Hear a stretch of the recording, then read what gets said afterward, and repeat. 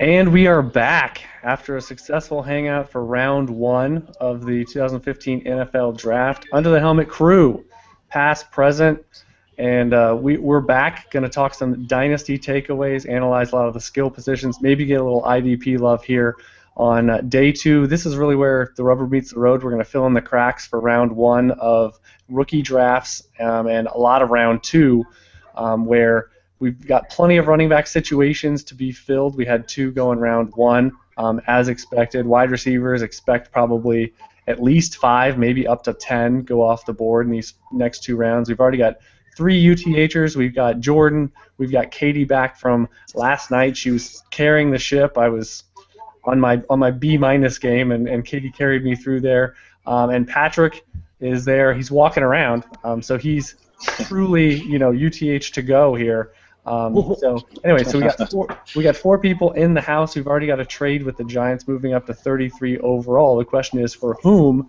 We said maybe they should go after a wide receiver last night on the show. Let's start with you, Patrick. What do you think for the Giants? Why are they trading up, and do you agree that maybe wide receiver should be in their plans in the next 2-3 rounds?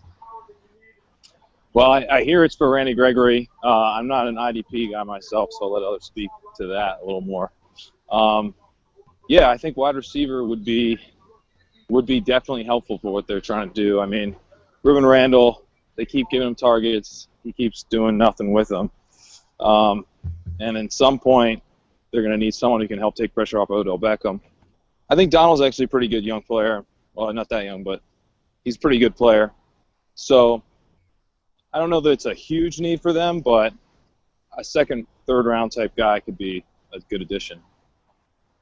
All right. Katie, what do you think in terms of, it looks like it was a pretty, if you're worried, I mean, they moved up 7-8 spots, and they really just gave up a 4th rounder and a 7th rounder, which in the grand scheme of things, you're locking up your guy, and kind of like aggressive dynasty owners. I mean, depending on what direction they go, that's not a bad deal for them to get their best player on their board after reshuffling overnight.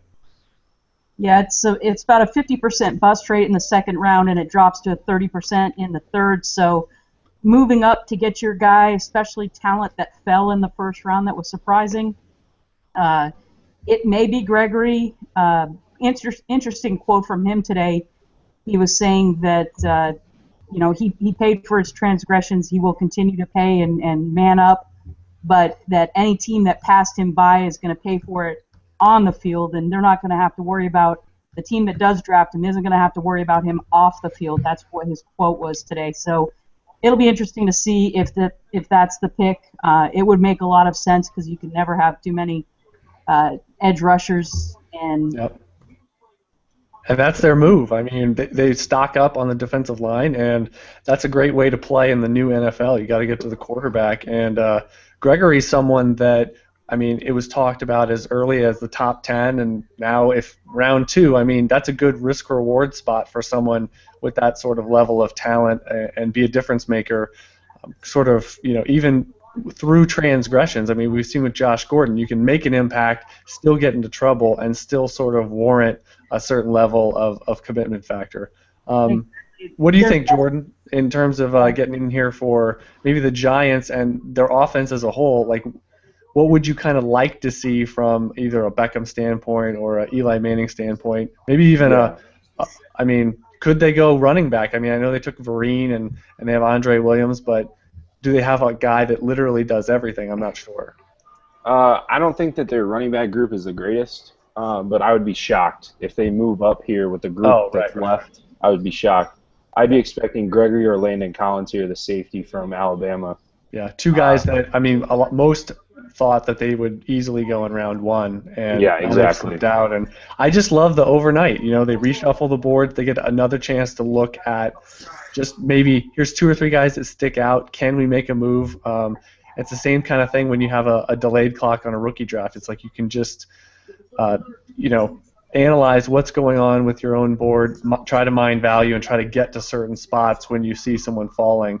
And yeah, sure enough, I'll wait for Katie a little bit. That'll be that's the move from last night. But they do go Landon Collins, someone that can get inside the box, and the Giants clear need, and you need to address that with the Eagles, the Cowboys, you're going to have that factor of got to stop the run, got to stop the pass, and now we're getting into the point. We got Tampa Bay coming up, and so they lock up Jameis Winston from round 1. Don't really think this has much of a chance to be a skill position player on offense. Yeah. Oh, go ahead, Kate. I was just going to say I've got Daniel texting me, Chad. So he says he's glad that the Titans traded this pick just to get some extra depth, depending on who's on their board.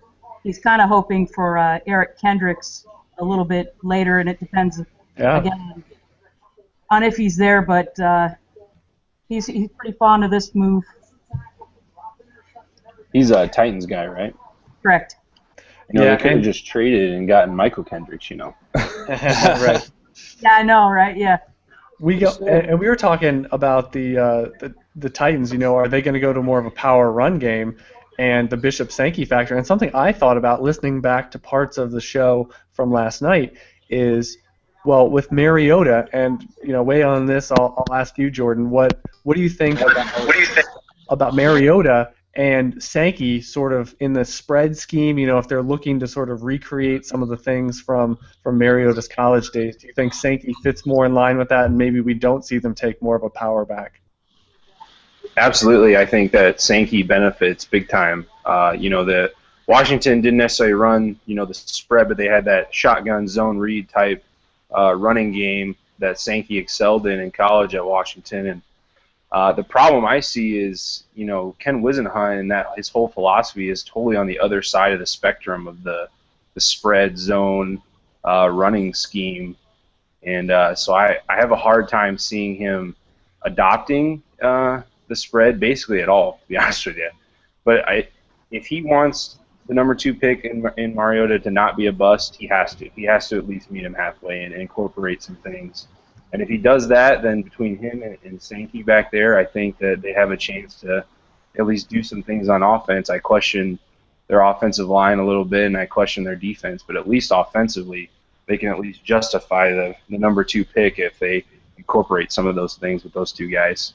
Well, and like we saw with RG3, I mean, you have to at least start a player's career with what do they do well? Let's get them off on the positive foot, and then we can work on rounding things out along the way. But you got to at least start with their strengths and say what can they do, and that's sort of we hear it from the analyst perspective. It's always what does this player offer, not here's 50 deficiencies they have and why they're going to fail and why they won't work.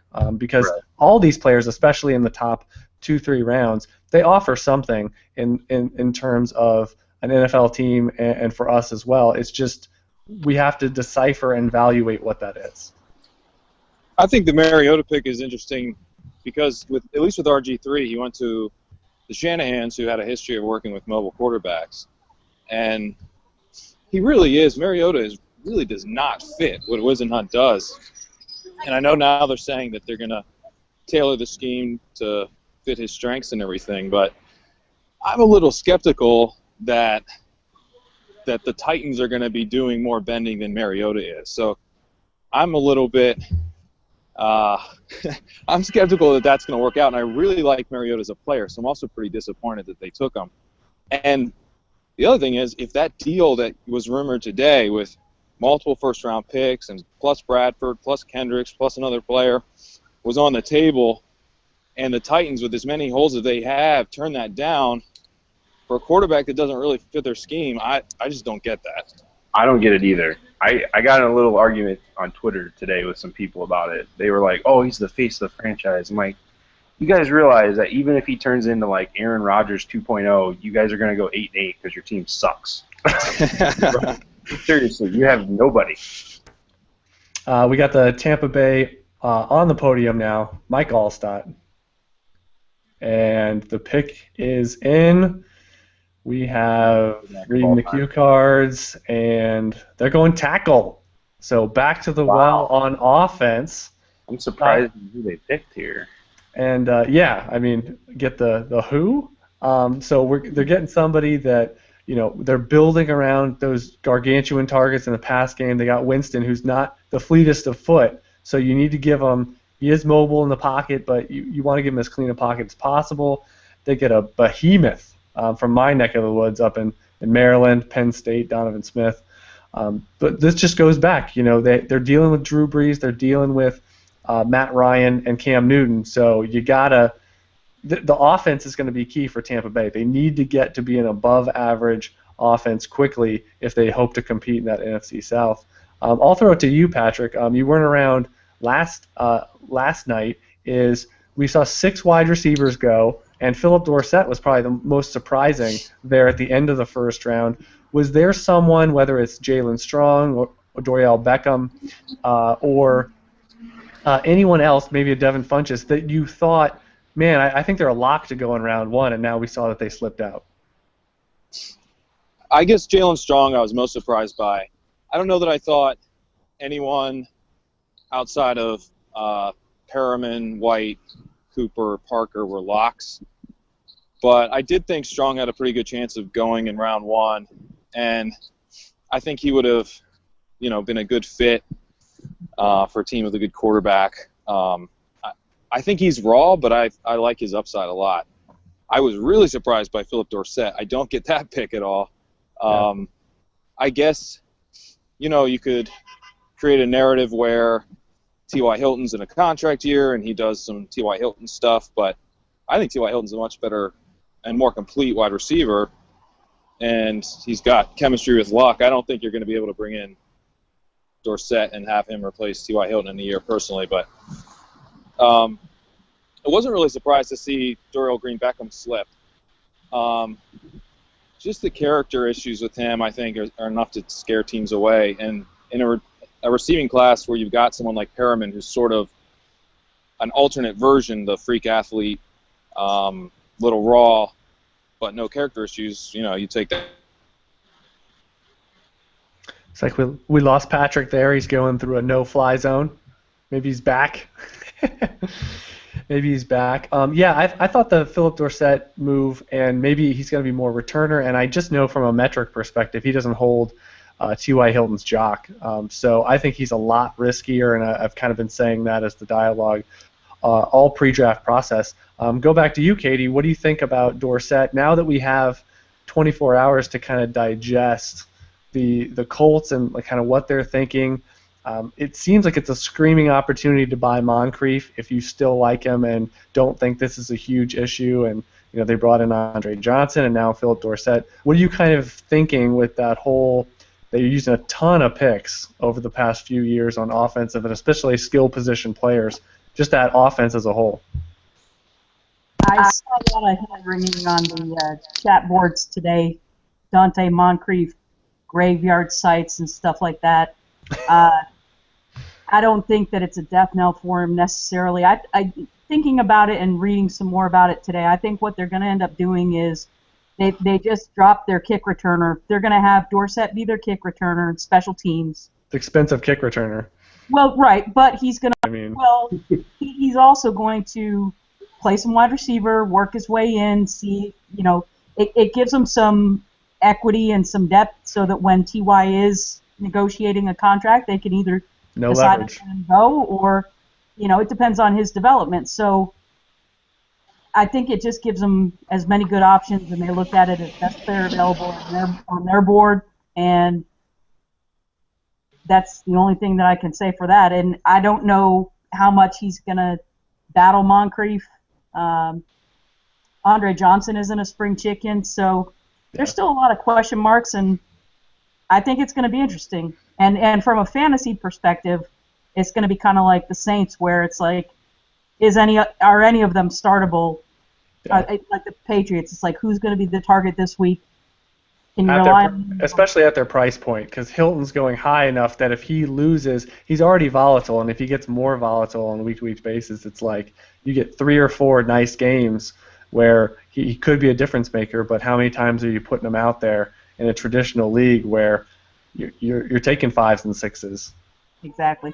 Eric Coleman getting in here, and we need you. We need you. We had some IDP coverage in round 1. I wanted to get your opinion right away on just maybe some of the surprises and some of the maybe sneaky plays from a scheme standpoint here from round 1, and now we're getting into day 2 here. from the defensive side of the ball.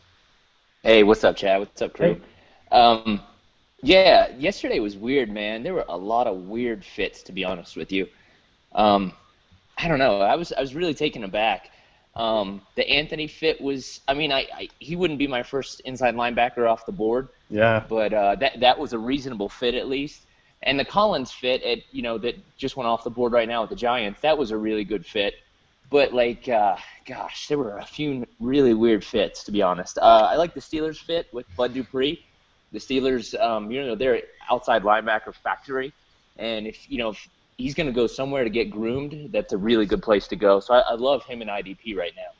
I wanted to ask, because it didn't really dawn on me at the time, the Shane Ray, can you go over him in terms of, I mean, he fell significantly from where the pre-draft process sort of pinned him, and then it was a move to a team that at least I had not really seen much in terms of the projections. Yeah, that one's confusing because they run a 4-3 and Ray's a speed linebacker that if he gets touched, he gets stuffed. So I have no idea how that's going to work out. Ray, if you remember in my rankings, I had Ray way down in like tier 3 or tier 4 of outside linebackers, so I didn't like him much at all. Going with other weird fits, the Leonard Williams to the Jets was a weird fit. Now they have 3 5-techs. So are they going to run a 4-3 or are they going to sell Wilkerson? I don't know what's going to happen. And we're waiting for the Raiders here at 35 overall. Eric, let me get you on the big news of round 1 for a lot of people is the Todd Gurley going to the Rams despite Trey Mason having a pretty good rookie season once he got going. Is Mason dead to you, or is it, Gurley's just an elite player, you can't pass it on 10? I mean, what's your thought process on their strategy to go that direction as a team that's more than a running back away and the dynasty angle on it? Yeah, it's interesting, that's for sure. I don't know if Mason's dead to me. With a competing team, he might help out. He might be super cheap and do well for the first couple weeks, so that's kind of a cheap option for people. And then the other piece, I like this pick a lot. Sorry for the interruption. No, you do, yeah. They go Mario Edwards with Oakland here at 35. Yeah, I like Edwards a lot. I think that's a great pick. I mean, people were talking Goldman. I think Edwards was a sleeper here. This is a nice pick. But the Gurley, yeah, I think he'll do well eventually. It's nice, Fisher has shown he can ride a running back. He rode CJ K for a while. So I think he can ride somebody. Okay, and this is a question from the chat from Josh Bailey. He says, ask Eric how much he's going to sell Moncrief to me for. So this is a personal question. He says, but seriously, how much would you be looking to acquire Moncrief for? So we'll go around the board actually on this one. We got some time here coming up on the next pick. So we'll pass it around. Eric, what are your thoughts? And specifically, you need to deal it because Josh wants him. I don't know. Honestly, I'm confused with the whole Moncrief thing right now. I don't know what the Colts are doing. It's like they're running a fantasy team. They're like, oh, let's just get all these offensive weapons and stack them and do what we can. So I don't know what to think with Carter and Aguilar now and Hilton, and it's just confusing. Honestly, I don't know. I'm excited to hear everyone else's opinion. Okay. What do you think, Jordan? If I was a stacked team that had a questionable wide receiver 6, wide receiver 5, I'd be willing to give something like a 112 or something like that for Moncrief. I mean, wow. Like Chad always preaches, I mean, the talent is there, the athleticism is there, and Andre Johnson right now is just a stopgap. I mean, people are really overrating Andre Johnson. I think he got cut for a reason. He's 34, right? And he was horrible last year. Horrible. Yeah. I mean, that spot is brewing for Dante Moncrief to take it over midseason. So right now, I sent about 3 offers last night in 3 different leagues for Moncrief, trying to buy lower than that. Yeah, I was going to say mid-second is, I mean, I wouldn't be offering 112. I think you should be able to get him less. You probably can, probably mid-second, yeah. I offered some. And again, what would you sell him to Josh for? We'll get negotiations on the air here. If he was trying to buy him for me, I wouldn't take anything less than about 110 probably. There it is. You're going to have to come to the plate, Josh. I mean, come on, get real. This isn't some heavy offer or else uninformed guy that fell into Moncrief in the rookie draft. He had a plan for Moncrief, so good luck. I mean, right, he's on the handful list of who you would actually want down your wide receiver depth chart with legit wide receiver 1 upside. What about you, Patrick, in terms of Moncrief, the buy-sell line? If I could get him, even if it's more than I'd have to pay, if I can get him for 112 or an early second, I'm going to do that. I keep doubling down on Moncrief. I love Moncrief. But I also think he's someone, from personal experience, I've had trouble prying away from people in trades because everyone knows about his ceiling. He's not a secret to anyone in terms of what his true ceiling is. And I think when you've got an exciting player like that, he's really young, he's flashed, he's really athletic, he plays with a great quarterback. It's tough to, if you're an owner, you've already invested in him, you're already excited about him. I think it's tough sometimes to recognize the real risk there. So I don't know that I would be surprised if anyone's parting with him for a second. If they are, please let me know because I will buy at that price. And we've been holding it in. Jordan and I have been holding this in since the pick came in. TJ Yeldon, 36 overall to Jacksonville. So he locks up one of the wide open depth charts for running backs. So that's a great thing. And again, third running back off the board. So poster boy for UTH gets himself a lead role that please don't say it's not his job to lose. And in the landscape of running back, you don't take a guy top 40, top 50, and not think he's going to be the lead guy. And they have no challengers. Sorry, Storm Johnson. Sorry, Denard Robinson. Go back to being a tweener. Katie, get in here with Yeldon. That 3-down guy. The questionable part on the profile on the screen is long speed. I could really care less. Loving that pick. I love this pick. I think it's great for TJ. It's great for his stock. It stinks as a fantasy owner that wants to get him in as many drafts because it's just going to drive his value up. But he'll still be late first, I think, right? Yeah, probably so. Especially as everything else shakes down, it's still definitely doable. I mean, in many of the leagues, I've got 3 first-round picks and a bunch of seconds. So Dallas running back's still gonna go ahead of him. I'm pretty confident. It just doesn't have the cachet. And can I jump in on Moncrief real quick? Oh yeah. I've got him in probably half my leagues. I'm keeping him. I'm not gonna sell him. Most of the leagues I've got deep enough bench, and he's usually about my wide receiver 5 or 6 anyway. On my plan to buy is probably in about a month after everything is starting to emerge and there's more buzz on just everybody else and try to package as a throw-in kind of thing. Mid-second, value, try to get him for around there. Yeah, I like that. Jordan, so Yeldon, you just want to pile on? Yeah, I mean, I've seen quite a few people say they don't like the tape or they doesn't have the elite measurables or whatever. But, I mean, clearly the NFL likes what they see as the third running back off the board. And like you said, I mean, today's NFL, you don't take a running back in the top 50 and don't expect him to at least have the opportunity to fail.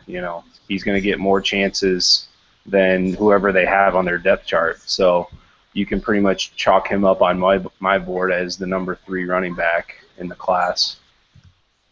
Yeah, I agree with that. Eric, so Yeldon goes here in the early second round, and it was really a mishmash of running backs on who was going to be 3 through 7, 8, 9 here on day 2. And Yeldon, I kept saying, 3 down, and he should be right in that. I mean, again, I like him more than Gordon, and I know that's the extreme minority. But what do you think about him, being the 3-down guy, and could anyone really challenge him for 200-plus touches as a rookie? Probably not. I'd like to see him go this high because we've talked about this before. The best correlation to multi-year fantasy value is your draft position. Yeah. So seeing him go high in the second round says great things for his potential and kind of helps clear up this really murky tier 2 of running backs that I think we have. And I'm also like to see my guy David Johnson fall a little bit because I want to get him later in drafts. So. In the second, right? I mean, he's already looking like no matter what happens, he's going to go in the second outside of maybe going to Dallas. Yeah. Yeah. And then it's interesting, Ajay is still not taken. That's, Yeldon before Ajay is really, that's surprising. Well, Ajayi, I was listening to a show that had someone from the NFL discussing medical issues, and he spoke that not worried about Gurley, but worried about Ajayi, and in terms of you're going to have to really manage him, and this could be something that it prevents him from getting the quote unquote full workload and the full treatment in the NFL if you want him to sort of last into that second contract. So it sounds like a serious concern. Yeah, I was thinking it was complete smoke, but now that he hasn't been drafted and we saw Yeldon go ahead of him, maybe it's not smoke. Yeah. Everyone's on mute. I guess that's my turn to talk. I also thought that was smoke, because everything that we have on him, measurables, tape, production, is all post-knee injury. So it's not like, and I don't think he was even invited back to the second medical recheck. So I thought it was just pure smoke. But I agree, it's harder to think that now, given that he's going to be the fourth running back at best. But it could end up working out for him if he falls and kind of does the Eddie Lacy thing where there's concern about him with his toe coming out, and he ended up landing with Green Bay, which if there wasn't that concern, he never would have ended up in such a good spot. So it could be that in rookie drafts, Ajayi could end up going higher than he would if he ended up in Jacksonville. Yep. Eric, I just thought of a question for the Jets. Like, did they not? And they go with Devin Smith, so that's a very Jets type of pick because I don't like Devin Smith. I wasn't really hoping that a wide receiver I liked goes there. My wife thinks he's kind of a skeevy guy from the personality profile she put on him. But so hit Eric on Devin Smith here, the speedster. Hopefully stretch the field for Decker and Marshall there, and if they figure out quarterback even a little bit. But I was interested at 6 overall. They kind of got the second or third best player in the whole draft by a lot of accounts in round 1 with Williams on the IDP side. Yeah, I was really surprised they took Williams because he's a weird fit for their team. I was sure they were going to take an edge rusher, more traditional edge rusher there. So that's a weird fit. And then this is an interesting pick as well. I'm not a big Smith fan, but I know Matt Harmon, who does that reception perception stuff. When he did run something besides a 9 route, which he normally runs, he did really well on his other routes. So he could surprise me. But right now, it's not where I want to invest. Yeah. Hey, Jordan. So while we're waiting on this, we're getting close to pick 40 now, and he's getting some Goodell love. Getting the man hug there. I just noticed this. I'm filling in the power rankings for the best landing spots for maybe opportunity, quarterback, all that stuff. And I noticed for wide receiver, my top 4 landing spots already were filled in round 1, whether it was the Dolphins, Eagles, Raiders, and Ravens, with 4 solid options.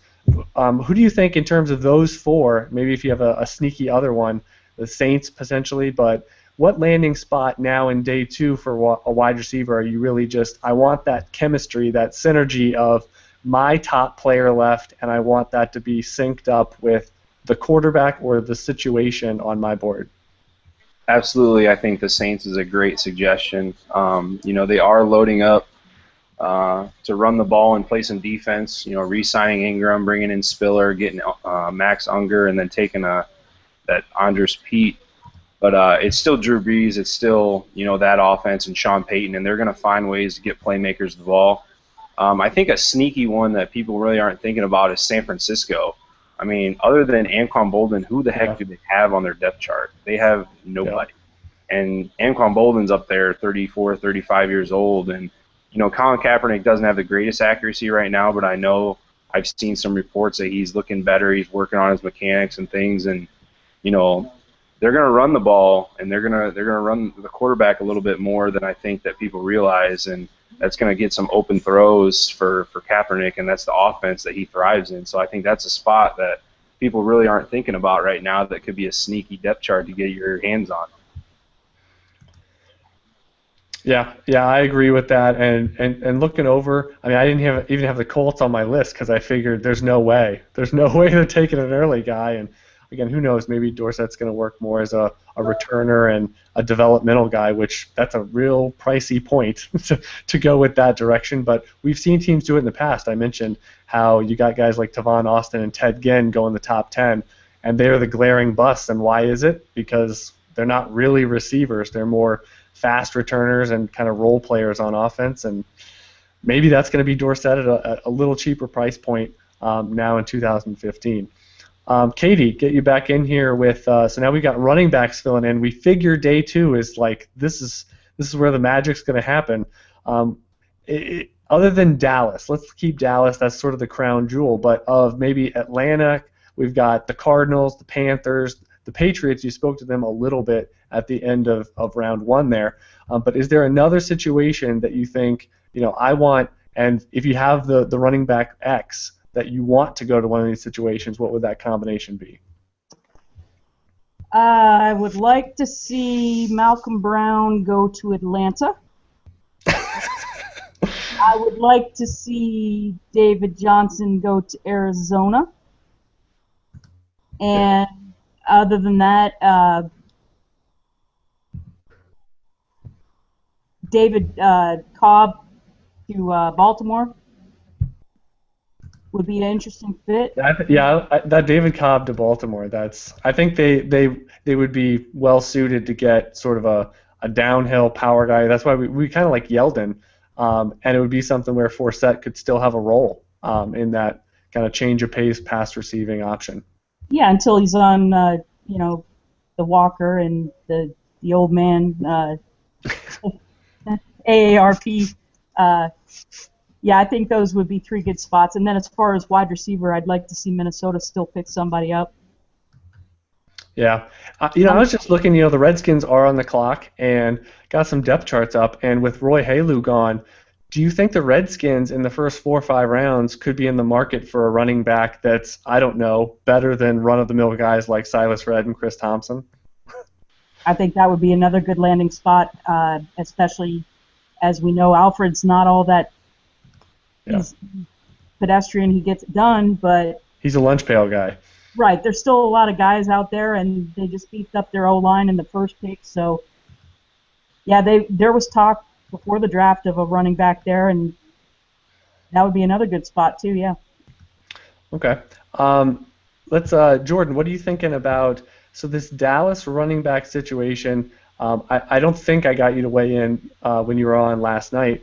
Is this a situation where if let's just say they don't really take anyone on day 2 and maybe not even in round 4, are you someone that you'd be interested in Joseph Randle, or would you bank on McFadden staying healthy for more than 3 or 4 games, or do you think that situation could be not as appealing somehow than everyone sort of is earmarking, almost a la Saints and Ingram a few years ago, where it just can't miss? I mean, this is gonna be a Hall of Fame player no matter what.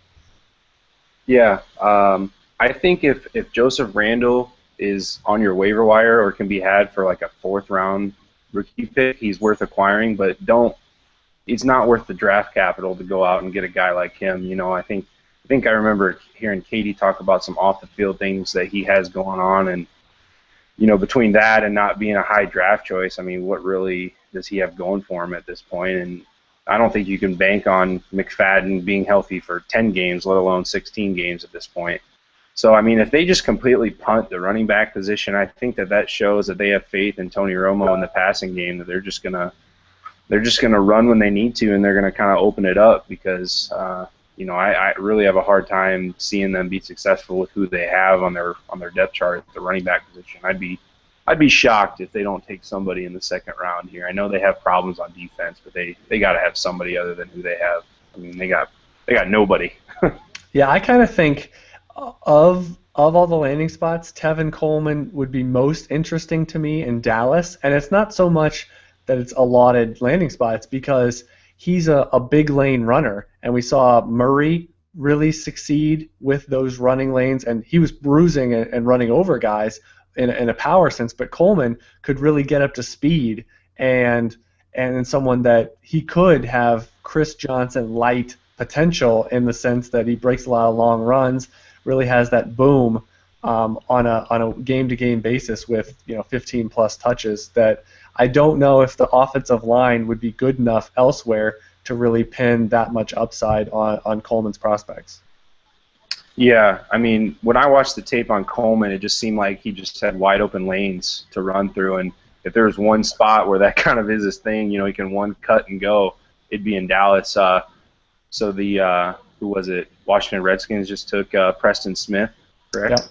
Yep. So I'm not a huge IDP guy. I play in a little bit of it, but I saw today on Twitter there's a guy that does a lot of Spark ratings, and this guy pretty much was an exact copy of Robert Quinn, the defensive end from St. Louis Rams that had like almost 19 and a half sacks, I think, in 2013. So here's a guy that can give you some sack potential. I don't know a ton about him, but that's just something I saw. Well, just that physical upside. I mean, we were talking at 38 overall. That's physical upside that you reserve for the top 10 or top 15 at the latest, generally with how the NFL positional values work. And that's something I'll tell you with the Redskins. I mean, I know they've spent some capital on the pass rush and the front seven, but it hasn't materialized into they've gotten $1 out for every dollar they've put into that piggy bank. So I like that they're kind of building it the right way, not going after flashy players. It'd probably be easy for them to kind of address ancillary positions. So I'm glad to see that they're kind of building it the right way when you're not a very good team. Yeah, I mean, they could have easily taken Randy Gregory here and took the flashy type player that had question marks, and I think they got burned a little bit with Brian Arakpo. I mean, he tore his tricep like 3 times or something.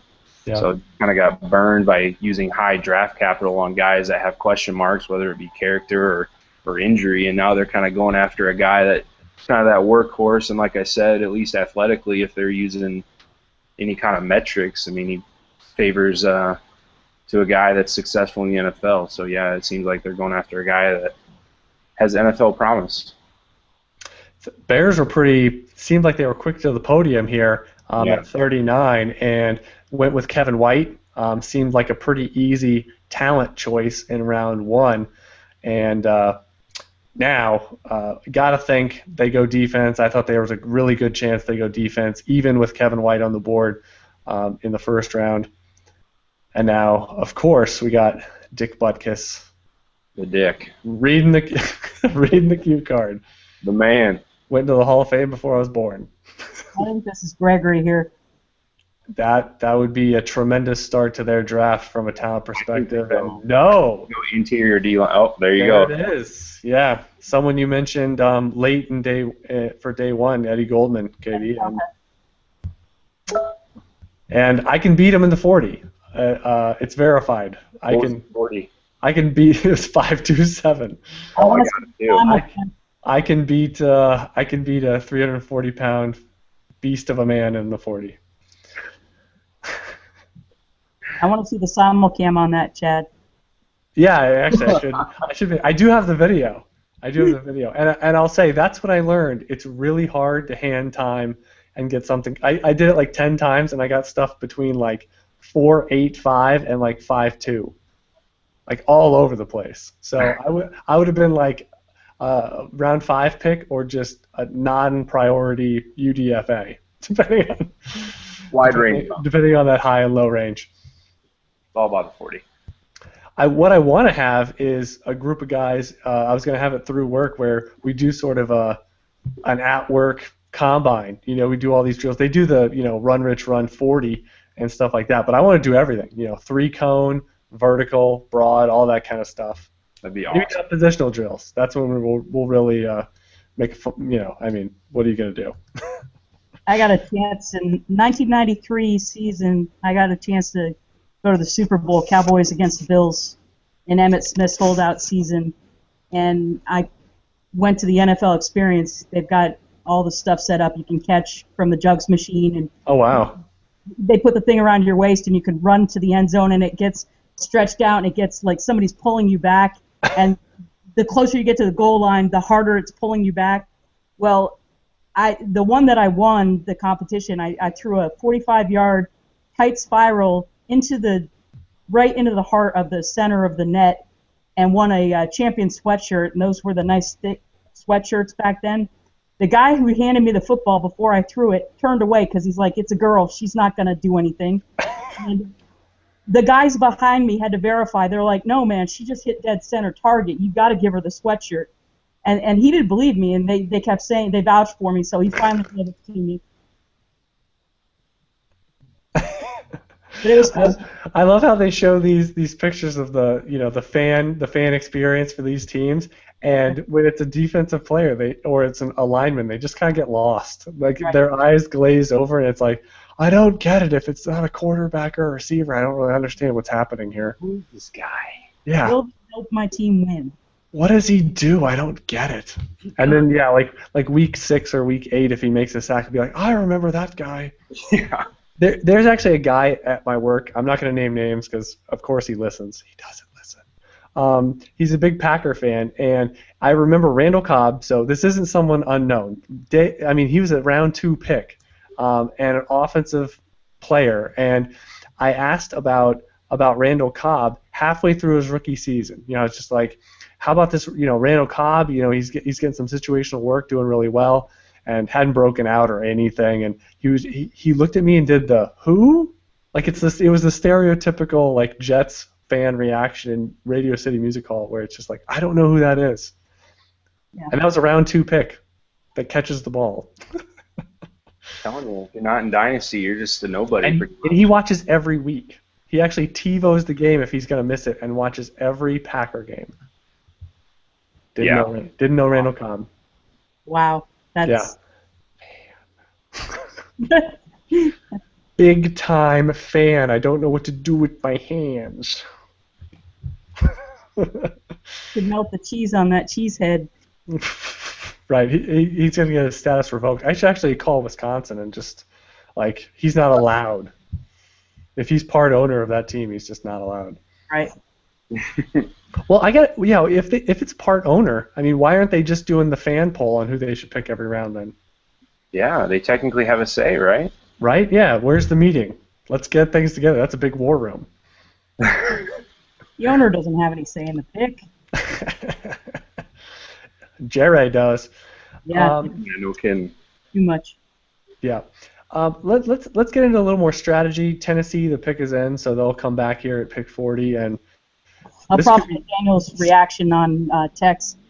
I'll let you know what he thinks. Yeah, absolutely. And this could be a running back. Again, I would expect at least another 2 in this second round to go off the board because teams have to have strong preferences, I would think, in this next tier with size, style, and things like that. So here's more of an overall strategy is what do you think? They put a lot of these comparable players up on the screen, and all they do is look at the physical traits. They're going to look at the profile of height, weight, athletic capability, but they don't factor in production.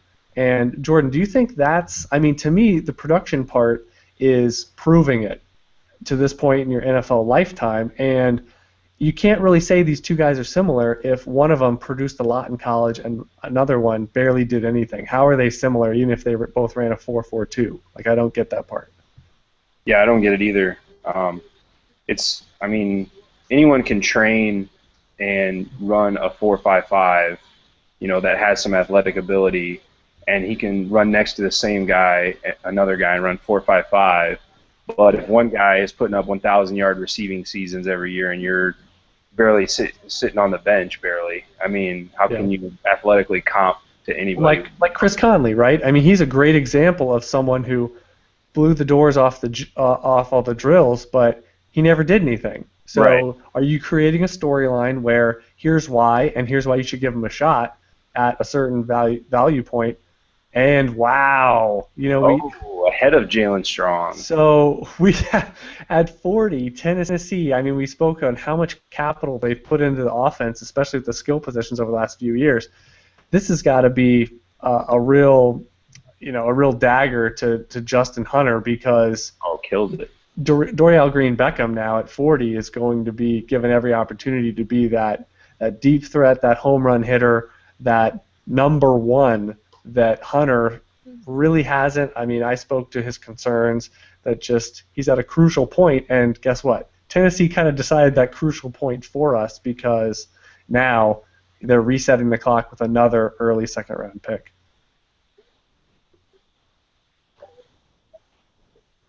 So, Katie, what are your thoughts on Beckham, that we kind of thought he had a shot in day one, and now, right, he goes ahead of Strong, and you kind of could, I mean, it's very easy to justify it, because Sammy Coates, I mean, is he really any more of a, a consistent player and someone that you would bank on eating more? Devin Funchess, is he really a wide receiver? Is he really a tight end?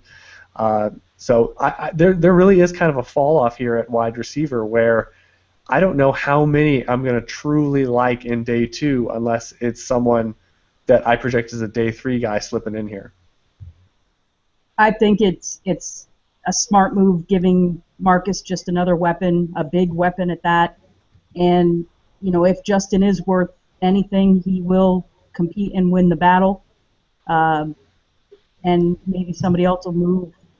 I don't know if they're going to utilize them in the exact same way, but they've got so many holes to fill here. I personally am not crazy about this pick. I can see why they did it, but I'm not a big Dorial Green Beckham. I get it, but I also, the off-field, we talked about this yesterday, he's too much of a risk in character for me to put a whole lot of early round picks in. If I could get him, slip down to the 8 or 9 or the end of the first, certainly. And if I've got a deep bench on wide receiver and can afford a risk, sure.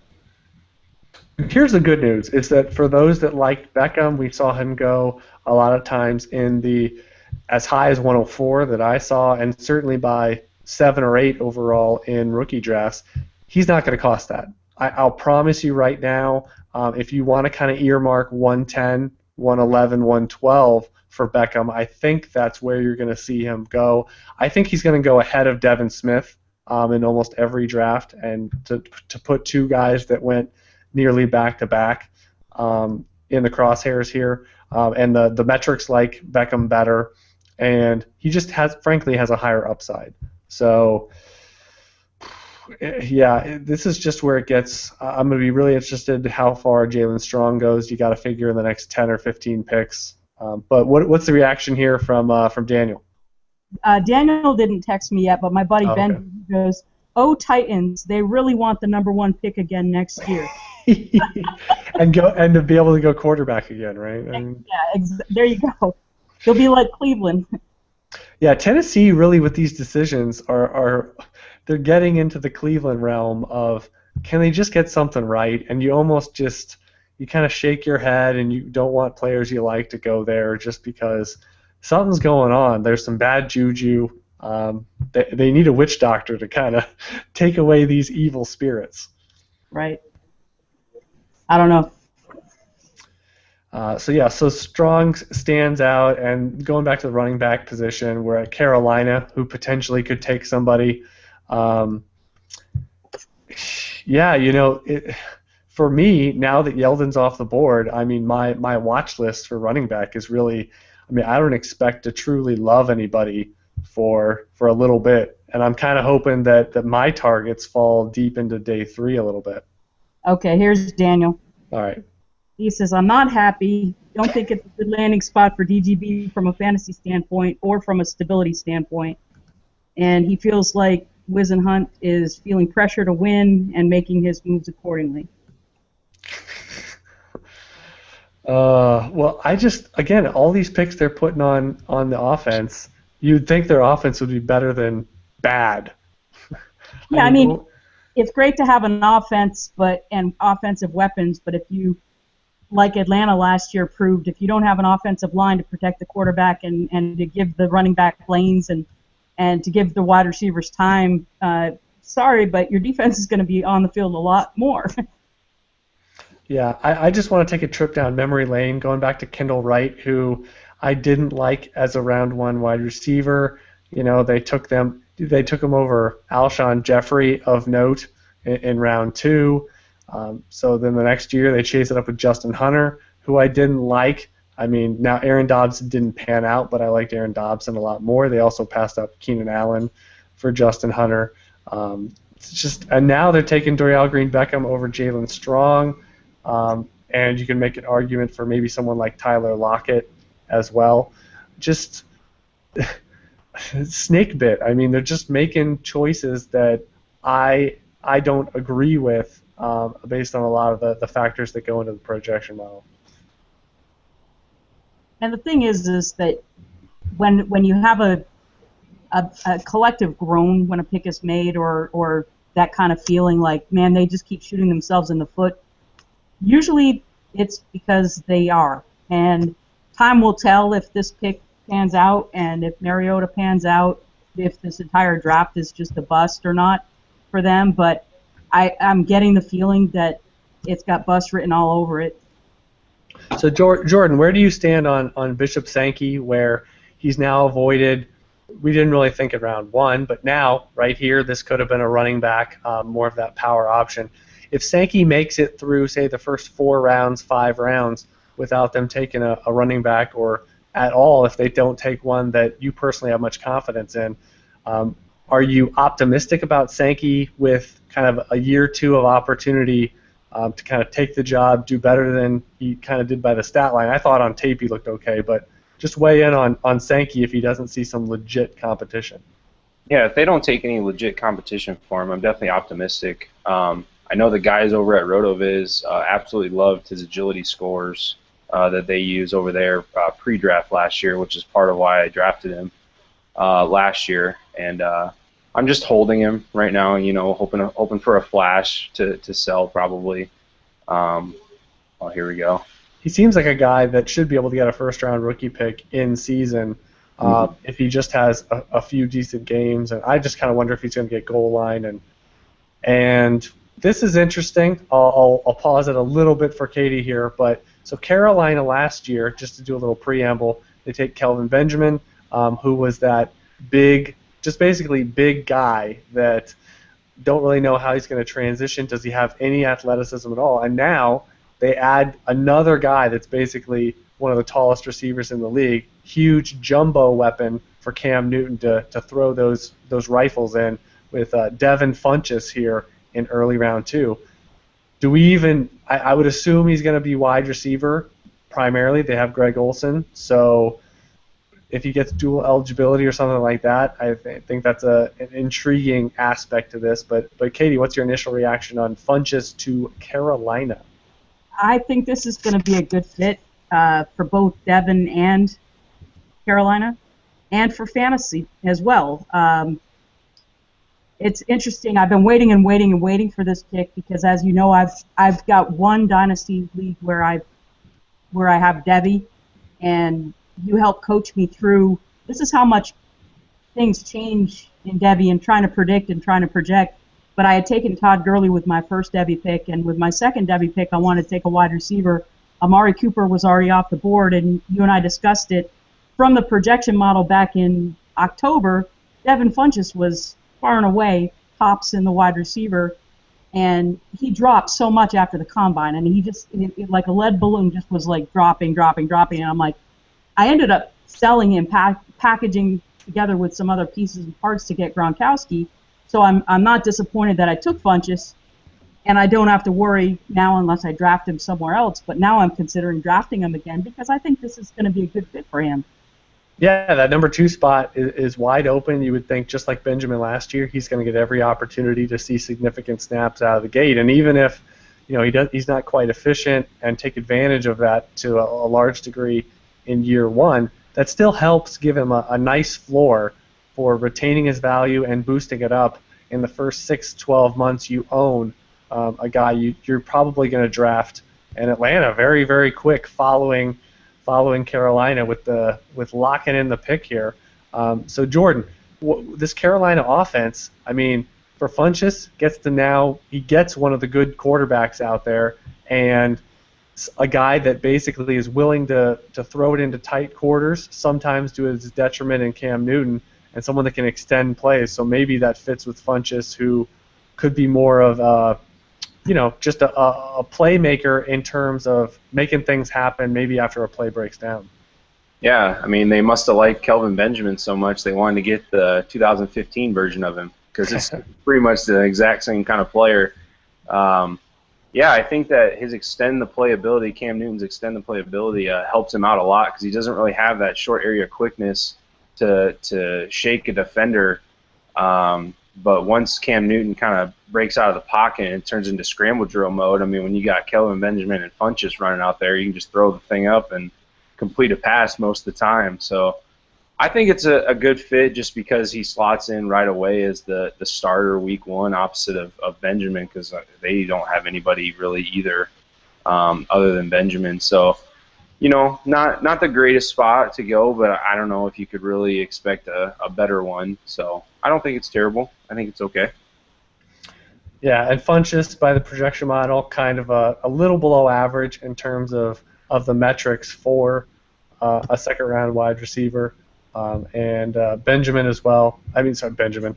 Dorial Green-Beckham as well, just a little below, but right there in line. So you got to consider maybe a 35 to 45% chance of emerging as a fantasy starter. Just to give a little tidbit on what'll be the basis point of me putting together the dynasty values for these guys initially, in with the vets. And Carolina traded up just now to get him. Yep. So that means that that was their man. So that can't be Tony Gonzalez coming to the podium. That's way too big.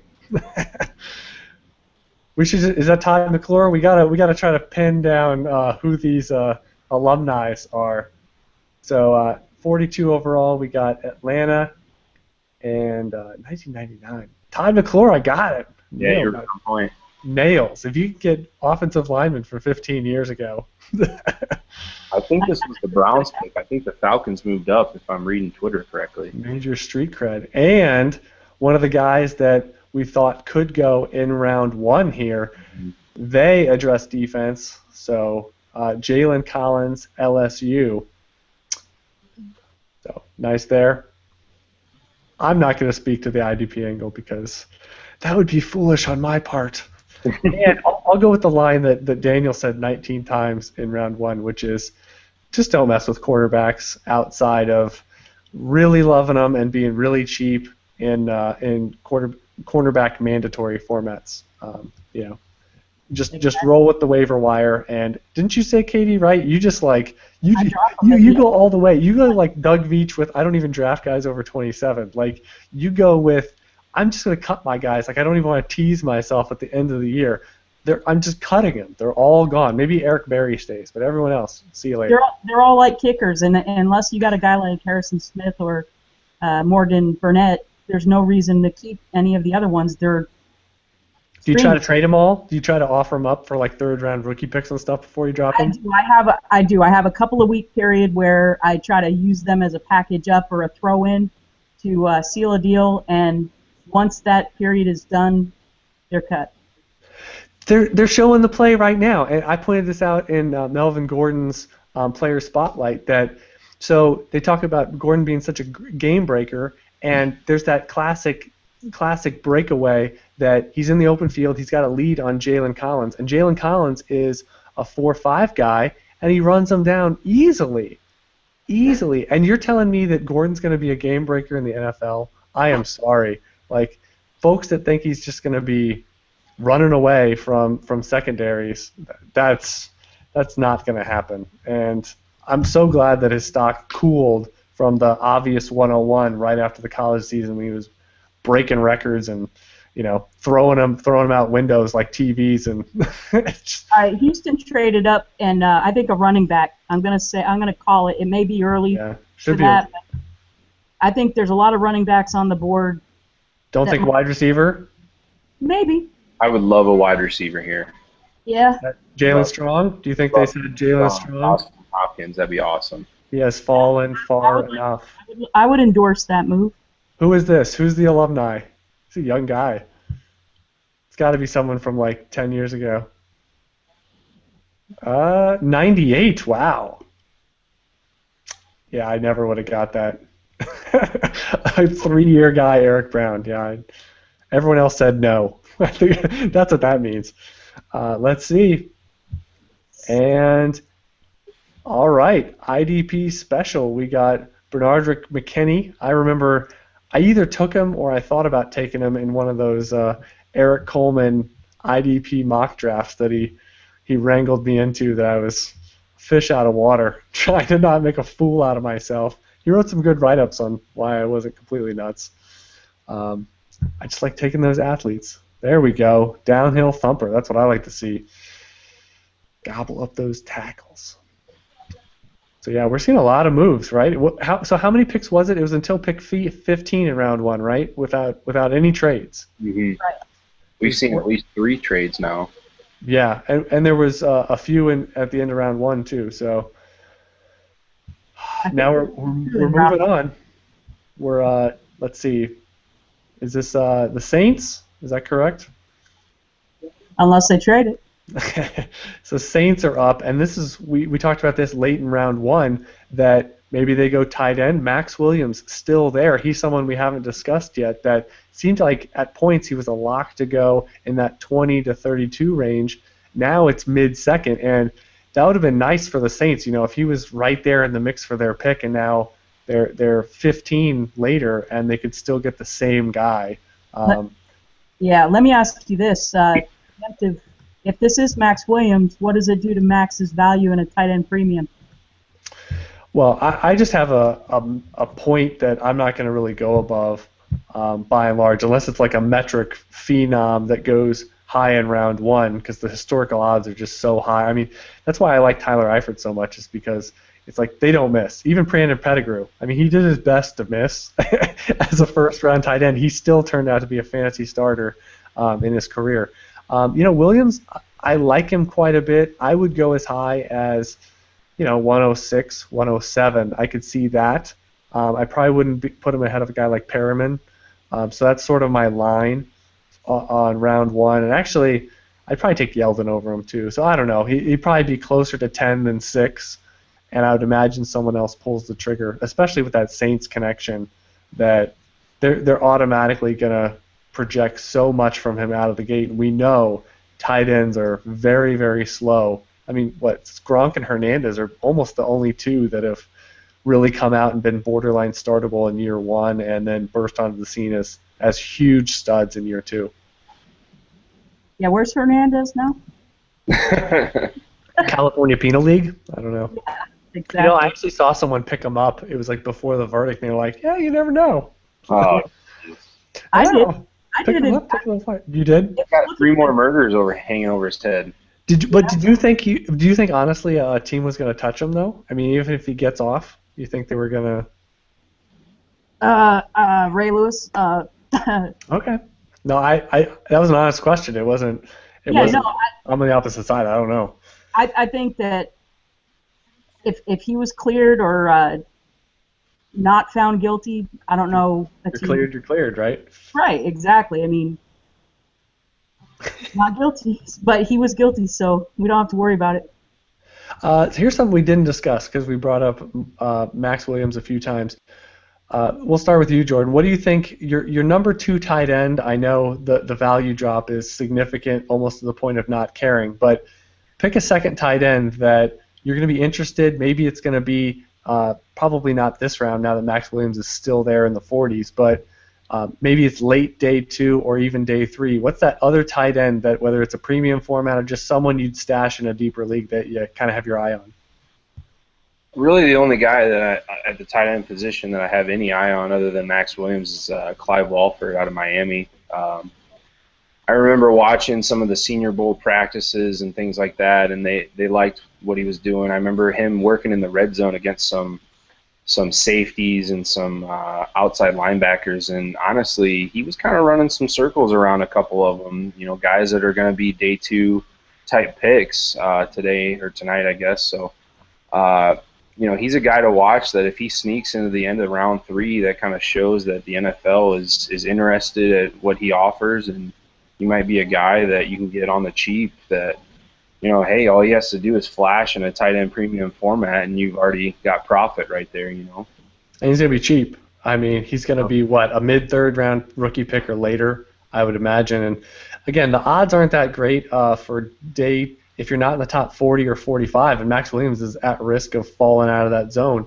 you kind of got a 25-30% shot of becoming a tight end 1 in your fantasy lifetime, and not loving that. And this, if Williams makes it by the Saints right here, you could have Williams and Walford. I mean, that's going to make the value choice between those two guys easy if they're kind of squeezed together from a draft position standpoint. Who is this guy? See, we just got to play guess the player. Who is this? I recognize. Who is it? I don't know. He's an offensive lineman, I'm guessing. Is that Daniel Simpkins from last night? Yeah, right? John Stitchcomb. Okay. Oh? They pass. They pass on tight end. Go ahead, Jordan. You can say the name. That guy. Oh, That guy with the Hawaiian name. It's one of the Hawaiian Islands. I know that. No, I'm kidding. But yeah, they go defensive end, and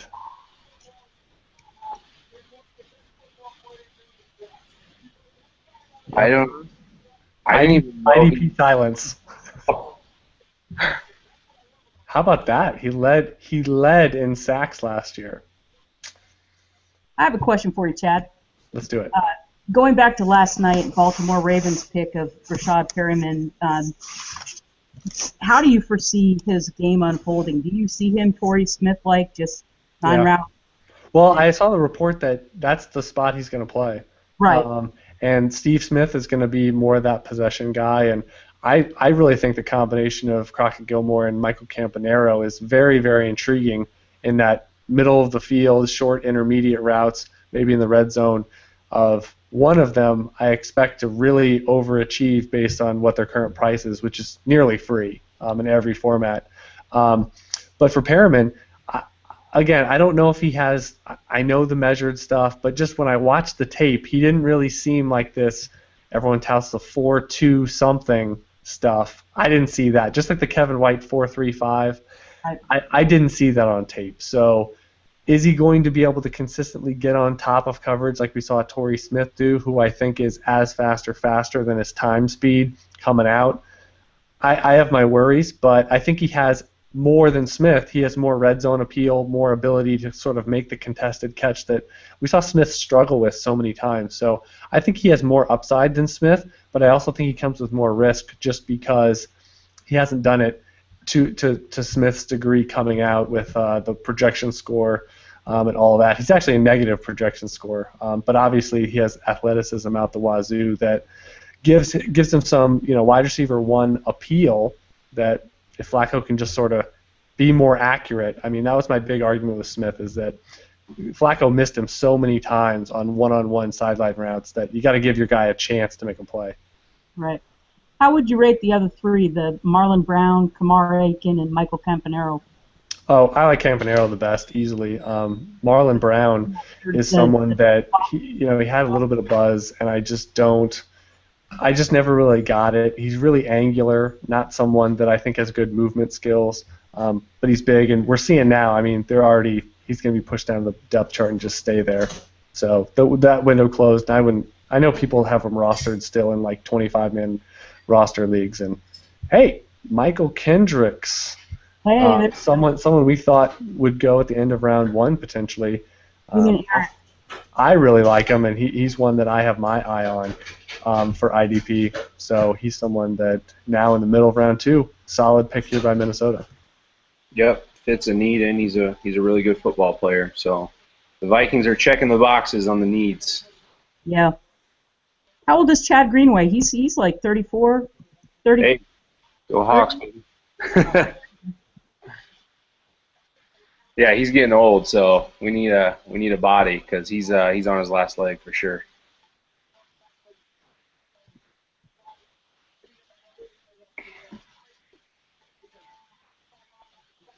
He's got good, decent ball skills. Yep. If he's anything like his brother, he'll be more than solid. Oh, for sure. It'll be Somebody tried to tell me today that Michael was terrible. Like, you clearly don't watch football. We've got another pick is in. This was a quick one. So 49ers obviously have their eye on someone. For skill positions, you got to think it's Jalen Strong. It would be heavy odds to be a wide receiver. Jalen Strong. Just like I was talking about with the whole depth chart, man. I mean, this is lined up perfect in the top 50. Man, perfect. Please be Jalen Strong. Yeah, the Jalen Strong watch, right? I mean, Yeah. when a guy goes 20 picks or so past where you think he's going to go, it is time. Hey, I need to catch up on some of these questions. Let's see what we got. As of right now, this is from Chris. As of right now, is Devontae Parker, T.J. Yeldon, or Dorial Green-Beckham at 105 for you, or is it someone else? So maybe of those three, we'll pass it around. Who's your preference there? I heard T.J. Yeldon and Dorial Green-Beckham. Who was the third one? Devontae Parker.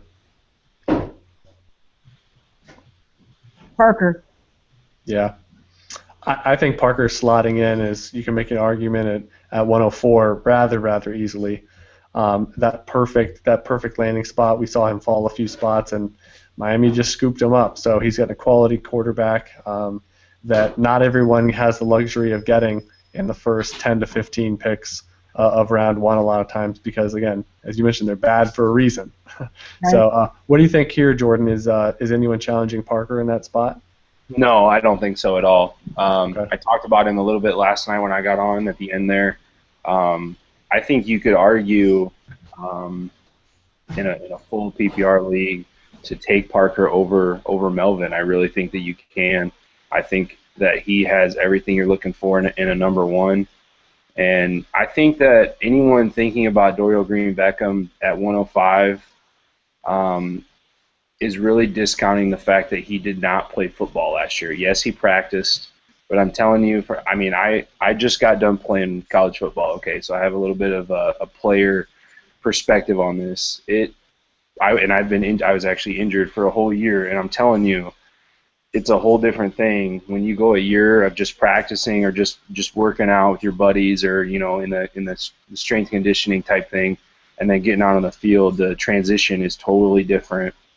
And I mean, there's a huge difference between being in I can run and do sprints and I'm in shape, and then being in football shape. That's what you'll hear that from anyone who plays football or has played football. There's a huge difference between football shape and being able to sprint and do that kind of stuff and be in shape. So I think if you can stomach the off the field stuff, hey, I can understand the shot that you take on Dorial Green-Beckham, but I'm telling you, don't expect him to just show up on the scene and be a wide receiver one for you, week one or week two.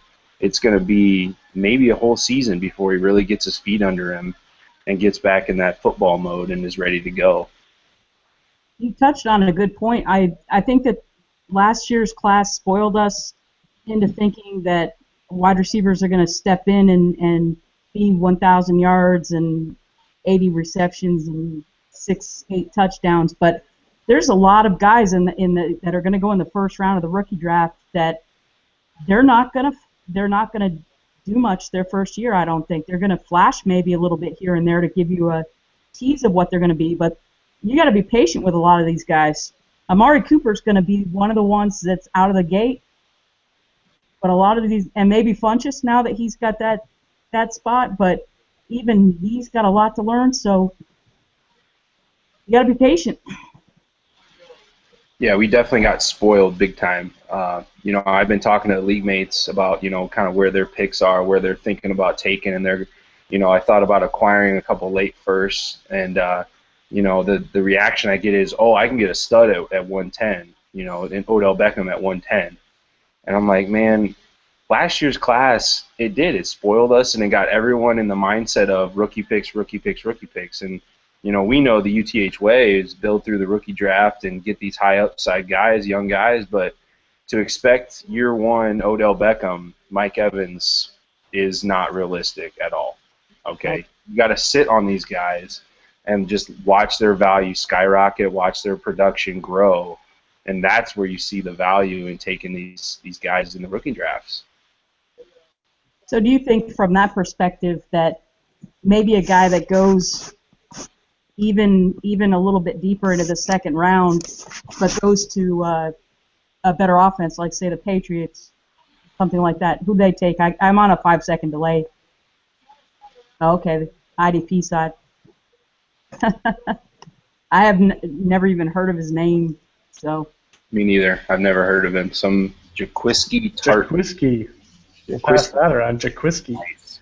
And I thought it was Stanford. It's Samford.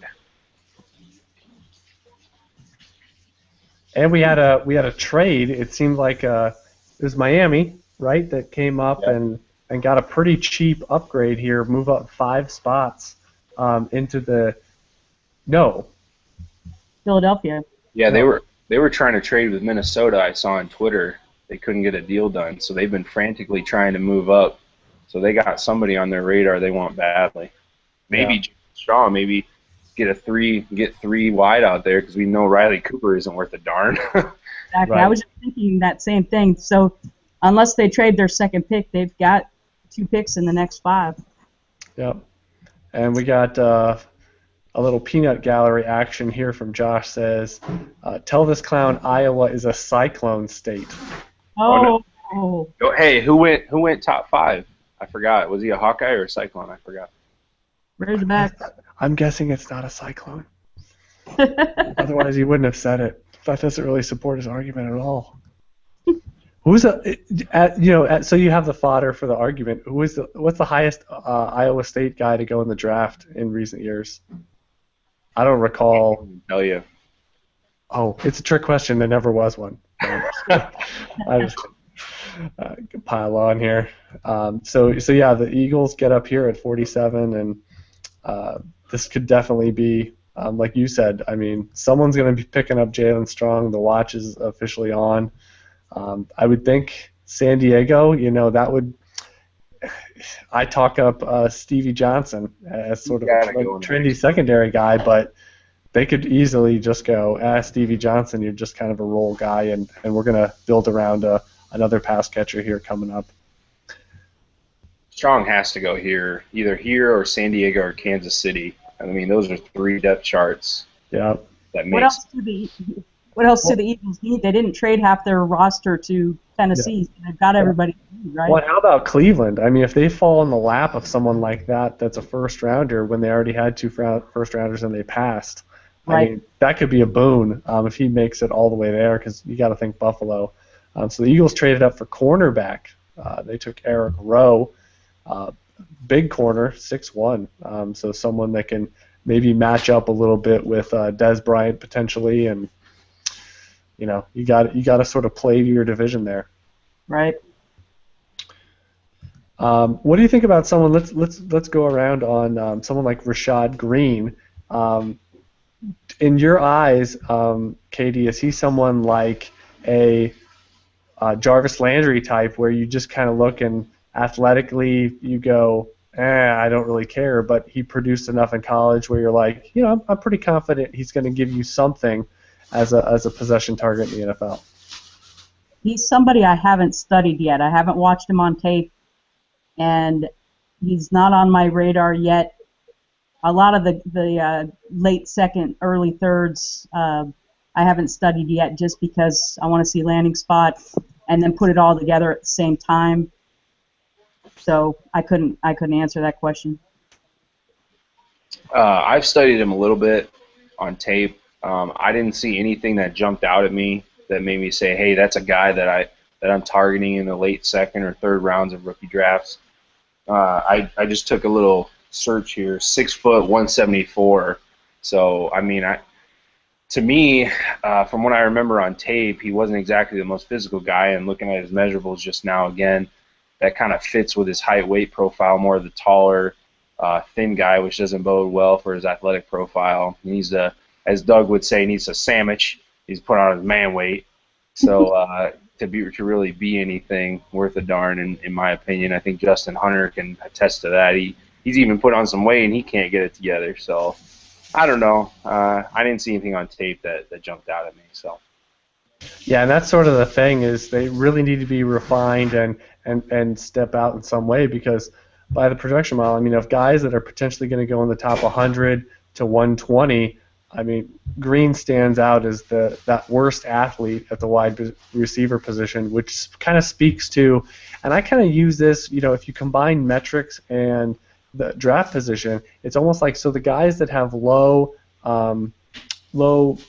metrics, but they go highly or higher than they should by the NFL, that almost bridges the gap to me of those innate intangibles that you can try to pick up when you're watching film or dig into, sort of the traditional scouting perspective.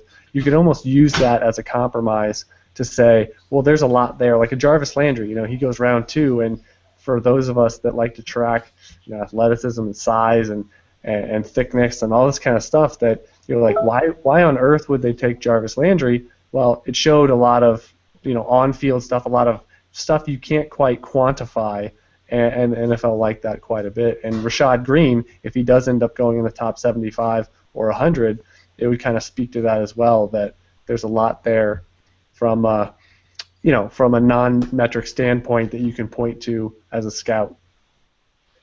That you're hitting it on the nail on the head, Chad, because there's always 3 or 4 different ways to look at it, and one of the things that we don't get to see is we don't get to see these kids and their work ethic. We don't get to see their heart and their determination and what's inside of them, because I've seen a lot of kids through the years that practice well. They're great practice players, but you put them in a game, they don't want to hit, they don't want to do their job, but then you got a kid like a Rudy Rudiger that's just going to go in there and work his tail off no matter what his size, no matter what the obstacle to move. And look at Tom Brady, perfect example of somebody that doesn't have the greatest of measurables but had the greatest of heart.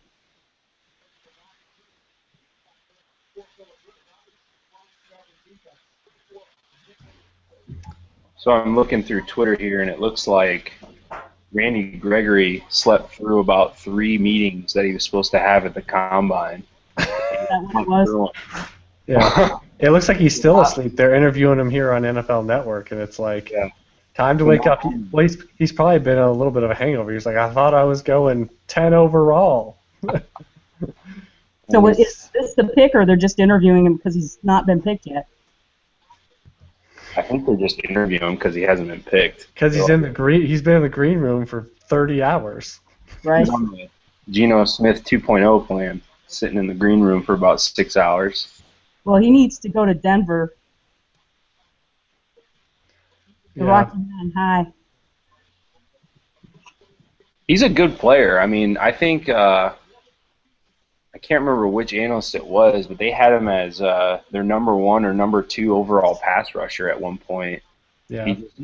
You've got to think. How dumb can you be? I mean, we're getting to the point where, I mean, even if you create the illusion of working on some, getting to the quarterback, it's like that in day 2 that has extreme value with the current state of the NFL.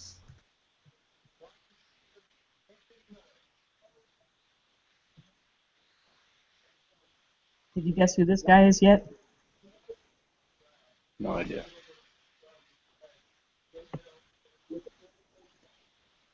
Oh, there you go. There's a good IDP guy. Yep. Yeah. So linebacker, we got a slow, short guy.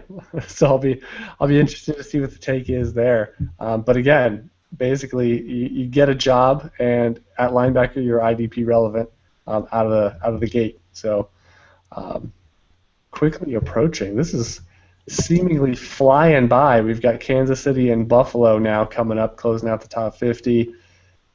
Got to think the Chiefs. That would be a nice fit. You already mentioned the Jalen Strong watch. We're continuing that. Let's go back to some running backs, because actually quarterback. A lot of people thought by this point in round 2 we'd probably get the 3rd one off the board.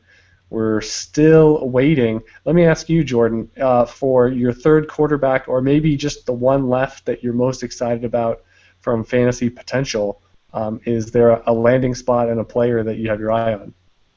Yeah, it's got to be Brett Hundley out of UCLA. I love some of the tools, some of the things that I see on tape. I love that he has the run ability, but he's one of those guys that I think would rather play in the pocket. You know, he gets the stigma that he's a running quarterback and all of that, and I think that he obviously has rushing ability. I think he's shown that, but I think he has that kind of I want to stay in the pocket and I want to tear up a defense with my mind and with my throws. And if he goes to the right spot, can develop. Maybe he goes to New Orleans and learns behind Drew Brees. I mean, think about the things that he could learn from Drew Brees, and then you add in his rushing ability. Drew Brees retires in a few years. I mean, that could be a deadly weapon down there in the Big Easy. So that would be a spot that I think would be absolutely perfect for a guy like him. And where are you on the spectrum of Garrett Grayson? Are you on the Doug side of, man, I think this guy could potentially be a huge boon in Superflex leagues, or are you like, I'm a little more on he's going to be a pretty good NFL backup? Yeah, he's going to be a pretty good NFL backup. I don't see anything that excites me about him. I'd rather have Bryce Petty and his super spread offense down at Baylor. His background, I'd rather have that than Grayson for sure. Okay. Katie, what do you think about just the rest of the quarterback landscape? And, I mean, is Petty your guy as opposed to the other two that Jordan talked to? Actually, I like Hundley the best of the rest, and I've heard that Buffalo is really high on Petty, so it might be the next pick. That would be interesting. A lot of Buffalo fans that I've seen on Twitter, they're like, man, no, please, New Orleans, please take Petty so that we don't have to. Like Tom Petty said, it might be a heartbreaker if Buffalo gets him, but I like Hundley the best of the rest, and I do like Garrett Grayson. I don't know if he is the sleeper quarterback of the draft, but I like his work ethic. I like the interview that he had with, I believe it was Steve Mariucci, and he's got that work ethic and that heart. Now it's a question of opportunity. Will he get the opportunity? Yeah. Katie, I'm going to go back. For round one, I did get a lot of my rookie values and adjustments, at least out of the gate. And I wanted to bounce a couple off of you. Sure. For running back, we talked about Todd Gurley. He's been kind of locked in at running back 2 on my board for a while. And that was, again, just independent of where he's going to land. I knew he was going to go relatively high. What do you think, though, about T.J. Yeldon now that he lands in a spot that's pretty much unencumbered? Is he someone that he's already sort of in your top 10 dynasty running backs, or someone that you have a little more pause with some of the running backs that are quite on the edge of being expired from a career arc standpoint, but maybe a couple-year window with them? Not sure I understood the end of your question, but I think that I would put T.J. Yeldon above Melvin Gordon in where I would draft him. Yeah. So Gurley's always been my number 1 running back. Ajayi has been my number 2 for quite a long time. Until now, or until the injury and all these concerns, or still there? Well, until about 2 weeks ago when it started coming out with the knee. That didn't scare me so much, but then the talk about, well, he really doesn't have the vision, not sure that I'd buy that, but now, with these other guys going ahead of him, it's really going to depend on his situation and where he ends up. I still like him, and I love the fact that he's a great pass catcher. So in a PPR league, I still think he's going to have a lot of value, and I still think he's got a tremendous amount of upside. So I'm not giving up on him, but I had Ajayi and then Yeldon, and now I've got Yeldon and then Gordon and then Ajayi. Okay, it sounds like you're higher on Ajayi than I am. I'm just kind of glancing at my early values. What do you think about putting Yeldon against guys like Jeremy Hill or maybe DeMarco Murray, Jamal Charles, Isaiah Crowell, maybe those types?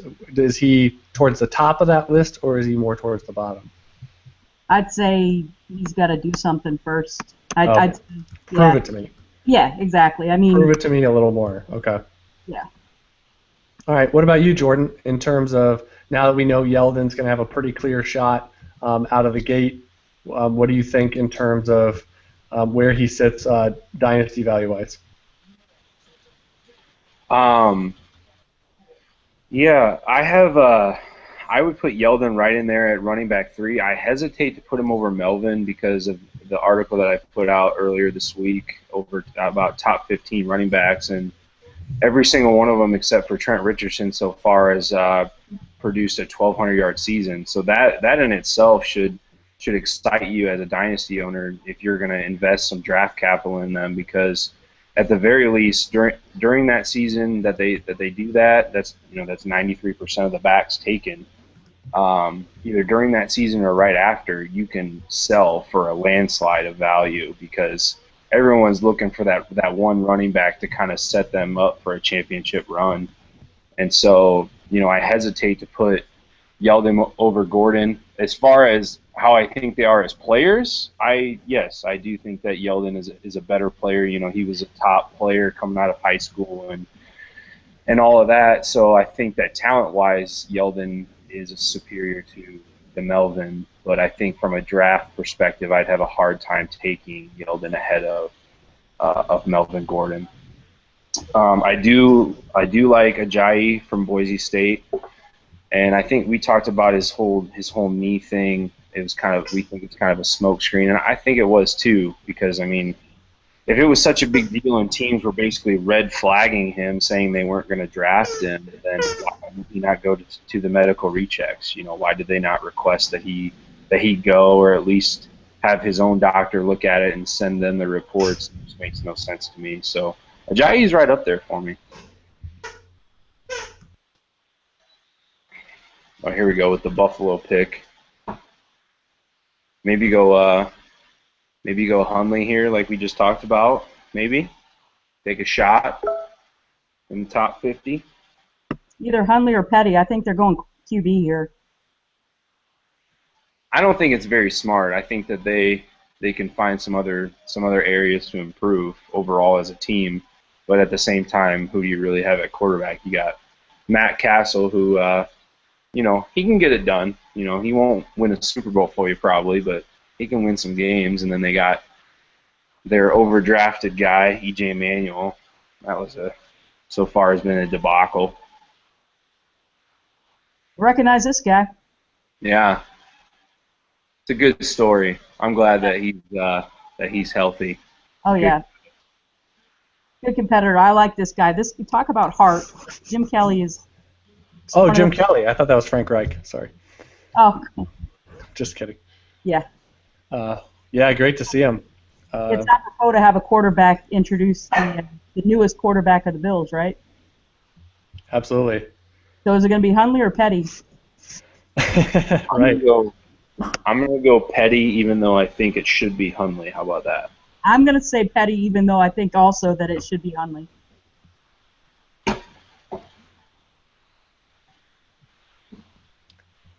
And you guys are going to know before me. So. Dramatic pause. Yeah. I don't know. We could stone you and pretend like we don't know. Eagles Insider. Chip Kelly has a computer trade chart. He plugs in offers and sees if they come out all right. Chad, are you hooking up Chip Kelly with the trade chart or what? I was going to say, is that mock draftables? He took Nelson Aguilar, so he's certainly not using much of my numbers. You're right. What's going on here? I have to call him up. We are still waiting. All right, Jim. They take quarterback. No, I'm just kidding. There, see, that's a smart pick. It is not. Reach for the quarterback. It's not. Did they just say Brett Hundley? Buffalo is learning. Yeah. How about that? There you go. Build on that defense. Officially outside the top 50. Although the Browns should be running to the podium now. Yeah, you would think. This is a pretty cheap way to kind of address and get your best quarterback of the rest, just whoever it is at a decent price point. Well, they may wait 6th round to get a quarterback. If the Browns don't take Strong here, is that more of an indicator of Strong as a player and maybe his wrist Yeah, I don't situation? know. I just heard someone, the injury guy for I think he was formerly with Jacksonville and the Giants, and he was saying Jalen Strong. I mean, other than sort of managing his weight program with you don't want to go extreme with bench press and a lot of things that are going to really kind of flex and strain that wrist, especially for this season and training up for it specifically. He said, other than that, I mean, he doesn't really carry much risk. I mean, this is something that's not really common and not something that's persistent for NFL guys as a rule. So that's not it. I mean, it must be just, again, the metrics like him. So something must be going on. I mean, I know the knocks on him. I mean, if you want to create an argument, it's more of the, can he really create separation? I mean, he sort of has all the measurables, yet he didn't really play to that level. You can kind of create that storyline. Am I missing something?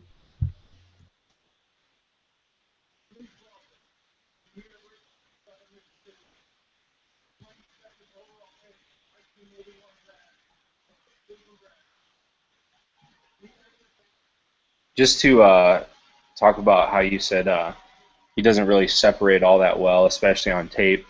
I remember reading an interview that he did, and he basically said he knows the knocks on him as a player are that exactly. And he said, hey, in the NFL, you're not really ever open anyway. If you can make contested catches, it doesn't really matter. And they don't take Jalen Strong. Wow. Yeah. I don't believe it. But Nate Orchard, I mean, for as little as I know about IDP, he was someone that was talked about in the top 20 at times and for the right team. And heck, I mean, if Cleveland had him in consideration for their early first-round picks, and now they get him at 51, that's huge. Yeah. That's huge value. And, I'll just say this, again, this is where you can use draft position to really mine value, because now Jalen Strong, who was sort of blending in for me, and I was assuming he was going to be around one pick, and then you assume he's going to be maybe 105 to 108 in rookie drafts pre-NFL draft. Now, I mean, he's going to go in easily in the second round, and maybe you get some of these running backs going ahead of him.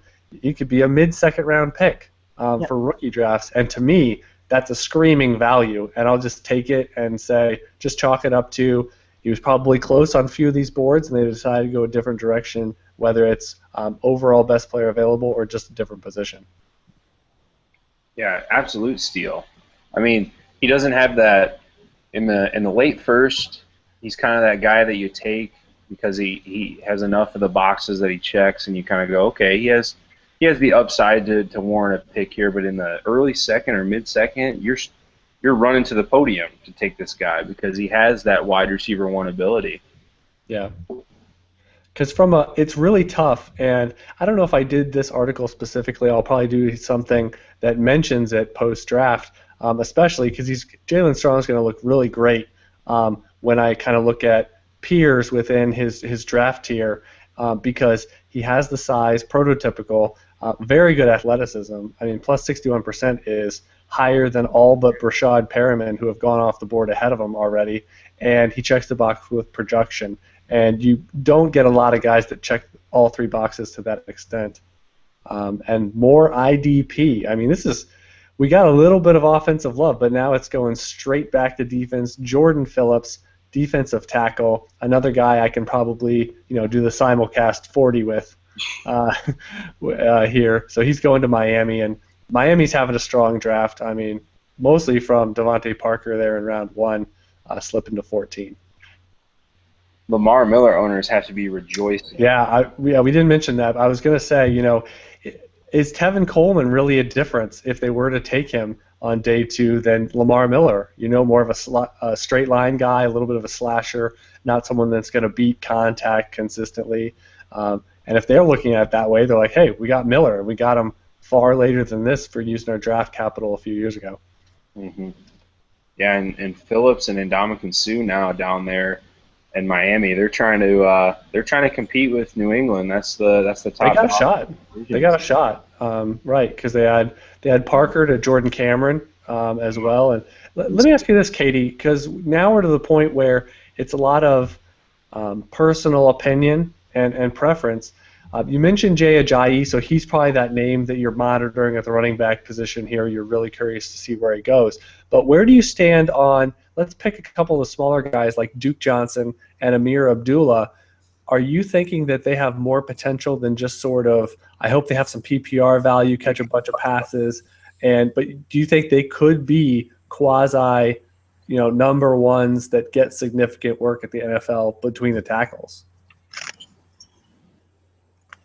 Again, it's going to come down to landing spot for a lot of these guys, but it's also going to come down to, can they pass protect? One of the things that I was reading on the boards today when they were talking about Trey Mason and hand-wringing about their Mason stock, and oh my goodness, why did they just early? What the heck are they doing? Trey Mason was this great running back, and it's like, look, if Trey Mason was great, they would not have taken Todd Gurley. So a few of the people were like, I guess it really goes to show you that if you can't pass block and you can't pass protect, you're going to be out of a job. And it's going to be the same thing for Duke Johnson and Amir Abdullah. If they can get that, I see no reason why they can't be a number one on their team. But it's going to come down to what scheme, what running scheme do they have, who do they have as an offensive line, and what their work is going to be that they put in. I got some Twitter questions. This guy throws out, now that Yeldon's landing spot and a big gap in draft position compared to the other running backs that are bound to go here, how high has he moved? He mentions 107. Do you think that's a sweet spot for Yeldon, or maybe a little later in the first round? I don't think he's going to go any later. I had him pegged at 107 before his landing spot. Okay. So I think that's probably about right. Probably about right. And some people may jump and take him at 6. Some people may wait and take him at 9. But I think his average is going to be about 7. Yeah, by the just historical hit rates and kind of putting some positional value to it, it says Yeldon would be after all those first round wide receivers. So that would put him at 9, it looks like. But I think a number of people would take Yeldon over Dorsett. Aguilar, I'm not so sure. So, yeah, that puts him right about 108 if you kind of go by just draft position and you don't really have preferences based on your personal opinion. So I think that's right. But I think the days, I'm sitting in a few drafts and I had outside hopes of Yeldon at like 111, stuff like that. And it's going to take a move, I think, to get in position to take Yeldon from there. Kind of got to make some action. And, yeah, I think that sweet spot, if you want to make sure, that sweet spot might be something like 106, 107, because then if you're not an Aguilar fan, it actually is kind of going to be 106, I think, because then you're going to be faced. Worst case, you're going to get a Perriman or a Yeldon there, and I think that's a comfy spot. Yeah. That Daniel and I are in the same league as Tim Torch and a few other UTH people, and one of the things, you had a question on Twitter a while back, what do you do when you're in a league with a whole bunch of UTH people? And the answer was be a little more aggressive in the guys that you like. I think that in that league, Yeldon's going to go at the 105. Really? So he'll go ahead of will he go ahead of Gordon? Is that? I think it's going to, or Parker? He might go ahead of Parker is where I think he's going to go ahead of, because it's going to be Gurley, Cooper, Gordon, White, and then Yeldon probably, and then Parker. Okay. Yeah, and again, I get that if it's a 2 running back starting league, I think that evens out a little more. Historically, the odds say, and Yeldon and Parker are about the same in terms of their difference in the metrics compared to the average drafted guy at their position. So, I think that's pretty close, but most people probably think that's not very close, which means if you're at 104, 105, maybe it's a spot where you can trade back a couple spots and still get a similar guy if you don't have a strong preference. And I just did that this morning. Maybe a little early, but I figured I'd take advantage of the momentum. Yeah. Is that Icky Woods? It is. Holy cow, he's huge. He did a little Icky shuffle there in the deli department. He's huge. So, and we got Jake Fisher, tackle. So, I mean, how many offensive linemen? I'm not keeping track. If you're keeping track at home, I mean, they're taking a bunch of linemen in the past couple of years, really revamping things. So, well, they've got Hill and Bernard, and two of the three best players on offense play running back, right? Yeah. So, and they want to take the air out of the ball with Andy Dalton. So, I'm actually surprised this guy went as late as he did. This is a steal, I think. Yeah, I heard Fisher in that round 1 discussion, right? And if you're getting him late round 2, this is where really I think it'd be fun for a lot of NFL teams because boards vary so much. You're probably still getting first round players on your board that are slipping just because of team need. And in day 2, it's probably in day 1, they probably really try to get who's the best guy, the absolute best player. And as long as it's not maybe the most stocked position on our team, we'll take them. But now it's really that blend, and they really need to fill the needs. And depending on the teams drafting around you, that can be the perfect storm. Well, exactly. And that's why we're seeing more trades today, too, because day 1, your job is on the line. You've got that pick. And if you don't, you're probably not going to be around your organization for very much longer. And so in the second round, you can start to swing for the fences and fill some needs, trading up, trading back. If you see the value that's dropped, you go for it, you move up, get your man. If the value doesn't get to where you want, move back, get some extra depth, extra picks, maybe even something for next year. But this is where drafts are won and lost. It's not the first round. The first round is where your job is won or lost. The rest of the draft is where your team is really built. Yeah, this is an interesting series of questions from Chris on the chat. He's mentioning specifically second round running backs. And, in 2013, we had a bunch like Gio Bernard, Le'Veon Bell, Eddie Lacy, Monty Ball, Kristen Michael, and obviously last year. So this got running backs in round 1. And he says, they've been extremely valuable to us. I think part of that is because we have the turnover at the position. A lot of older running backs are now getting to their expiration point. So, and I mentioned with 2015, why they're going to be so valuable is they're just plainly no one else. You're getting guys churning over, and now there have to be young players that take on those roles and have that dynasty value.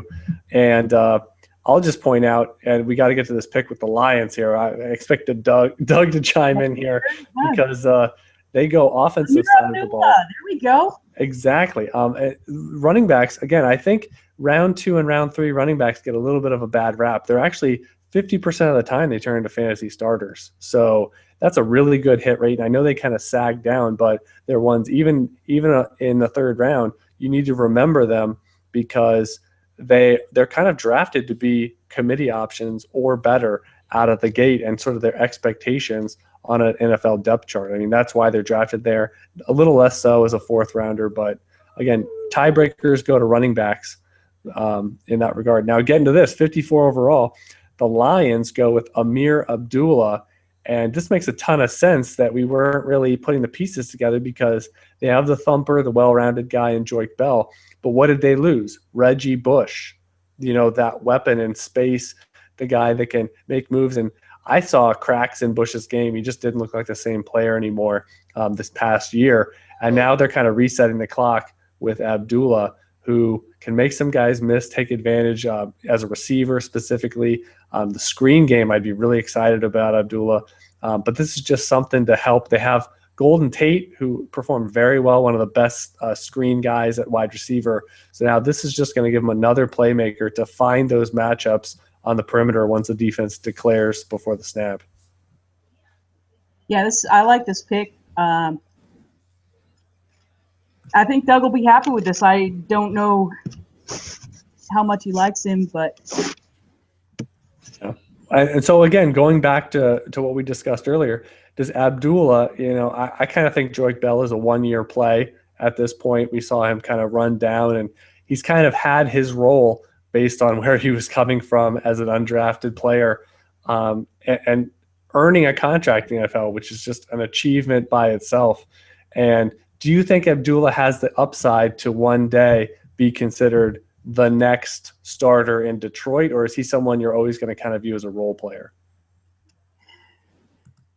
I think I think in today's NFL, he's going to be your change of pace back and more of the role player. Again, he's got a lot of things we've got to see, and if he can be versatile, then there is a chance that he could still get that starting job and run with it. One of the things I'd like to point out as far as don't lose hope on these second-round running backs is LaShawn McCoy and Marshawn Lynch were like the 4th or 5th running backs off the board in their drafts. You know, if you look at history, and I'm sure they're not the only ones, but you had like Felix Jones and Darren McFadden going ahead of them. So some of these guys can be lead backs. It's really going to depend on, here's Max Williams, tight end. Yep. And that was one of the fits we were talking about. That deflates my Crockett Gilmore love. Maybe not this year specifically, because we know tight ends are slow starters, but definitely if you thought he was going to be anything more than a placeholder. I kind of just think it's surprising because Gilmore went relatively high in the NFL draft, and now Ravens are going back to the well. So maybe it's that pass receiving option and blocking option, tag team. And a lot of teams are having 2 tight ends that are kind of better than the 1 and 2 options from years past, having those roles on lock. You mentioned round 2 running backs. Yeah, I would say 2009 and prior, the track record's a little stronger than of late. 2012 wasn't very strong, and 2011 either. But anyway, so we got Yeldon, we got Abdullah, and now the watch is on Tevin Coleman. I think a lot expected him to be gone by now. So Max Williams, I can finally get him in there. And again, he didn't go in the top 40 or 45, and I know that seems like an arbitrary line, but there really is a historical significance. So now he moves into that more like 30% shot of being a tight end 1 as opposed to someone that's closer to 50 or 60%. So it is a noteworthy change that he fell this far in a class that, I mean, anyone thinking tight end, it was Max Williams. It wasn't, I have a preference and it's going to be someone else. It was him or nothing. And they chose for 55 picks, 54 picks, they chose nothing. Yeah. In one of the leagues, I was able to wrest Eric Ebron away from the owner, and he wanted me to throw in an additional 3rd, and I ended up going ahead and doing it, and he goes, yeah, I'm going to use that pick to get a replacement tight end, and I'm like, out of this draft? Good luck.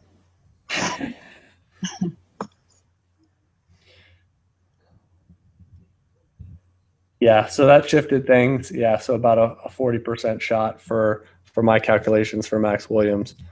But again, the opportunity is going to be there, but we'll see, because now they have Perriman. They still have Steve Smith at least out of the gate, and like I said, I like Campanaro more than almost everybody that's not related to him. So anyway, he's got some work cut out, and we'll see if in 2016, 2017, if he kind of emerges.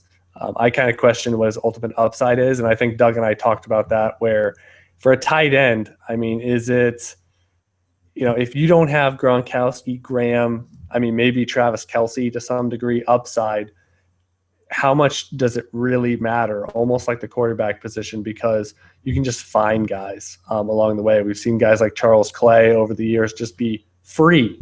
You can roll committees, you can play the matchups, and even if you're missing and getting 5 to 8 points per game, are you really behind on a weekly basis with your matchups? And probably not.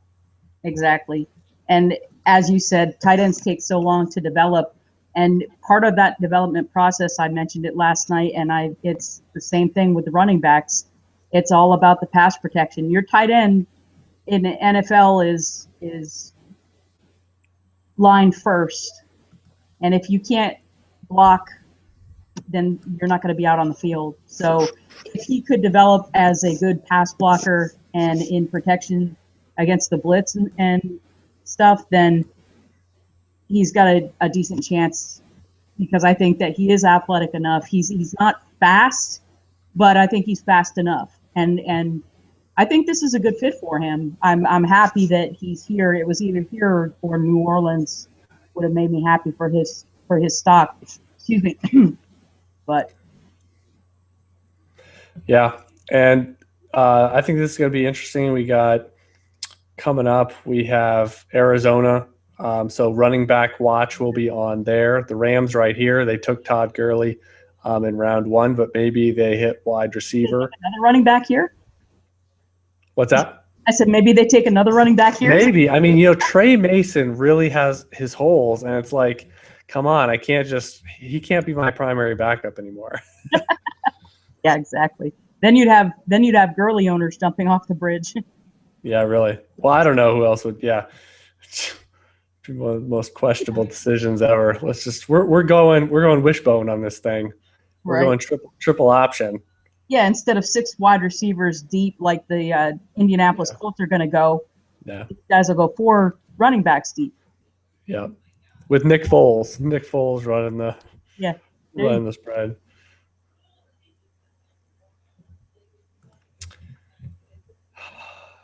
This is so. So is it Pittsburgh that's? Yeah, Pittsburgh's ready, and yeah, what's interesting now that Max Williams goes is I wonder, we talked about these other teams potentially that need tight end, and are they going to be one of the ones, whether it's the Saints, the Falcons, the Packers, who I kind of said are the best landing spots for tight end potentially. If they go with someone like Clive Walford, right. I mean, that creates an interesting situation, as I mentioned a while ago, with Williams and Walford, where the gap is really tight, where the whole draft process, it was tiers and tiers apart. Right. Yeah, I think you would definitely get people reaching for them just because of the beautiful situation. They're going defense here.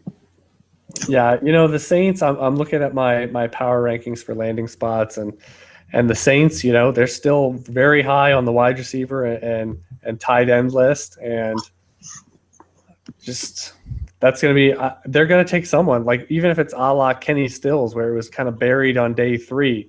That's right. A name once we get to tomorrow. Just you got to keep an eye out, because it's a juicy spot, and someone that now, even if with some buzz, they're not going to cost more than a mid to maybe late second round pick. How much difference is it? Like I've got 4 rookie drafts coming up in the next 2 to 3 weeks. Yeah. And I know there's a big difference between drafting early versus, say, August. How much fluctuation do you expect to see between now and say you were drafting later in July or August? There's a lot. And I noticed that people stick to draft position more, which is good and bad, because it's going to be more predictable in the couple weeks following the draft. And I kind of like to know that. That's where last year we saw Odell Beckham going 104, 105. And then what happens is he doesn't get any buzz. Oh, he's hurt. He's not going to, really participate for a while. And then that's later in the summer, you saw him slipping to sometimes 108 to 1. Even somebody said they got him in the second round, and I still just I kind of question that. I need to see a screenshot, because I'll send you a screenshot, because last year it was my first dynasty team. It's a 10-team league, and we only have a 2-round rookie draft. So he went 20 spots and was not drafted, and I picked him up off the waiver the very next day. Oh my God! I did. Well, was it a shallow league? Because if you're only going 2 rounds, it was probably, you can't hold rookies, right? I mean, if they don't develop as a rookie, they're going to be back on the wire. You can only hold 6 wide receivers, but I was a rebuilding team, so for me, that was perfect. Yeah, it was perfect time. I 86'd all my wide receivers, and Wait a second. You can only hold 6 wide receivers? What kind of screwball kindergarten league is this? It's one of the ESPN. Yeah, well, but it got me started in Dynasty, so. Oh, okay. If So nothing ESPN, else, I've never played on ESPN outside of, I know their auction format is very nice, like the software. So a lot of times I would do auctions on there. What is it like having a league on there? In terms of usability? It's horrible because what's really bad is you go to make a trade, and you in the notes you have to put plus your first or whatever that the draft. Oh my God, do you really? Yes, and it doesn't record it. You have no record. I take screenshots of it so that I've got it, and I don't forget, because some of these guys don't answer for a week, and so you don't want to forget what did you say for the rookie pick. And a lot of guys will hit accept if they're looking at it on their phone. They don't see the comments, and they hit accept, and it's like, and then you have to go to the message board and say, and I get his 1.03, and then he's like, oh heck no, I wouldn't have accepted it if I'd have seen that note. Well, so even.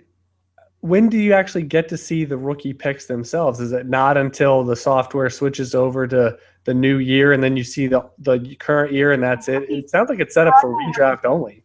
The rookie picks are done on a message board format, so you don't even you have to keep the list on a message board, and as picks are traded, you have to keep changing the list manually. It stinks. And this is ESPN, one of the biggest sports sites out there. I mean, it sounds like this makes Yahoo look like it's doing everything right, and I hate Yahoo. I mean, I've played redraft on Yahoo. I have not played Dynasty on Yahoo. And I don't even know if they have it. I don't know if they do. I played a lot of redraft on NFL.com, and I like that format, but their Dynasty stinks also. MFL is by far the best. I don't like Flea Flicker. Yeah. Well, there's a reason these hosting things are free. I mean, there's a reason. They're going to have their flaws, and you have to be okay with that. Otherwise, you're going to pay the $5, $6, $7 per person in the league to kind of get it. I'm just so used to MFL because you put all your leagues in one spot. I know kind of where everything is, and like you said, the future picks, that would drive me absolutely bonkers. Yeah. Trying to, like, everyone's keeping track. It sounds like it's 1985. Like you're keeping your own little notebook, like you're playing fantasy football / Dungeons and Dragons. Yeah. But yeah, there's so many times where people don't see the note, and then the commissioner has to get involved and turn the trade back, and it's just a pain. Wait, so they claim that it's not their fault. They didn't see the comments. And they accepted the trade, and they're like... Well, because there's two sides to every deal. The actual trade accepting, and then you have to go on the message board and say, plus whatever picks were involved. And if the other person doesn't say, I agree to that, then the trade, it's as if the trade still has not happened. Wow. Even if the commissioner clicked OK, usually the commissioners would wait until, or ask and see, were there any picks involved in the trade? Drive me nuts. Oh yeah, I'm only in 2 Dynasty leagues in ESPN, and so is the competition level lower? Is this with people you know, or did you just kind of hook up with them and that's where that they were going to host the league? Well, the first one was I was in a redraft league drafting, and myself and the guy Ben that I've mentioned a couple times, we were chatting, and this one other guy was chatting. Most people don't chat. And the guy was like, I've got some openings in a Dynasty league. I've got a couple of orphan teams because the owners quit. You all seem very interested in and because you're chatting, you seem like you might be good Dynasty owners. Would you want to take a look at the teams? And we both said yes. So we took a look at the teams, and I let Ben take first pick, and I took the other one. And once we started getting into it, he and I were both rookies at the same time. We just started texting each other and learning together. And since then, he and I have formed another league. We're co-commissioner of one on MFL, and it's in the format that we learned that we wanted to do, because we're still going to play in that ESPN league. And, you know, that's one of the ones where it's real hard to get a hold of the people, too, where Facebook or Twitter is the only real good way to get a hold of them. Because their email, when you email, it doesn't keep track of, it's not like a a regular Gmail account or Hotmail or Yahoo where you've got a record of what they sent you. A conversation, right? Right, exactly. You've got no record because it's just stored in ESPN wherever, and you can't access it. So you don't even remember what you were talking about. Here comes Denver's pick. Randy Gregory. That would fit. That would be just Shane Ray and Randy Gregory. Right. They can get high in the Mile High State together, and it's legal up there. Suspense. I know, right? He was a return specialist. See? Back in the 70s and 80s. That could be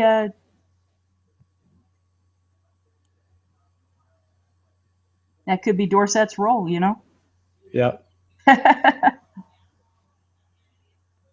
I still just wonder, how do you spend that on a return? How do you spend a first-round pick on a returner? Well, I just think that's where he starts, and then Yeah, I know. It's just he'll expand. It's a returner. I do like. Oh, okay. But I like Tyler Lockett more, right? Yeah, and I can't wait to really see where he lands. Yeah. Well, you're getting more and more value the farther he goes. Exactly. Trey McBride, I like that kid. Yep. And Denver, there's a reason we haven't been talking about many picks. So we've had a lot of IDP offensive linemen. Here comes they go with, so they go with a tackle. We had a question from a guy I met. I'm actually in an expert meetup in New York last summer. Hopefully I'll get to rub elbows again. This is from Michael Salfino. He asked, what do you think about Devin Smith? So we kind of glossed over him a little bit. He went to the Jets a while ago, early in round 2. Devin Smith, what's your take on him in terms of maybe the fit with the Jets? I mean, he's kind of an obvious number 3 out of the gate, maybe even number 4. But what do you think he brings in terms of a skill set down the line if he develops? Okay, I think that was a perfect fit for him and for fantasy because I wasn't going to own him anyway, and I wasn't going to own whoever went to the Jets most likely. So it's perfect fit. It wraps everything up in a nice little bow. Oh, here comes Cowboys. Their pick is in. This should be defense also. But anyway, no, I'm not a big Devin Smith fan. I think, the Patriots, whoever they have for cornerbacks, will cover him fine and not have to worry too bad. Yeah. My homer. Yeah. The one thing I'll say with Devin Smith is, he's a really good touchdown scorer in the NFL, high yards per catch. So one of those high variance players where it's probably going to be more sporadic. If you play in best ball, Devin Smith is appealing. Right. Probably what I project is his price point. But in terms of starting, in terms of being dependable and sort of developing into someone that you just plug and play every single week, I struggle, especially with that quarterback combination and the fact that it's a crowded depth chart, at least for the first year or two. And being a crowded depth chart on a bad passing team. On a bad passing team, he's going to be a great buy opportunity if you like him, right? In mid-season. If you like him, it'd be a great buy opportunity. Yeah. But here's the thing.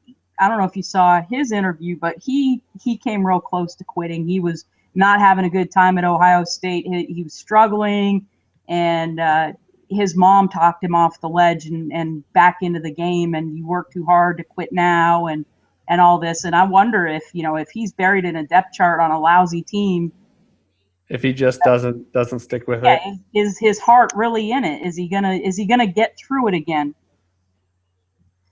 Yep. Yeah, I'm right there with you.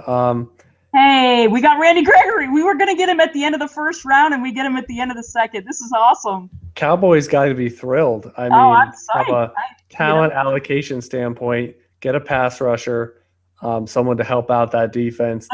He's man. I'm just happy. He should be. That was a great pick for them. They didn't have to move, and they got a first-round talent at the end of the second round. Yeah, and that's kind of what good teams do in round 2. They kind of clean up the loose ends and kind of take away. This was a need for them already, but this is a chance for them to kind of put together the need and the talent and just sort of cleaning up first round grades and kind of ignoring, because again, there's risk and a ton of risk in these day 2 and day 3 guys that, I mean, come on, just take the guys that you think when they're between the white lines can play. Yep. He needs damages. He's definitely going to need to put on some man weight. Yeah. But here's the thing I like about, if he's true to his word, and this is going to be the same thing for a guy like Jalen Strong when he finally gets picked. Guys like this, the guys that have heart, they're going to have a chip on their shoulder from being snubbed, whether it's their own darn fault, and it was his own fault that he slid down this far. But a chip on your shoulder, if you've got that good work attitude, that can make a big difference. It's the prove it mentality. And I don't know if he's got it, but if he does, man, that's going to be excellent. Yep. Kind of like that Aaron Rodgers, Tom Brady. Yep. Like, no way you're going to disrespect me like that. Hold it over you every single game. Yep. I mean, it didn't prove out for Brady Quinn or Johnny Manziel or so far, right. At least for Johnny. But he's fine. Look at him. He's grinning ear to ear. It's a historic moment for him. Who doesn't want to play for the Cowboys, though? Yeah. They're America's team. It's like getting signed to the Yankees or something like that. And I absolutely am not a Yankees fan. Yep. So now, I mean, for skill positions, we got to think Tampa Bay is not going to go that route. Green Bay, you got to think, unless they go for tight end. I mean, but if they probably like Richard Rodgers a little more than the dynasty community as a whole, to at least not bring in. Of course, that didn't stop Baltimore from doing that. So, do you think there's any way that Tampa Bay takes a running back? Yeah, I mean, I guess. I mean, that just to me, though, I just kind of think of the aggregate draft capital you're spending on the position, where Doug Martin was a first-rounder. Charles Sims is more well-rounded than I think a lot of people give him credit for as a day 2 guy. And it's just, so now you're going back to the well. And I don't really see anybody on board that is going to, is any better than Sims, honestly. I'm kind of looking at the board. I mean, other than if you're going to go the David Johnson route. Right. Do you think that Sims is the change of pace, or do you think he could actually take over the starting job? I think he's got, more similarities to a Matt Forte type than folks kind of. I mean, we said it a little bit during the draft process, but let's not remember, this is someone that went off the board as the 4th running back last year in a good class. I mean, that was ahead of Trey Mason. It was behind Carlos Hyde, ahead of Jerick McKinnon and Terrence West. And again, he's sort of an average runner, but he's got enough athletic potential, and he's a great receiver that I just think in today's NFL, I almost want to work from the passing game in, so that I don't want to worry about a guy on 3rd down and getting yanked off the field, and he only can play 500 snaps because he's not playing much and giving way to a pass catcher because he's so lacking. So I'd rather go the other way, like an Abdullah type or a Charles Sims type. Ideally, you get a guy that has prototypical size, so at least you can project that.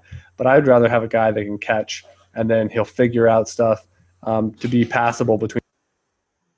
Right. And earlier you asked me about Abdullah and the fit with Detroit. What do you think? Do you think he can be the number 1, like, all-purpose back there? No, I don't think that. I kind of think he's a space guy and someone that he's going to fit well with that Reggie Bush role. But if we kind of look at Reggie Bush in Detroit and not Reggie Bush in Miami, or even going back to New Orleans, someone that someone that was I mean, he had his role, and let's maximize that for 10 touches a game and not go up to 15 or 20 where it caps it for us. But if he maximizes it a la CJ Spiller in the passing game, it'll all work out fine. He'll probably he could be a mid running back 2 at best, I would say. I had a couple of offers for Gurley in my inbox this morning. I declined them both. Were either one quasi interesting, or were they pretty low ball? It was for a Debbie, like Leonard Fournette and a future first, or Corey. I think it was Corey Clements and a future first. So no, not really. What? That's pretty weak sauce. Yeah, exactly. I didn't. Let me ask, because you actually, I mean, I'm just joining my first league, and it's not really Devy, because you're drafting an entire college team that it's going to feed into your NFL one. So you're almost drafting every single Devy now, and the Devies, I guess, in the future would be more like college freshmen. So that you're projecting 3-4 years from now. Let me ask you this: that I kind of think of Devy in the sense that if I'm moving back in years, I'm getting a guy that's not coming out this year, or that's a freshman or sophomore in college. I need to have high confidence level that they're a much better pure talent to take that time span of them regressing, not producing, not being that locked and loaded prospect that they might project to be now, and just kind of take the known player, the known prospect that I know about. Right.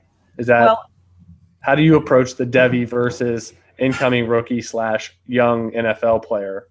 Okay. Well, I'm writing an article, as you know. I've been doing a lot of research over the last 4 months, getting ready, and I wanted to wait until the NFL draft to see where Devin Funchess fell, and it's going to depend on your, like, we only get one Devy pick, and then we can trade and acquire other ones. But every single one of our picks is rostered.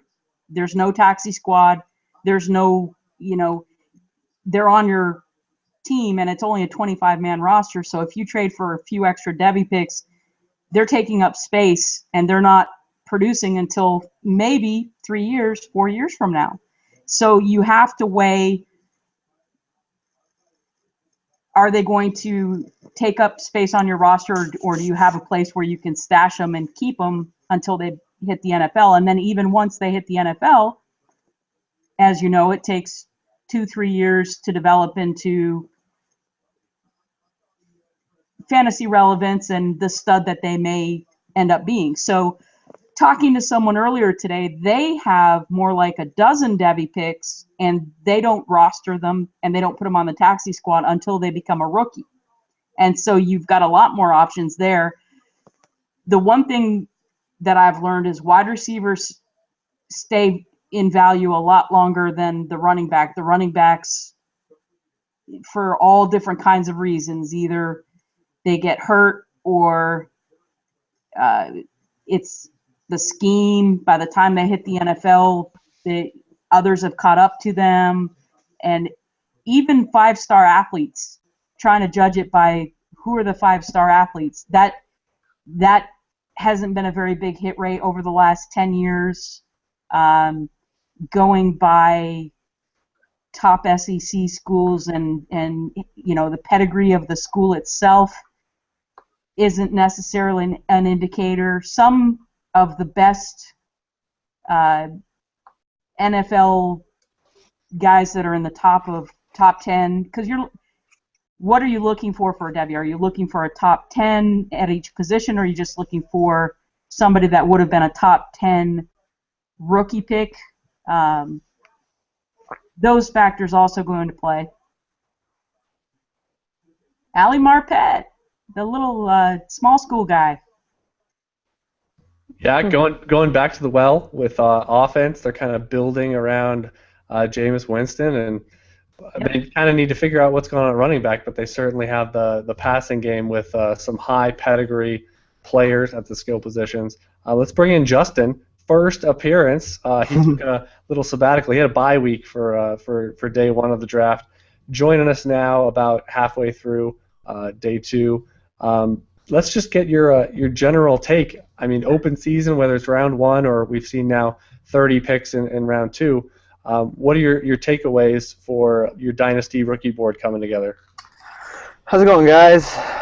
I think really no surprises. Round one was pretty boring, to say the least. Really not many trades. Nothing blew me away other than the Gurley pick.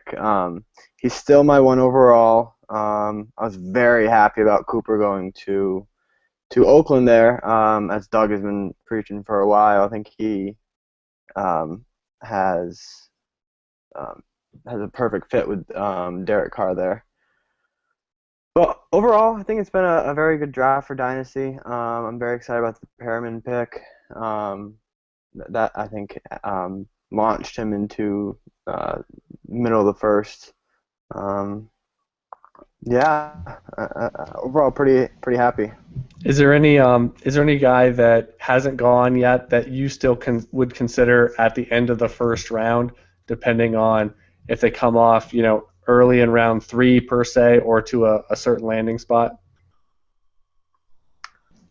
As you guys can tell from my love letter, Jai is still there for me. I'd love for him to go to Dallas. That's still the spot for him. But that's looking not to be super likely with the Randy Gregory pick. Duke Johnson, Tevin Coleman, all these guys I could see possibly going to the first depending on landing spot. I've been a big Jalen Strong fan his entire collegiate career. I really kind of cooled off on him during the draft process. If he were to, I was actually kind of hoping for him to go to Carolina, as I'm a Carolina fan. But if that was the pick, Carolina was the pick, then I would have definitely wanted him in the first round. Yeah, this is interesting. I'm just kind of evaluating on the fly sort of the overall positional board, and we're to the point now that, I mean, other than Jalen Strong, I can kind of see that there's going to be a lot of running backs in round 2 of rookie drafts, I think. Yeah. And I think that's a sweet spot for the value because, again, it just takes an injury in front of you. It just takes that right combination, that mix, that recipe for the depth chart to go your way, and suddenly you're hyper valuable. So I think it really lines up for that. And, a name we haven't mentioned one time, and I'll just throw it out, just was supposed to be in the day 2 mix, and I think he's getting pushed down by the minute because of the names still ahead of him. Trey McBride, another guy that it was like the small schooler's doing everything right and expect him to go as early as the second round and surely by the third round. But now you have names like Strong, maybe Rashad Green goes ahead of him, Sammy Coates, who we expected could have been an early second round pick, Tyler Lockett in the mix as well. You got to think there's probably a pecking order there that McBride is not sort of getting over many of those names. Yeah, I have been a pretty good McBride fan. I do think he is the poor man's Amari Cooper. But the one name I've been really watching is the Tyler Lockett. He's one of those guys that he has the it factor for me. When you watch him, he has it. He excites me on tape. He's someone that if he can go into an offense that has a very good timing offense, I think he could be very successful. I was actually really hoping for him to go to Green Bay if Randall Cobb did not resign. Yeah, and we saw Seattle go defense. I mean, again, a lot of non-skill position players of late. I think the last guy we've really talked about has been Abdullah, and now we got the Patriots all the way back. We mentioned. Go ahead, Katie. This will be a skill position. Okay, she's calling her shot now. We thought Devin Funchess might have been in play at the end of round 1, but now they like to go day 2 pass catchers in the past, and they haven't worked out other than Gronk, and we got some Hernandez, but a lot of the wide receivers have been just big-time whiffs over the years, and this would be a good spot. I mean, I know they like Edelman, but I've been rooting for Josh Boyce, and that ship is slowly leaving the harbor. My metric favorite with Josh Boyce, but we'll see if they get another pass catcher right here. It's either going to be Ajayi or it's going to be, I like Ty Law, he's great. I love this guy. Ajayi or Strong or Coates, one of those kind of guys. Yeah, and ends up being defensive side of the ball. We go with Jordan Richards. We got Stanford safety. That's not a surprise either, with losing Revis and I can't remember the other guy's name, but Yep. Let me pass it around. You didn't mention Yeldon, Justin, but Neil on Twitter, he asked, is the landing spot for TJ Yeldon enough to get him into the top 4 or 5 of rookie drafts? We kind of have a crowded top 6 or 7 or so. Is Yeldon getting the tiebreakers or losing the tiebreakers in that range for you? I think he's getting the tiebreakers. I'm actually pretty excited about that landing spot. I actually made a bet with my buddy that it's a sandwich at work on Monday that Yeldon would go in the top 40 picks, and so I'm going to be cashing in on my sandwich on Monday. So I'm very, very excited about that, and I'm very excited about that landing spot. I think I read earlier that he has, or they believe that he has the tools to be a 3-down back, which disappoints me as a very a stock cold owner of Denard Robinson in many, many leagues, which kind of disappoints me there. But back to your question, I think he owns a lot of tiebreakers. Right now, I would probably be picking him over Dorial Green Beckham, just because I'm not a huge fan of the Tennessee landing spot. I think he's going to have a lot of competition, and I'm a little skeptical about that organization as a whole. I would have liked to see him go to a Baltimore, Pittsburgh, someone who has a very good front office who can keep his head on straight, versus a Tennessee team who is nothing special front office wise. Yeah, just on historical probability that round 2 running back, round 3 running back, round 2 wide receiver, they're all relatively close in terms of their just historical odds and value innately. I mean, you're going to shuffle your board based on whether it's initial opportunity or athleticism, just how much you like them overall. But that's sort of the fascinating range every year for me, is just how you're shuffling this day 2 range, because a lot of people can kind of fall into who I mean, they can ID who they shouldn't be drafting of the round 1 picks, but now you're getting into running backs that should have a decent shot of securing a role, even if the depth chart is crowded down the line.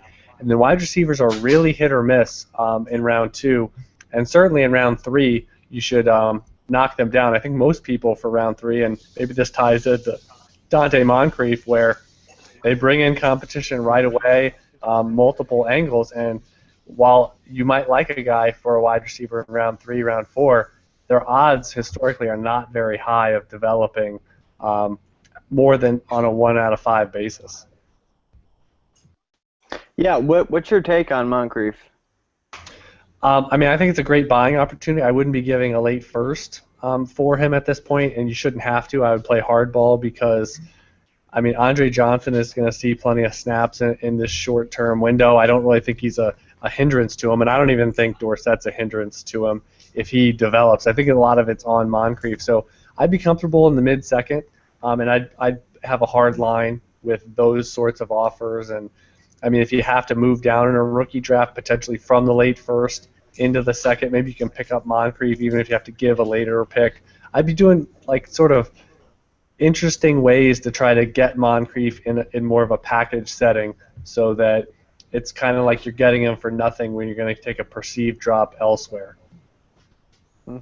Yeah, when that pick came in, that really shocked me, because I don't know if anyone saw on Twitter, I was cut off from my timeline. I didn't want any spoilers or anything, but that really blew my mind. I was not anticipating a wide receiver there, let alone a T.Y. Hilton clone who's just really fit in with that offense. But I think it makes a lot of sense for them having to re-sign Luck in this upcoming season. It makes sense because they won't have to re-sign Hilton, and it's just kind of cheaper version of Hilton, who actually seems like a better prospect. Yep. Yep, I agree. Catch you up here. What did you think of Max Williams going to Baltimore? I'm certainly not a Max Williams fan. I was avoiding him at all costs during my startup drafts that I've been doing. I actually flipped him for C.J. Spiller right after Spiller signed with the Saints. I was pretty happy, even though I don't really own Williams anymore, but I would be happy if I am a Williams owner to be paired with Trestman. I think that's a good fit. Um, but I wouldn't have drafted Williams beforehand, and I probably won't be drafting Williams right now unless he slides to like the late second. I don't think he's that athletic. He's one of those guys who has a lot of highlight reels, but he just doesn't really do it for me stat wise, and I don't see him being a top three tight end, and I kind of play the tight end position top three or stream. Yeah, and that we got into the positional value aspect of that, where if you're upside and you don't deem tight ends upside top three, top four, I mean, how much value do they realistically have where you're going to wait, you're going to be playing matchups, and I mean, turning into a Jason Witten long term where you're just churning out, top 6 seasons, that's not the norm, and you're trying to shoot the needle in terms of picking the right guy and holding him for the right duration and him hitting fast enough for you not to deal him off. So I'm right there with you, and now that he fell to the later second round, I mean, you shouldn't have a problem if you do like him picking him up at least a handful of picks lower than you would have otherwise. Mm-hmm.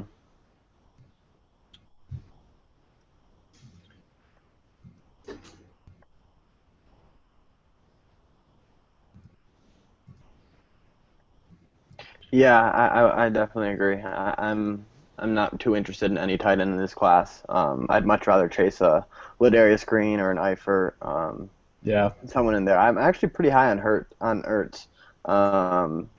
Actually, after this whole Aguilar pick, but prior to the Aguilar pick, I was really high on Ertz. I don't think that changed too much.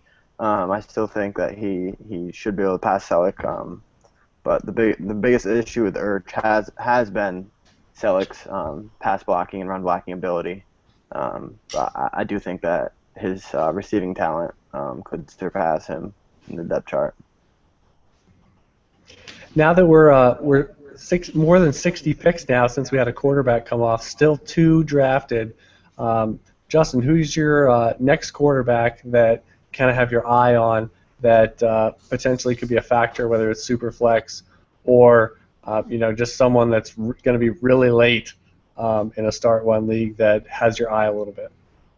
The only quarterback that I might be interested in after Mariota or Winston would be if a quarterback goes to Philadelphia, particularly Hundley, if he were to get selected by Chip Kelly and the Eagles. I think that might pique my interest, but I wouldn't say anyone else. I'm not going to spend a 3rd or 4th round rookie pick on a flyer at quarterback. I'd much rather just punt that position for this rookie draft class.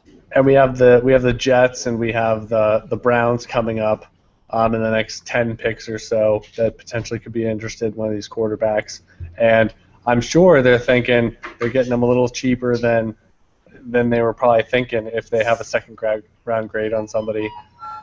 Want to get it back to you, Katie. What are you looking at now? The skill positions. We know Jacksonville not going to probably go back to the wide receiver or running back, but I guess they could also consider potentially restocking that defense a little more.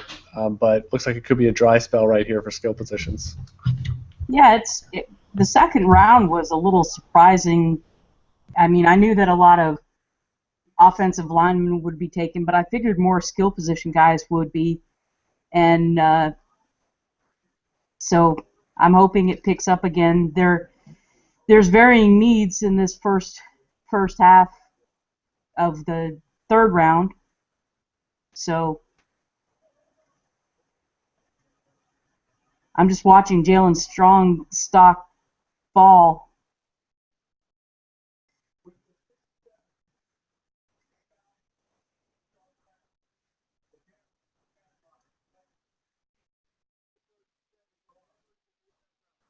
That's a good fit. They need O-line help.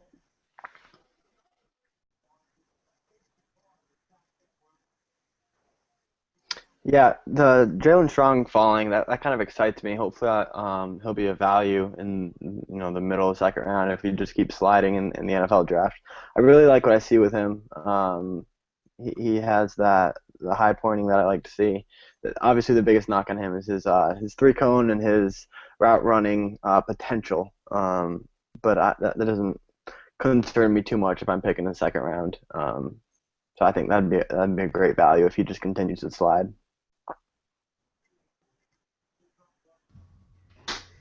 Yeah, Jalen Strong, I mean, I mentioned earlier, he's just one of those well-rounded guys. He checks a lot of boxes in terms of his athleticism, production, prototypical size. It's tough for me to figure out. I mean, I'm not buying that it's the wrist. It's the wrist injury that's kind of holding him back. He had 2 good seasons at 19 and 20 years old. So yeah, I'm really digging this, and if he's available in the mid-second, he's going to become. I'm going to own a lot of shares, I imagine, and especially I mentioned, if you have those late first-round picks, you could be in a little bit of no man's land where there's not going to be a big difference from then until another handful of picks into the second round, and you might want to just explore dealing down, getting a future pick out of it, getting that same player and someone that, again, Jalen Strong was going to be a mid to late first round pick, and now you're going to get the same guy, and you just sort of have to analyze, have that, come to realization moment with yourself on analyzing the player. That's why it's so important to put together your scouting prior to the draft, so that now you're going into it, you're watching a player fall, you're going to stick to your convictions and just scoop them up for cheaper, but you're still going to have them as a target player. Here's a question, and it's relevant because in my Debbie league right now, the guy that's on the clock is 1.03. Kevin White and then Devontae Parker went. Melvin Gordon and Todd Gurley are already gone. I've got Todd Gurley on my team, so I own the 105. The 103's been sitting on the clock forever, and he's really, really trying to sell the pick. He doesn't want to take the pick. Since he's been sitting there for a while, he may, I don't know if he'll take just about anything, but what would the 105, would it take, do you think, to move up to that 103 so that I could grab like Yeldon right now? It shouldn't be much. I mean, at most, I would think it would be one of the last picks of the first round, if not an early second. Just kind of having the information you provided, I can't imagine it'd be significant. Especially, I just kind of think when a guy sits on the clock that long and you kind of know they're chewing on things, it means they're deciding between players or they're just kind of unsure. So I would spit a bunch of different offers at them just so that it gets them thinking about things and speeds up their mental clock on making a pick and trying to be definitive more than it sounds like they're unsure. Right. If I were to offer a wide receiver plus the 105, what kind of range in the wide receiver would I be looking at to give? That's a good question. One I could probably answer exactly with some Jeopardy music and pulling it up. But just they do count kick and punt return yards. So if it's a receiver that happens like a I can't even think of one right now. Like, does Stedman Bailey return kicks? A little bit. Yeah, let's see. I don't have the difference all that much. I would say, yeah, wow, I don't even have the difference as what I quoted the first time. So, I mean, use someone like Kendall Wright. I'm looking at my list. Charles Johnson. Yeah, guys in that range potentially. How do you guys feel about when the Vikings passed on Devontae Parker? I think that really jumped up Charles Johnson's stock. Yeah, I agree. That's kind of a storyline. I did have a couple questions on Twitter. I don't know if I got to them on the show, But yeah, that's one thing we were calling for it as the Vikings were coming up, and that's just a huge feather in his cap in terms of the confidence that obviously the Vikings have.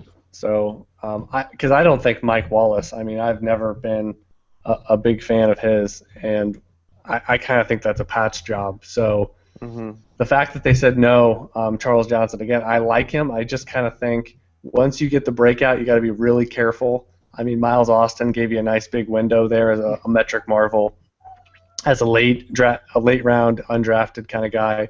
And Charles Johnson falls in line with that a little bit, but you just have to be skeptical that they're going to strand together for multiple years once they break out. You'll be, in the long run, you're going to be far better off just cashing at that moment and trying to get a much better pedigree guy that could potentially be a core player. One of my favorite moves is drafting the guy that takes a spike in value and then flipping it for something solid. So he's definitely someone I'd be targeting right now and then selling week 3. Once he is getting a lot of the snaps there and producing, then I'd be looking to flip him for maybe a first that you're projecting to be toward the middle or early, but I certainly wouldn't want to hold on to him, but he's a guy that I think will jump in value once people kind of catch on that he's going to be at least a receiver 3 and is actually going to shot there. Yeah, I like that call, and I mean, it's not coincidental in a lot of the trades when people are discussing them for rookie picks and cashing out, sort of timing the market, that my line is usually the late second, just because I know when you get into the 3rd round range, number one, you're getting into a range where it's becoming very much dart throws, and I know everyone's bored once you get past the first 20 or so rookie picks. It goes completely off the rails, and you think there's like no basically rhyme or reason, and I've seen it tons of times where you're going to have a guy that you would consider at 301 and you end up getting it 401 rather easily, just because everyone's board is so different. Just like in the NFL, I mean, every owner's kind of thinking that they're getting the better of the league as that 3rd and 4th round of rookie drafts get going. So I would just keep that in mind. And that's why I don't trade for 3rd round rookie picks that often. I really try to get into the 2nd round, because you're going to get a much higher pedigree player and someone that you're going to have more competition for from the other owners. I definitely agree with your prediction that I forget the exact numbers, but with how you said that in 25% of leagues, the Kevin White will slip to the 4 slot, I think it was. I just said, yeah, I think it was something like one of the top 3, and obviously highly unlikely to be Cooper of the top 3, but that they would slip to 104. Yeah, I haven't really revisited that since I said it a while ago, but I definitely think that'll be happening a lot, especially with all this Melvin Gordon hype. Yeah, and it's weird because pre-draft, we kind of assumed he was going to be, number one, the first running back off the board, and right in the range where he went in that mid-first round. And he even went to San Diego, which we thought would be the first team to take a running back. So I just find it so funny because nothing changed. Nothing changed. And people were down on Gordon. Now suddenly they're high because, they showed him with a Chargers hat on? Like, how does that differ? Like, it just boggles my mind that it takes people that confirmation that all that highly likely probability was actually confirmed. It's one of those things where I think a lot of people were really getting kind of cold on him, and then all of a sudden he goes in the 1st round, and people are like, oh yeah, he is as good as we thought in the regular season. And so I think a lot of scouts were pretty down on him during this this draft season and scouting season, and all the dynasty followers kind of followed along. Tyler Lockett to the Seahawks. Yeah, we got some picks to catch up on. At the Raiders at 68, they take who we were discussing as the 2nd tight end off the board, and sure enough, I mean it's It's only about 15 or so after Max Williams goes off the board. The Raiders take Clive Walford, and then the Seahawks. I mean, is there a more? I almost mentioned Tyler Lockett for the Seahawks a few minutes ago, just because, it seems like they're either going supersized guys that are ridiculously late, like undrafted, or they're going these smaller speedster guys, a la, now Paul Richardson, and now they get Tyler Lockett in that sort of sporadic passing game that hopefully Jimmy Graham can create some consistency with Wilson. Right. And do you think that with Paul Richardson's injury, is this like a death knell for him? Well, I was never a Richardson fan per se, but I thought they were going to address the position. They did it in a quasi way with Jimmy Graham as now the number one in that offense. And here goes Jalen Strong. Look at this. To the Texans. Head to the Texans. This is a great spot. Yeah, we're getting a run here. So we had Walford at 68, just kind of catching up here on my board. But yeah, Jalen Strong, this is a potential huge value for a team that outside of DeAndre Hopkins, they lose Andre Johnson. Kind of got. I mean, I kind of like C.J. Fedorowicz a little bit at tight end, but I mean, not to some being a centerpiece of an offense extent. Yeah. Now, is Fedorowicz their penciled-in starter, or do they have somebody else in front of him right now? I think it's a mismatch, and I'm just kind of looking at pedigree, and you got Fedorowicz coming into year 2, and I kind of think he's the favorite if I had to project things. I've got him stashed on a couple of deep rosters and like third tight end, fourth tight end kind of thing. Yeah, it says on a lot of depth charts, it says Garrett Graham. So, but Garrett Graham's just a guy, and Fedorowicz. I mean, while he's sort of average across the board by the metrics, I mean, I think he's got some upside from there to at least carve out a role. I mean, a guy that goes as high as he did for the NFL draft. I mean, you have to project that he's got to kind of fall on his face a little bit to not get a legit shot. Yep.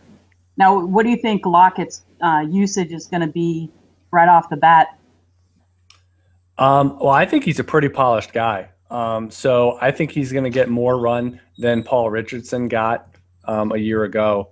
So that's going to be intriguing for me because I just kind of see that as wide open spaces in Seattle's passing game. And I mean, they're stocked to the gills with running backs, so it's not like they really have to go away and having a strong team. They can stick with that strong base and not really push the envelope with Russell Wilson's development. So they got Jimmy Graham. I just kind of think there's no pressure really on the wide receiver position, and that's why, unless they really took a guy in the first round that I thought projected as a true number one, I wasn't going to be overly high on that landing spot as a whole.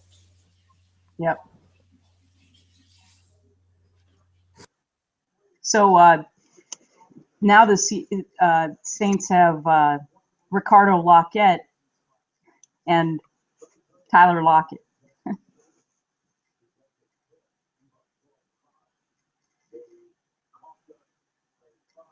Did they say who the pick was? It hasn't been announced yet, right, for the Bears? No announcement yet for that pick. Okay, they're just talking about it then. I was talking about it. And now, I mean, our focus shifts a little bit to someone like Sammy Coates, who we're fast approaching, this expiration. I mean, we're deep into day 3. I mean, day 2 now, and it's just we've still got some names out there. So Jalen Strong does go off the board. They're trickling away. But Johnson and Jay Ajayi and Kevin Coleman, David Johnson. Some names we really thought were going to be gone, 20 picks ago? I mean, 30 picks ago. Yep. We kind of forget, those historical averages where we kind of think, everyone's going to be going running back, wide receiver, and it's all kind of fancy-centric, and we forget that they know not every team's going to go that direction, so they can wait and trust their board. Mm-hmm. I'm really happy with that Jalen Strong fit. I think they're going to eventually need. What do you think of Chris Polk down there in Houston as Arian Foster's backup for now? Is he ever going to be a potential number one himself? He was pretty highly rated, wasn't he, coming out of school? Who was that? Chris Polk. Oh, right. I was never a huge fan. I thought he was kind of a plotter and someone that I can look him up right now, but I wasn't overly excited. I never really thought with the Eagles he was going to carve a huge role, and he was definitely going to be more situational. Yeah, I mean, he's someone that, athletically, kind of a below average guy and decent rusher and receiver, but not someone that I was going to. I know he was like one of those fallers that year. I remember where he was potentially going to be a day 2 pick, and he ends up going completely undrafted for some medical reasons. So yeah, I mean, I know Doug mentions Alfred Blue in that depth chart, and I'm just not an Alfred Blue fan. Right. He's just like he's a real plotter for a bigger option. I mean, he makes Arian Foster look like he's LaShawn McCoy in a lot of aspects. Do you think Houston would go quarterback somewhere along the line here in the next? They should. I mean, I think round 3 is this year is the perfect spot for these teams that you just want to take a guy that can come in to compete. Maybe they have starter upside, and we still have those names on the board. We have 2 or 3 of them that should be going in the next 25 picks or so, just because of the positional value and being able to get in there as an upside option with some of these ho-hum vets. Yeah, go ahead and pronounce that name. I'll pass. Yeah. I'll pass. Atlanta right here coming up at 73 is going to be really interesting for running back, right? I mean, right. They basically, I mean, they're looking at this. They probably have a couple running backs on their board that they didn't think, whether or not they like them, I don't know, but they probably didn't think were going to be available at this point, considering the fact that we had the Gurley rumblings in round 1, which we didn't think were all that likely. But then in round 2, they go a different direction, and now they're sitting and they can pretty much make their choice. Do you think – let me ask you this. I mean, Devonta Freeman, do you think he's someone that if he's going to be successful and if that's as a committee option, I mean, what do you think his natural, strength is as a back that you say, if I'm going to pair him with somebody, is there a running back coming up that maybe fits and kind of creates that two-headed monster that can be productive on all 3 downs? I'd wait if that's going to be the case, and I'd go with like David Cobb.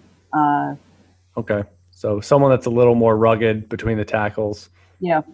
Okay. Have Freeman catch some passes and be open in space. Yeah, it's pretty amazing that Freeman's rushing score is so bad. I mean, he's worse than DeAnthony Thomas last year. I mean, and just he sticks out like a sore thumb right. of the first 10 running backs that went off the board last year. And Alfred Blue is like the only one worse pretty much on the whole list. And this year that guy is Javorius Allen. But actually I like Javorius Allen a little more than – I mean, I think he's got some wiggle for a big guy, and I know he's old and all this kind of stuff. But he's a name that – I kind of link to Dallas that, if it's round 3, round 4, I kind of think that's interesting just because I know he can catch the ball a little bit and he's a guy that could run with space. And for a big option, it's almost like, can he just kind of run through some guys, almost like a DeMarco Murray light in a sense that just get what's blocked, kind of lower your shoulder, put your body on the line, and it's all going to work out for us fantasy owners. Right.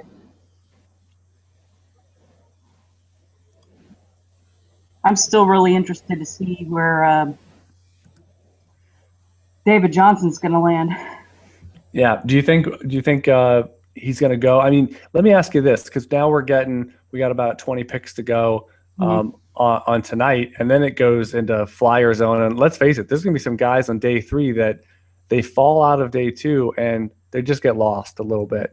I mean, people generally, I mean, they really are kind of up on the first 3 rounds, the first 100 picks or so, and then it's they lose track of guys. That's really where the up on it dynasty owners can take advantage and be prepared all the way through your rookie draft and not just for your first couple picks. Right. Is there a guy that you're saying to yourself, man, if the NFL lets them slip through these, everyone's passing on them one more time here, that you're really kind of rethinking things, or that you're just not really going to push them up to maybe that top 20, 25 of a rookie draft because of where they're going? Well, the thing is at some point, because there hasn't been as many guys taken. I mean, what are the total skill positions taken so far? Number one. I don't know. Just going through the positions. So we got the 2 quarterbacks. We've got 11 wide receivers by my count. We've got 4 running backs and 2 tight ends now. So yeah, it doesn't feel like a lot. So it feels like we should be getting, we should be getting probably another 2 or 3 running backs, just kind of glancing at it. And then, I mean, Sammy Coates would be kind of surprising if he goes all the way around 4. He would kind of turn into a Martavis Bryant type of, you're getting a lot of athleticism for day 3 from a major conference guy. If he doesn't get picked up here, and I'm kind of looking at the board, I mean, I think Atlanta would be kind of interesting for a Sammy Coates type to take as a number 3 with like no pressure out of the gate, can really refine things with, a technician like Roddy White. And I mean, Julio Jones is more of that athlete. So, I mean, you kind of get both sides of the coin from a mentorship standpoint. And the Saints, I mean, Minnesota, Cleveland, this is really murderer's row right here to think that 1 or 2 wide receivers doesn't go. Of course, I said that in round 1, and I completely Right. Well, again, it's really hard to get the big men. They go quick, and teams know that, and so running backs and wide receivers, like you said, they may be most important and foremost on our minds as fantasy owners, but the owner in the NFL, they know they're going to slide because everybody's going for the big defensive guys and the big offensive guys, and those are more rare. And if you don't get them early, there's a good chance you're not going to get them later and productive. So if you've got that big hole, that's what you've got to fill. Mm-hmm. And I think that right now, this 6-7 team slot here, actually, even in the New York and San Diego, this could be some skill players coming up. I'm hoping. Yeah, and like I said, I think wide receiver coming up over the next few picks, and we've got to see. I mean, I got to look back at some of the quarterback last draft, like 10, 15 years worth of drafts, because this gap between quarterbacks, Right. the top couple, and now we're going to get to 75. I mean, just looking. I mean, maybe the Saints take somebody, but this is just unreal. I mean, I'm looking. Yeah, this is. I'm not seeing anything close to this sort of separation. In 2008, you had from pick 18 to 56, and Brian Braum. I mean, there's a name from the past. I remember thinking that the Falcons might take Brian Braum instead of Matt Ryan at 3 overall back in 2008. Wow. That would have been a train wrecky. I'm going back more than a decade, and I'm still not seeing anything close to this. Actually, 2000 was pretty close. You had Pennington at 18, and then you have Giovanni Carmazzi at 65. So a round and a half or so without a quarterback. So this just doesn't happen. And I think it just kind of solidifies. And, I mean, all the chatter we heard before the draft was exactly this, which is it's 2 guys and then a bunch of nothing. And if nothing else, this is going to create – I mean, let's face it, there's going to be value to be had from a superflex standpoint with one of these next quarterbacks. So they can't be going all that high. I mean, I would think a 3rd-round rookie pick at most for whoever goes next, whoever your next flavor, your favorite is of these next 2 or 3. Did you say even in a two quarterback or a superflex? Yeah, I mean superflex. Now, if it's like a 12-team 2 quarterback mandatory, I mean those are sort of survival leagues because it's just like get a warm body. Then maybe you're still going to go into the 2nd round for a Hundley or a Grayson or a Petty. But again, I mean, Doug's a great Doug's a Grayson guy, and I'm more of a Hundley guy, and I know Petty has his backer, so it's going to be one of those dealers' choice because just because you like a guy, I think another owner could definitely go in a different direction Right. before you get a crack in that 20 to 30 range of a super flex. There's Tevin Coleman, good spot for him. There we go, and I kind of wonder. My initial reaction when I just glanced is, man, is Atlanta going to open enough holes? Right. For Tevin Coleman to really kind of use that speed. But you know what we saw? I mean, just to put a name to it, I mean, Antoine Smith, right? Antone Smith, he did quite well. I mean, he busted some big plays with pure speed in recent years, and he was sort of leaving his peak age and career arc. So Coleman, I mean, you get an infusion of young speed. You get 7 men in the box, 6 men in the box, try to get Coleman in space. This could be a good decision. And again, Devonta Freeman, I don't know what owners were really expecting for him to survive through 3 or 4 rounds because this was highly anticipated. I waivers in one league. I only owned him in that one league, but I knew I didn't hold any hope. It was a drop my cornerback, pick up Devonta Freeman type move. Yeah. And it's more of the position than anything else because, again, no one should have been surprised that Coleman is going ahead of Duke Johnson and Tevin and Jay Ajayi. I mean, that was certainly within reason, if not with Coleman's solid pro day, something that was more expected and likely. But, yeah, so now we got Ajayi, we got Duke Johnson, David Cobb, Mike Davis, right? You're a little higher, I think, on Mike Davis than I am. And, of course, David Johnson. I've got Mike Davis and David Cobb ranked neck and neck. Okay. Yeah, David Cobb, he's very, very average across the board, but I kind of think he has a role in the NFL just as a dependable grinder between the tackles and a guy that doesn't really make a lot of bad plays. And I think there's something to be said for that about someone who he's not going to take a risk. He kind of knows his physical limitations and someone that can stick it up between the tackles. That's something that I think is coming back in the NFL and something that we maybe don't rate highly enough as dynasty owners, that consistency factor, that sort of Frank Gore-ish quality. You want to announce this pick? Yeah, it's that defensive end with the big long name from UCLA. The bingo and Scrabble. Yeah. Odizuwa. Something like that. He's a big dude. Kendrick's teammate. We'll just say that. Yeah, there you go. That's the easiest way to say it. Yeah. So now we got the Saints coming up at 75. And yeah, now they might be in. They've got 2 picks here in the next 4, and they might be gonna be taking like the Bryce Petty here. Yeah. Or with their. They might take Bryce Petty here so that Cleveland doesn't get him, and then Cleveland, who knows what they're gonna do. Yeah. Themselves somehow. This is more and more. I'm rooting for David Johnson to keep slipping. Going round 4, going round 5, and whatever the dialogue for NFL teams is. I just really like the combination of being able to catch the ball and that athletic upside. Right. He actually has a higher athleticism score than any of the backs that have gone so far, and any of the ones that are projected to go in the next round or so.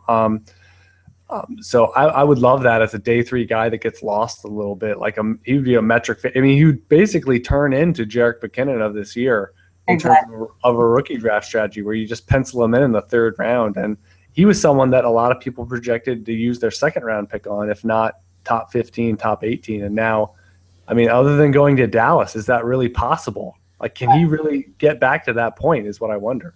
I don't think so without getting that juicy landing spot like you were just saying. Because, Atlanta goes off the board here, just kind of filling in my team needs. So you have Arizona left potentially. You mentioned the Patriots. I mean, you're definitely not trusting whoever they pick, right? Adding to the mix of, LeGarrette Blount, and they got James White, and just trying to figure out that weekly amalgam. Right. Yeah, their MO over the last, especially through the Belichick era, and I'm not sure if you monitored this or seen, but they sign a rookie running back, use him for 3 years, trade him to either the Jets or the Bengals or somebody like that, and then turn the next one. 3 years and gone. And then they, like Curtis Martin, I was so sad when they traded him, but he went on to have a very successful career and was a great little running back. But they just want to have the rookie salary for that position. That's what they earmark for it. They pay other positions. Churn and burn, and it's very, very sound, and it's exactly how Belichick uses running backs, whether it's a season-to-season, week-to-week basis, and taking advantage of that rookie contract, knowing how fungible the position is. I mean, it's perfect. I mean, we hate it, right. But from an NFL sense, it's actually perfect. And I don't know why. Like, I couldn't even. I mean, as much as I like Todd Gurley and running backs come around that I really like, but I agree with, I think it's the Mel Kipers of the world, where he just said, well, I would not take a running back in the first round.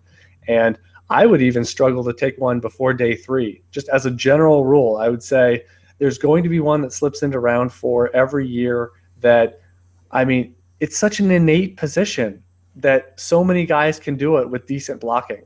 So if you want a better run game, instead of spending these top picks on running backs, invest it in your offensive line, right? Because what's going to make the running back successful? Yeah. And that's the thing, too, like you were saying with the Jerick McKinnon late round, David Johnson potentially late round. If you make an NFL roster, it doesn't really matter as a running back if you're a 4th round, 5th round pick, even an undrafted free agent, Arian Foster, Isaiah Crowell. There's a chance you're going to get to prove yourself, and if you have that, your time will come. And it's just such a churn and burn position that there's going to be injuries. You're going to get your chance if you're a hard worker and you can block and you really work on that. That's why these guys are gold in the 3rd round of a rookie draft, and stash them on the roster. And yeah, I think one thing I want to do, and I'll probably have some time this offseason to dig into this, I want to look at not just – I want to look at how many running backs, like, say, get games, like how many running backs in the NFL or on the average depth chart get at least a game or two in a year of, 15, 20 touches in a game. Because we know either leading up to that game or following that game, you have a potential for a sell high moment for running back X, especially if it's not the starter, and for a decent clip, because they're just so valued in season. So I'd be curious. Just Garrett Grayson. There we go. And gets to learn behind Drew Brees there in New Orleans, 75 overall. This is the best spot for this. I love this. I love it for him. Develop, and he's got some starter upside, and Doug's probably doing his Jersey Shore fist bumping. I really, you know what? I'm in a couple of super flex leagues, and this is a good stash. I think I liked him before, and I like him better now. Yeah, he's gonna have to be there a while, but yeah, because Breeze, I mean, he's a technician. He's not really. I mean, with the way quarterbacks are protected now, you got to expect Breeze to have at least 3 years left if he chooses. And so, yeah, but again, it's a good developmental spot. He's someone that if you are rostering 4 or 5 quarterbacks, you roster Grayson, especially as a Breeze owner. I mean, you'd like him to kind of, if he needs to step in here or there, that's not a bad handcuff in a premium format, and someone that got some upside. And I kind of like it, in the Superflex. You take the guys with some appeal, but they're clear backups. That can almost work out better than a guy that shows his hand in the first year or so he's in the NFL, and we're like, well, he can't play. I mean, at least these guys retain something because of that mystique. Like the Brock Osweiler mystique right now. Yeah, like I'm pretty sure he can't play, and yeah. but he's got a lot of value still. He's good for at least early second. Yeah, we still haven't found that out one way or another. So what do? We assume he can because we see so many guys that can't. Right, and then let's go back to Debbie for a second, because that's the same philosophy. When you draft the Debbie, there's going to be certain windows of opportunity to trade them, even before they hit your main roster, even before they get to the NFL. As their hype builds, you could trade them and get like some first-round picks or whatever. Then as it gets closer and they're still on your team, and now they're looking like they would be a first-round rookie pick, there's another secondary sell opportunity, and they haven't even done anything. Yep. And so the Saints are still, a watch team for tight end, for wide receiver, but Chris Conley, here we go, Georgia. Wow. Yep, that's a good. I hate that he's in Kansas City fantasy-wise, because that's the black hole of wide receivers, but. And I had him projected about 110 overall, just as a rough cut. So he gets a nice bump up, and good for him. I already thought he was going to be someone that I expected to cost in that, rookie pick 20 kind of range. And I think he kind of jives with that, with where he just got selected. And he probably could be even in the third round. Because of the Chiefs landing spot. Exactly. Yep. Although it didn't really hurt Macklin's value. I saw a lot of Macklin trades that were insane. Insanely high? Yeah, they were getting like top dollar for him. I've never been a Macklin fan anyway. Yeah, me either. And certainly not in Kansas City. No.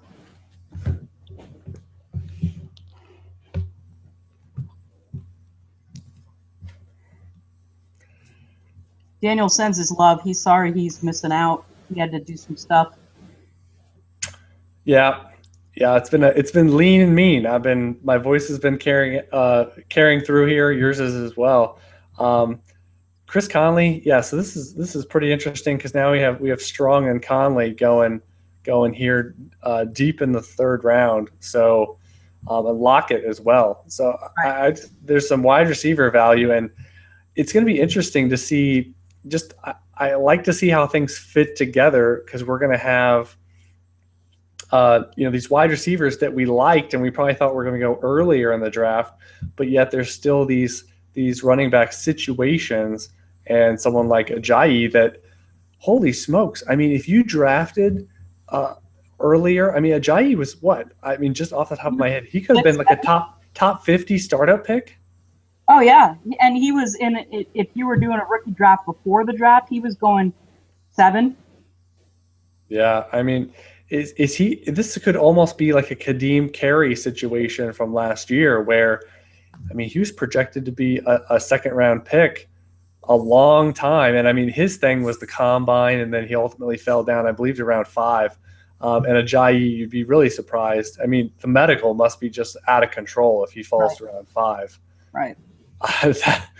Think about it. If half the teams flagged his medical, and the other half of the other half don't need a running back, and half of the other half already have a running back from earlier in the draft, that you're down to 4 teams. Right. Exactly. So if I followed that correctly, the half of the half of the half of the half, you're down to 4. Your math skills are. If we did a Venn diagram, nobody thinks algebra is really good, but a Venn diagram right now would be absolutely perfect. Right. By stock, right? And the intersection in the middle there. Yeah. Yeah, here are the teams that have running backs. Here are the teams that are scared off his medical. Here's, And there's some teams that just wouldn't take ones in the top 2 or 3 rounds. Right, so they're overall, in the outside. They're not in the subset. They're outside the Venn diagram. And then they went into their war room with, we're just not, we're dressing these other positions. They're going to get every single tiebreaker over running back. And so is Cleveland going to take a quarterback here? Yeah, and so Grayson's gone. So if that was their top guy, they're probably going to pass. And well, actually, I shouldn't say that. I don't think Grayson would have been the top guy. It would either be Hundley or Petty, don't you think? Grayson. Yeah, and honestly, Hundley's the type of guy that if I'm a team that I've just had some hard luck at quarterback, I need some upside there, and maybe you got a ho-hum veteran that's going to hold things down for the next year or something. You got Buffalo. Hundley would be the guy I would want because I see him more as a playmaker. I know he's got his flaws. I know he reacts strongly to pressure, especially up the middle. But he's someone that I'm willing to take that shot on, that Colin Kaepernick, Cam Newton light sort of player that if the light goes on, especially from a fantasy sense, I just feel like there's Russell Wilson in him too. Yeah. Where he moves a lot and he moves early, but that can almost be a positive as opposed to just a reckless running around like a chicken sort of feel. Right. So Cleveland and Buffalo are both in play for that potential next quarterback. Yep. And I think New Orleans, looking at the positioning, they had 2 picks out of 4. They took the quarterback first, wanting to make sure they got their guy instead of letting Cleveland make that choice. Yeah, and now basically everyone is still available except for, Chris Conley would have been very intriguing. And let's face it, we're going to be intrigued by anyone that goes. Please don't let it be like Rashad Green or something or like a Justin Hardy. I have a hard time. What about Sammy Coates? Do you think Sammy would fit in? Yeah, I think that would be great because they've always sort of had roles. And does Coates have more upside than maybe that Devery Henderson, Robert Meacham? Robert Meacham was a first-round pick. He did have some athletic appeal and upside, but Coates is just he's so polarizing because I just see him as such a workout warrior. He has that enviable physique and he grades out well kind of across the board. What's the weak spot? Production. He's got small hands. He's got some concerning qualities that just make me think. But again, 3rd round, I'm heavily interested in Sammy Coates. That's a bad slip. If he falls into the 3rd round, you just can't get. That's like getting Jerick McKinnon last year in terms of his athleticism for the position. That you can't say no. You just cannot. You cannot. So I would have him higher than Justin Hardy and Trey McBride. Yeah. Even like Waller and the Mayo. We thought Coates could be going like 35, 40 overall. This is someone we thought you reset the board here on Friday night, and Sammy Coates could be right there with the Devin Smith, the Dorial Green Beckham, and Funchess kind of grouping, and just not close. Not close. What? Where's the historical Browns guy? We got Goodell back to. Yeah, you're ahead of me a little bit, so. Oh, okay. I haven't seen who's walked to the podium yet. I like the historical guys. I like guessing. Yeah. Man, I still can't get over Ickey Woods and how big he is. Yeah. He looks like 30 pounds heavier than the commercials. Yeah. That have been out. He's been at the deli counter, like just consistently. That's been his move. That might have been part of the contract he had. Is like you're getting $30,000 and you can get all the deli meat you want. Yeah.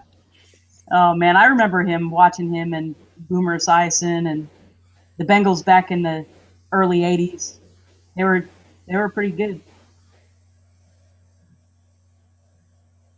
I hated that Super Bowl against San Francisco where Tim Krumrie broke his leg like early. Oh, that was horrible. That's the nose tackle. Well, was that the first one? That was when the 49ers were just getting going.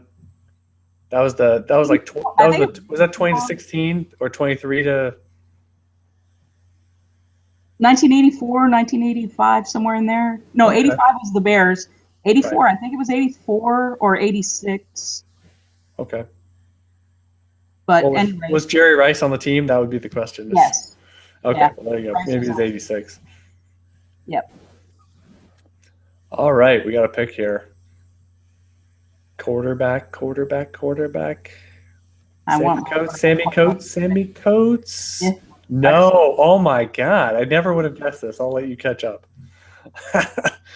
Definitely not on my Rolodex of options here.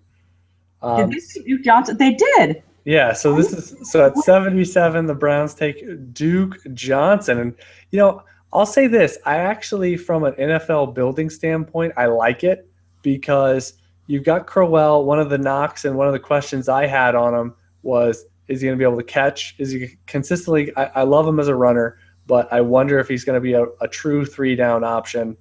And then, Terrence West, kind of the same story, more of a 2-down thumper that actually needs to run a little more physically for his size. But Duke Johnson, same with Abdullah. I kind of question, is he going to be a 3-down guy, or can he do early between the tackle work? Now he doesn't have to.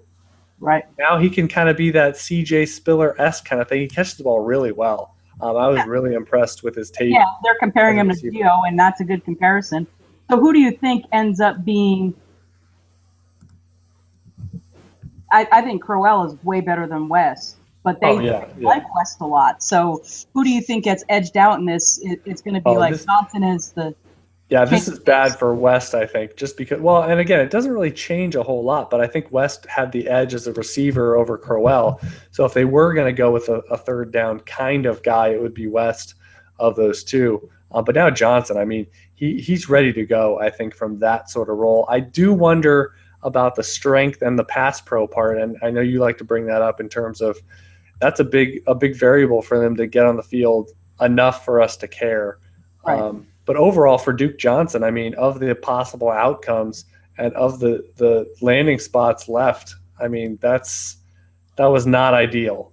Right, and for fantasy, does that just mucks up Crowell, West, and Johnson's value, right? I mean, until you can get a pattern and determine who's the odds-on favorite. Yeah. Well, and I'll be just my thoughts initially is I'm going to be bumping down Crowell a little bit, especially on his upside, just because what's his receiving potential now? I don't think it's very much. And for West, he's going to get a big dump down because it's almost like he's going to need an injury to be all that prevalent in my eyes. And Duke Johnson, this isn't good news. Again, it's a far lower level across the board, but it's almost like Seattle where, if you're not the lead guy, and there may not be a lead guy here, right? And in a true sense, is that it takes a lot off of all of the parties. Right. So if they go with the hot hand, and you never can tell, it's a Patriots part due. Yeah, and Crowell, it's going to be, did he score a touchdown that week? For West, it's going to be, was it a game that they led a lot and, they have two guys that maybe get 12-plus carries? For Duke Johnson, maybe it'll be when they're behind. And can he get a lot of checkdowns and get 60-plus yards receiving in that given game? I mean, I get it. Again, the Browns, what do they got? They better have a good run game, right? Because it's certainly not going to come from passing. And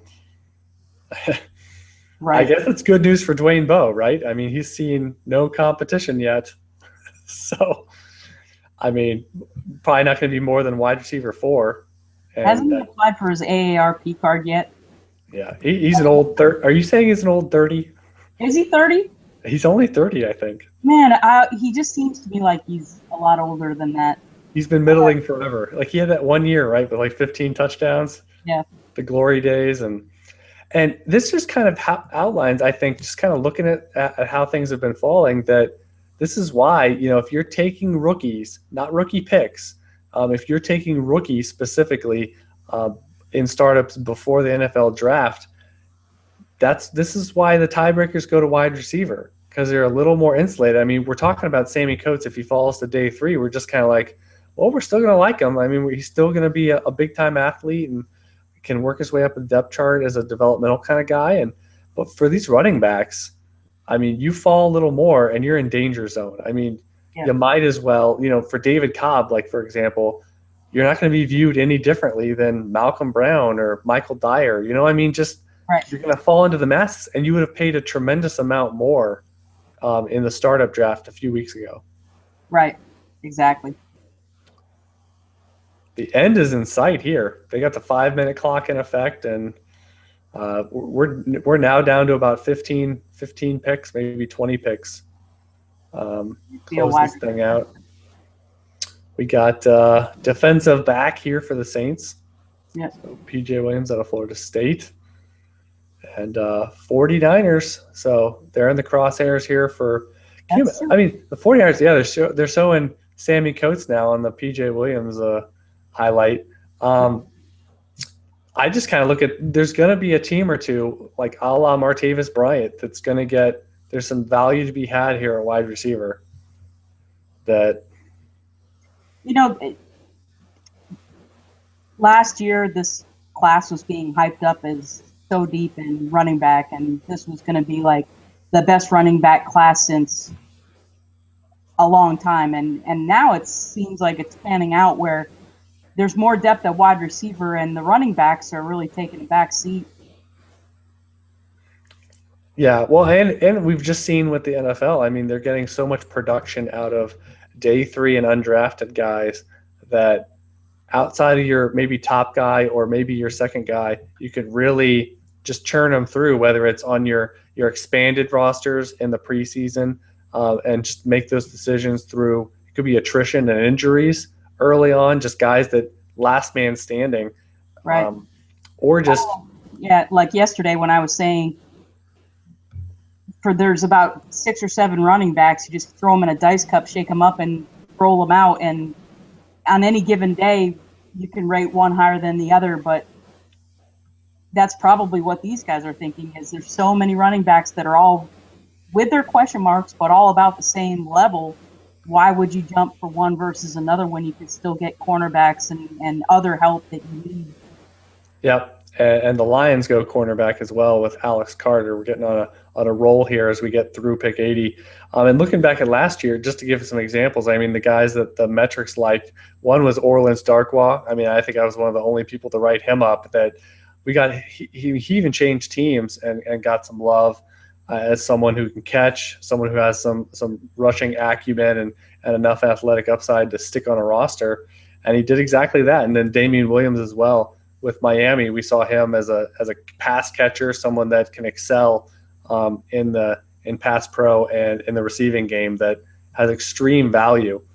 So there's been a host of other guys. Brandon Oliver too. I mean, he was able to stick on a depth chart. So yeah. Well, Marion Grice, Tyler Gaffney, right? Hey, let me get your take since you follow the Patriots probably closer than I do. Tyler Gaffney, I mean. All I did for September was say, stash him on your IR, get him on there. And so now that we've seen Ridley and Vereen leave as expected, what do you kind of think of that Patriots depth chart, pending if they take somebody in the next couple of rounds that could potentially impact things? Right. I haven't heard any real scuttlebutt. I would imagine that LeGarrett's going to be their number one.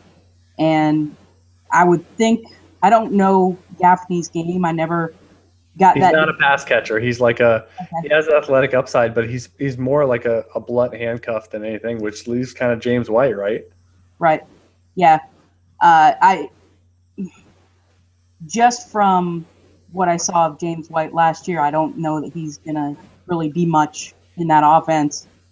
Well, he's just not. He's an average guy. Like he's so. I mean, I know he produced, but from an athletic standpoint, it's like. Him and Kadeem Carey are just these subpar guys that, I mean, they've maxed out in college, and now they're not going to be able to hang in the NFL for very long. Right. I think that they'll probably get someone to fill the Vereen role that can catch, like a David Johnson or Jay Ajayi. Yeah, like how excited would you be if it was David Johnson here in another? It looks like they have 2 picks.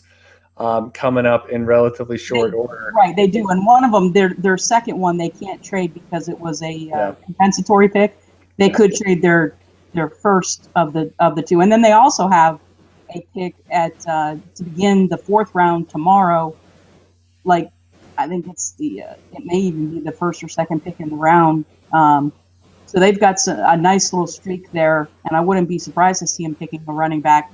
I would be excited for my Patriots, but not from a fantasy perspective. Whoever the running back is that goes there will be a great asset to the team, but fantasy-wise, you just can't trust Belichick and the hot hand and stuff. It's kind of like what we've got now with the Browns.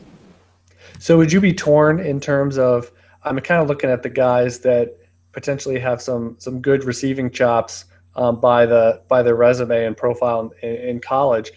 David Johnson, of course, but even someone sneaky that would be deep into day 3, like a Zach Zenner from the small school ranks, or your guy Mike Davis has one of the higher scores remaining yet of guys that potentially could get drafted. So would this be you'd be happy from a New England standpoint, but you if they were someone you liked, it would kind of be a negative in terms of their predictability, and you're apt to draft them. Exactly. I mean, would you shy away from David Johnson if he goes to the Patriots here in the next 15 picks? Would you not be looking at him in the late second or third round because he went to New England? It would honestly depend on who else is on the board. Okay. I wouldn't shy away from him talent-wise, but if there was a wide receiver or another running back that had a better situation, I'd probably have to go the other way. Yeah, and looking at Mike Mayock's big board, and one thing with all these hangouts is I've been missing the Mike Mayock analysis. Yeah. The draft, which has been a favorite of mine. I pretty much, a lot of the rest of it is white noise to me, but Mayock I'm really drawn to. I was shocked with his mock draft though. And what stood out mainly? I'm sorry? What stood out? Oh, they had like Melvin Gordon. He had Melvin Gordon to the Cleveland. Oh, he was his top back, right? What? Didn't he have Gordon as his top back? Yes. And he had him going to the Browns. Well, but just in general, just saying he's the top back is wow. I mean, but yeah, looking at his best remaining, I mean, he has David Johnson above Jay Ajayi. He's got Sammy Coates. I mean, a lot of these guys are top 60, top 70 guys. So he's kind of, I'm sure he's talking those same guys up. Yeah, he had Todd Gurley going before Melvin Gordon, but he admitted that he had Melvin Gordon as his higher rated back. And he was probably going by, here's what I hear NFL teams saying. Right. Yeah, and that's kind of the push-pull of doing an actual mock draft. It's like, how much of your own interpretation do you put in there, and then how much do you put in of what you know and what you think? Do you try to be right, or do you try to be like kind of politically correct? I was listening back. I can't remember offhand, but I did a decent job on Doug's little test for the first round. Yeah, I got a couple of the later ones right. That kind of shocked me. Well, I killed it yesterday, but today I'm having a lousy percentage of trying to predict anything today. But I'm really surprised. Like, neither one of us said Amir Abdullah for the Lions. I mean, we really didn't. Like, I can't believe I didn't put that together with the Reggie Bush left. I mean, they do have a vacancy. I know Theo Riddick is there, but let's face it, he's capped out, and I don't really think he's a difference maker. He has good hands and kind of do some stuff, but they clearly sought an upgrade. And I always say this, we saw Riddick kind of fill in for Bush, but then the true litmus test for these fringe kind of guys is when the team gets an opportunity to address the position, really reassess their depth chart. What do? They're going to get a crack in free agency. They're going to get a crack in the NFL draft. And that tells you everything you know about Theo Riddick right there. Yep, exactly. My only excuse is I did get up at 3 o'clock. After going to bed around midnight, I got up at 3 o'clock this morning. Very small nap a little bit later. I did get my Cowboys-Patriots tickets, by the way. Oh, wow. All right. Because they went on sale first thing this morning. So I was up at 3 o'clock and just every hour was checking until I got through. Oh, my God. You are committed. Well, how often does that game come around? Is it every 4 years? I've never seen them play. This is my first chance to get to see them play live, and I can't even remember the last time that they played each other in a regular season game. Yeah, because they're not even, if they were in the same conference, they get a crack at each other a little more often. Right. Which is fine. That's a lot of people are like, you can't have two favorite teams. It's like, well, I can. One's an NFC team and one is an AFC team. So what do you root for if they play each other? I mean, I know it doesn't happen. In the whole time that I've been a fan, there haven't been that many times. And in this case, it's just I'm going to root for both. And I just want to see a good game. So to be able to be there and see it, and I've been to like 2 or 3 games at the old stadium, and I went to the opening Monday night game against Carolina when they opened the new Arlington Stadium, and then I've been to probably 2 or 3 games at the new stadium, which is absolutely a phenomenal venue. But for me now, it's about a 5-hour drive over. I'll spend the weekend over there. It's the week right after my birthday, so I'm real stoked. Very, very nice. We didn't really talk about this. It kind of got swept under a while ago. Clive Walford to Oakland. Right. Michael this is Rivera. just And there goes his stock a little bit. yeah. We only knew you. Yeah. And well, and It won't think about happen this. overnight, though. Right. But Walford is someone we kind of project as a two-way guy. He's got enough upside. The number of times on tape I saw him just manhandle guys after the catch, that's going to be really encouraging because that's the opposite of Michael Rivera, who's basically kind of a finesse guy, closer to a receiver than a tight end, I almost think. Kind of a lumbering, big, wide receiver that we saw now replaced rather quickly because he's just a guy. But this is really a big boost. I mean, we thought Oakland was going to go for weapons, but Derek Carr shot in the arm here with Cooper and now with Clive Walford, where they can just kind of grow up together. And now all those ancillary pieces at wide receiver they had cameo as number one, number two, number three guys can push down the depth chart as they should. Right. Exactly. Got Chargers going defense. Sun Belt Conference. I am all too familiar with the empty stands of the Sun Belt Conference from college. Nice. You see all these clips and it's like 3/4 empty. You see front row seats that are just vacant. Yeah. But anyway, just to finish the story, as far as I grew up in New England, I grew up in Vermont and was a Patriots fan. But because, one of 6 kids and we didn't have the means to get down to Boston for games, it's about a 4-hour drive. And love the Red Sox, love the Patriots. But with the Patriots, they were hardly ever on television. And the Cowboys were America's team in the 70s. And so I watched the Cowboys more growing up than I did the Patriots. When I became an adult and was able to go to the games more and lived in Maine, I went to the Patriots games as often as I could and just have always loved both and never wavered. They haven't really been a conflict of interest for the most part. That's interesting that the Patriots were the local team in terms of heading out to the stadium, and the Cowboys were the ones you actually saw on TV. Right. Quite a bit. As you mentioned, they were in their heyday. Right. And I was watching college football back then, and I fell in love with Troy Aikman at UCLA and knew that he was going to be a good pro quarterback. And for him to go to the Cowboys, that was very exciting. They already had Michael Irvin, and then they added some other weapons, and that was a great era of football. So the Eagles, we definitely didn't expect them to go with a skill position, and they go with a linebacker here, Jordan Hicks at 84. Arizona, I'm highly intrigued coming up in a couple picks with a running back because, again, I think it's just shaping up perfectly for teams that held out in late round 1 and round 2. There's still a lot of guys on the board to have your pick from, depending on your style and what you want. Yeah. And I just find the David Johnson part fascinating because it's kind of all about projection, I think, and you just don't find guys his size that have his level of agility, at least measured, and a guy with some straight line speed, a guy that we know can catch the ball at a high level. All those things come together in a very good package that I think would be appealing to NFL teams. That I don't know how you let him get out of round 3. I just don't know how, with the upside that profile creates. I mean, maybe it's the small school moniker, but I can't imagine. I mean, they took guys like Weston McKinnon in the 90s last year.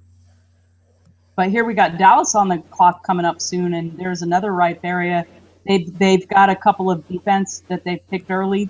That may be a good spot for them to pick a running back, even though Jerry said they weren't going to address it in this draft. He may. Wait, so I remember you hearing that on the last show. So not address it mean at all? At all. That was what he had said. He said, wow, we don't need to address it at all in this draft. Because of McFadden or what? No ancillary? I don't know what his... Because we can find undrafted guys? Or it has to be Ryan Williams. How about this for a little curveball? We got Tyler Croft tight end going off the board to the Bengals at 85. We got twin Tylers. And I mean, this isn't a threat to Eifert or anything. Oh, I mean, no, but just for folks that looking, I mean, he's the third tight end off the board, and people should know that it's just. Yeah. I mean, exactly. He was way down my depth chart. I mean, this is like a non-athlete. Right. So. You know who I'm looking forward to, and this is next year, is Hunter Henry from Arkansas. Yeah. Absolutely, and now kind of.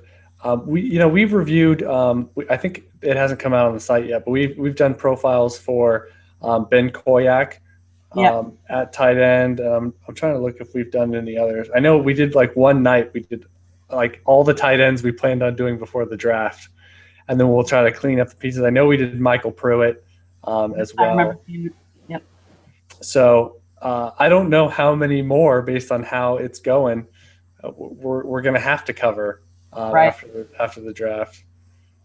So anyway, so yeah, we have Tyler Croft and these tight ends that go in after the top 45, 50, and Max Williams might be the exception, but they're just not. They're a dime a dozen for dynasty owners, and it's just like, I mean, look at a guy like Gavin Escobar. He's still kind of miring around as a primary backup that we've seen have some upside. They lined him out as a split receiver.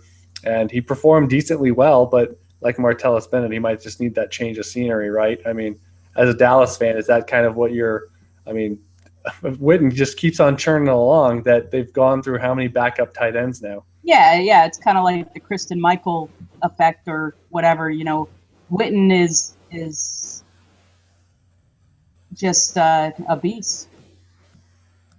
And he's not based on athleticism. He's actually a pretty athletic guy, dating all the way back to when he came out, but he's someone that he's so savvy. Like you just watch, he's a Tony Gonzalez type where he knows just how much to push off. He knows just how to leverage his body with his routes. I mean, I used to do recaps every single week for the Cowboys. And it would just be like, Witten, I would write the same stuff every single week, just so consistent with being a possession target and doing the dirty work on just 3 or 4 different routes. That's it. Yep. Being savvy and being a pro and not giving it away on the stem of his route and, pushing off that little bit, just enough to be, a good responsibility as a veteran. Because if you're not pushing off, you're not trying, right? That's right. Mike Evans gets called for it all the time, but it's like he'll learn. Yeah. The bend not break. The rules are there to be pushed to the limit. Yep. Because seriously, how many times in a row are they going to call offensive pass interference? They're going to eventually get tired of throwing the flag. Right. I've done quite a bit of officiating in my life, and it's all about advantage, disadvantage a lot of times. And if you don't think that the guy got a distinct advantage, you let it go. There's going to be some contact on every play. If you called every single thing, you'd never get through the game. So, do you have experience as a football official in any capacity? Yeah, I did. Okay. I refereed football, basketball, and I umpired baseball. Wow! In college, and this is actually something when I have more time, I would love to get back to officiating because I did flag football, even up to regional competitive levels. In college, I did soccer, and I did volleyball. Also did basketball. Basketball, man, it's a blast, but it's the most reactionary, fast-moving, split-second decision of all of the sports I mentioned that I've done. Right. I imagine hockey's probably similar in just the amount of data you're computing with the up and down nature of going up and down the ice or the field. The thing about officiating that a lot of people don't realize is, when I refereed football. Whoa! Let's stop. Let's get back to this story in a second. We've got breaking news. Perfect. With Arizona at 86 selecting our boy David Johnson. I like this. And this is bad news for Andre Ellington, who his calling card was as a receiver. Get him a and no offense, and David Johnson's better than you. So This. You might as well join Trey Mason on the bench. Yeah, really. Except Mason is holding on to some talent level that Ellington. I mean, yeah. You had such a big window to sell him too. Right. You want to hear a good one? Yeah. I just looked back at this one because I wanted to make sure that I had it correctly. It's a super flex league, and I'm pretty well set for quarterbacks, but I needed some depth. And I had Deron Carter, Kerwin Williams, and Jerron Brown. And I traded all three of them for Geno Smith. And a lot of people were like, what? Kerwin Williams is Andre Ellington's backup, and he's good. And Deron Carter is on the Colts, and he's going to get all these targets. And it's like, are any of them even going to start or even have a job? And Geno Smith, while he's not great, if he's the starting quarterback for the Jets, he's got value in a super flex. Yeah. And there's Sammy. Yeah, and let's get right to it. We're going to get back to officiating talk on the couch here in a second, but this is an interesting. I mean, this has got to be a best case, best player scenario because they take Martavis Bryant. This is a team that has lacked that vertical big receiver for quite a while. They take Martavis Bryant last year, and now they double up with Sammy Coates. And we just did a player spotlight, Doug and I, on Marcus Wheaton as a request. And this is just for a guy that got so many snaps last year. The writing's on the wall. Nice knowing you, and that was your chance. Yeah. I had a guy try to pawn Marcus Wheaton off on me, trying to say, he's this great player, and, I wasn't buying it. And finally I wrote him a paragraph about his metrics, and if he's so great, then why did Martavis Bryant come in and do what he's doing and look at his metrics? And, there's no way that Wheaton is their future. He's disposable and so average. He's so average in every single capacity. He's an up and rising wide receiver, and I was like, no, man, he's a down and falling wide receiver. Yeah, I actually did see. I think RotoViz did an article about how Wheaton was a trendy sleeper heading into this year, and I mean that should be retracted immediately. And not that Coates is someone that's going to come in and he's technically pro ready to every extent of the word, but I think Coates is now going to be interesting because he's going to get moved down quite a bit because of the situation, right? I mean, what's he going to be? The number 3? I can see the storylines already, but you're just kind of investing a round 3 rookie pick and I'm investing in the athlete basically. And who knows how that develops? What if Bryant doesn't he emerge from his positive start to his career as a rookie? And now we're getting a run here. I know. They're keeping us on our toes because the Rams at 89, they're going back to the quarterback well. And this is not what Brett Hundley and Bryce Petty backers thought would happen because it's Sean Mannion as the 4th quarterback off the board. Right. I haven't scouted this guy very much. Yeah, we actually did do a spotlight on him. I don't know. I think it's out already. We did a lot of the quarterbacks a while ago. And he was someone that it kind of reminds me a little bit of Matt Schaub. He's like a big, pure pocket passer, maybe a Mettenberger, but he doesn't quite have the arm talent. He's just not someone I'm overly high on. But again, he's going to a competitive depth chart. Right. And that's probably the thing to know for Superflex because Foles gets hurt. Foles underwhelms. I personally think Foles is an average kind of guy that had one great season in a system that the NFL wasn't ready for, if you want to put like a storyline to it. And he kind of reverted back in 2014 to sort of what you'd expect from his draft position and pedigree. And now he's going to get some competition. Yep. Because Mannion's someone that can develop. And they're flying through this thing. Yeah, they are. They'll might throw another skill position at us. This could be running back, right? No. Baltimore doesn't go running back, so they go defensive tackle Carl Davis. Iowa. We don't have our Iowa native here, right? But yeah, we're zooming up. We're actually down to like 8 picks or so. We're going to put a bow on this thing. So get back to officiating. I think we were talking about the speed of hockey and the speed of basketball. Right, but I was starting to talk about in the football when you're in the backfield, defensive backfield, the back judge. as a back judge, and the play is coming towards you, it's as if you're playing the game. You've got to read the play so that you're not in the way of, and so to read the blocking on whether it's going to be a run play or a pass, and then to be able to get downfield to cover the pass, because a lot of the games that I officiated were 6th, 7th, 8th grade, and you got 2 officials, so you got to cover a lot of ground as well, or maybe 3 officials, and but it's not like 7. I mean, even in college, I mean, even in these lower level, they do 5. I mean, I mean, for people that don't know what we're talking about, I mean, there's a wide range. You get like Pee Wee. I mean, I did Pee Wee too, where it's like 2-man. I mean, and you really, you're bound to miss. I mean, you miss a lot because it's all about angles. As you said, if there's a sideline pass deeper than the deepest guy, and what if he catches it and doesn't get tackled? What if it's going to be a play where you have to see the feet on the sidelines? Like, there's so many ways for you to not be in the proper spot to see it. Yeah. And just that technician side. Like, I just got into it because I was like, I like football. This will be interesting to learn more and be close to the game. And some of these guys that were probably high school players, and now they're going to do some, rec league competitive on flag football, and just you learn about all the technical side of officiating. And do it one time, even if you do it with your buddies that are playing 3-on-3 basketball, and be the official, right? And you're going to get such a respect and stop giving them so much crap for bad calls and calls that you make, and you're supposed to kind of commit to in the moment, because we don't have replay, and you kind of got to go with the call. Well, the reason that I got into officiating was because of my coaching. I figured being an official would help me be a better coach.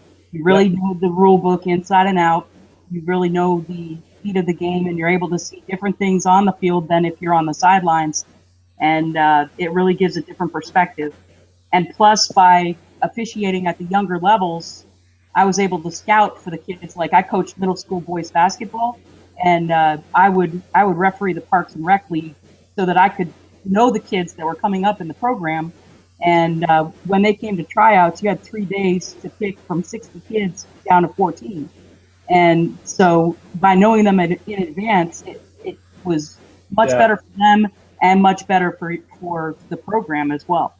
I remember that, like in Little League, they would have like a minors and a majors, and they had this little tryout day. But I'm sure the best coaches had already sort of pre-scouted a lot of the guys, because, I mean, come on, you're picking between like 9-year-olds and 11-year-olds, like that range. And it's just like you're seeing a field of a few grounders and hit a couple balls. Like, how much are you really gleaning from this low-level pro day, so to speak? But I'm sure, like you said, every edge these coaches can get, whether it's, as you said, through officiating or just getting more intel on these kids, that it's getting more and more competitive. Yeah. One time when I had just moved to a new city, new state, I was going to be coaching, assistant coach, Little League, and we were there at tryouts. The 12-year-olds came in, the 11-year-olds came in, they're walking across the gym. The 10-year-olds come in, and they're walking across the gym, and I pick out this one kid out of 100 kids in the whole gym. I picked out this one 10-year-old walking across the gym, and I said, "Who's that kid with the CCM hockey shirt?" And they told me his name, so I wrote it down, and sure enough, he was the #1 pick in the draft. And just from watching him walk across the gym, just his swagger, the way that he was walking, I just knew he was an athlete, and it was really just kind of funny because that's how you develop talent. You've got to be able to see just how to move, Yeah. Even in baseball is not the most athletic of all the sports, but you still want to have athletes. Yeah. So now, I mean, I'll give a little final look here at some of the more appealing landing spots. We've got Dallas. The pick is in. We're just kind of waiting for it here at 91. Running back, so we're still thinking about that. Apparently, Jerry is committed so far. We haven't seen that pick come in. And frankly, David Johnson off the board. So if it's not Jay Ajayi, maybe a David Cobb type, a Mike Davis. I mean, we've gone through a few of the options that could be in play in round 3 and round 4 for Dallas. I still think the Panthers are pretty interesting from a running back perspective. You got Jonathan Stewart held together with some duct tape, and I think the Colts are kind of. What's that? Isn't he also 28? Yeah, 28. That's going on 35. Right. Probably has a year or two left at most. And I think the Colts are a sneaky spot where you got Frank Gore probably in a 1 or 2 year window and nothing behind him. So you could get someone that situationally almost has a depressed value if you get someone that you believe in long term that can develop, carve out a role this year, and then has that upside appeal that if Frank Gore retires, something like that, you're gonna get the bump even before the production comes, and you'll have a nice profit on your hands. Yep. And so we still didn't get Texans, and I think the Jets are kind of interesting. I know Ridley went there, but they still have, now that we're already outside the top 90, I mean, I don't know if anyone's going to have more appeal than Ivory and Ridley sort of in that backfield. Right. Who did Buffalo just take? I missed the Buffalo pick, I guess, when we were talking. Okay, I thought it was I don't have Buffalo on here, so. Did they trade? Because they were going to be on. No, they must have. And actually, the Broncos, how about this? They go well with tight end. Jeff Ireman. Jeff Ireman that Doug had to kind of convince me. He was someone pretty far down my radar. But, again, Ohio State has had some success turning out some decent tight ends, and he's someone that didn't really get a full shake in terms of showing what he can do at the college level. So he comes off the board now, the fourth tight end. They're at 92 overall. But someone that, I mean, frankly, I can't imagine how many people, even in tight end premium, are drafting him with that sort of, you got Owen Daniels and you got Virgil Green. I mean, this is something that you got to really project ahead to kind of see anything out of that pick. I kind of wonder, I mean, Broncos don't have that many skill position holes, but I kind of wonder why they would go that direction. Do you think Owen Daniels has any value this year for? I do. I think he's kind of sneaky, and he could be sort of a back-end tight end one. I know they gave all that money to Virgil Green, and that's someone they've been grooming in the background a little bit there. But yeah, I think Daniels is sort of that savvy guy. He could almost be a Dallas Clark type, a little bit past his prime, but that type of player with Peyton Manning, where he's just dependable, good hands, but health has always been a concern with him. So that's something that the moment he kind of strings together a few games, you'll always have that feeling of, maybe I should just kind of get out now. Yeah. I'm going to plug one of my Homer boys. I wanted Trey Flowers to be off the board by the end of the third, and he's got like a second, third round grade. So maybe one of these teams coming up take Trey Flowers from Arkansas. Yeah, and now we're down to 6 picks left. We've got 2 for the Patriots, so back to back, and very few trades. Right. This has been just zooming along with the 5-minute clock. Yeah, the trade's really early in the round. That second round seemed to go on forever, and maybe it was just we were seeing a lot of non-skill position players that we kind of thought they would catch up with some of the players that we thought might go at the end of round 1. So now we got the Packers here at 94. Don't really think they go running back or wide receiver. Actually, curveball. How about this? And this is hilarious because we know their track record with wide receivers is strong to very strong to elite. And Doug loves him some Ty Montgomery. So this is someone, I mean, is this something that's a demerit for Jeff Janis? I mean, they already have a very strong depth chart at wide receiver. I mean, no real needs. What's that? Aberdarius.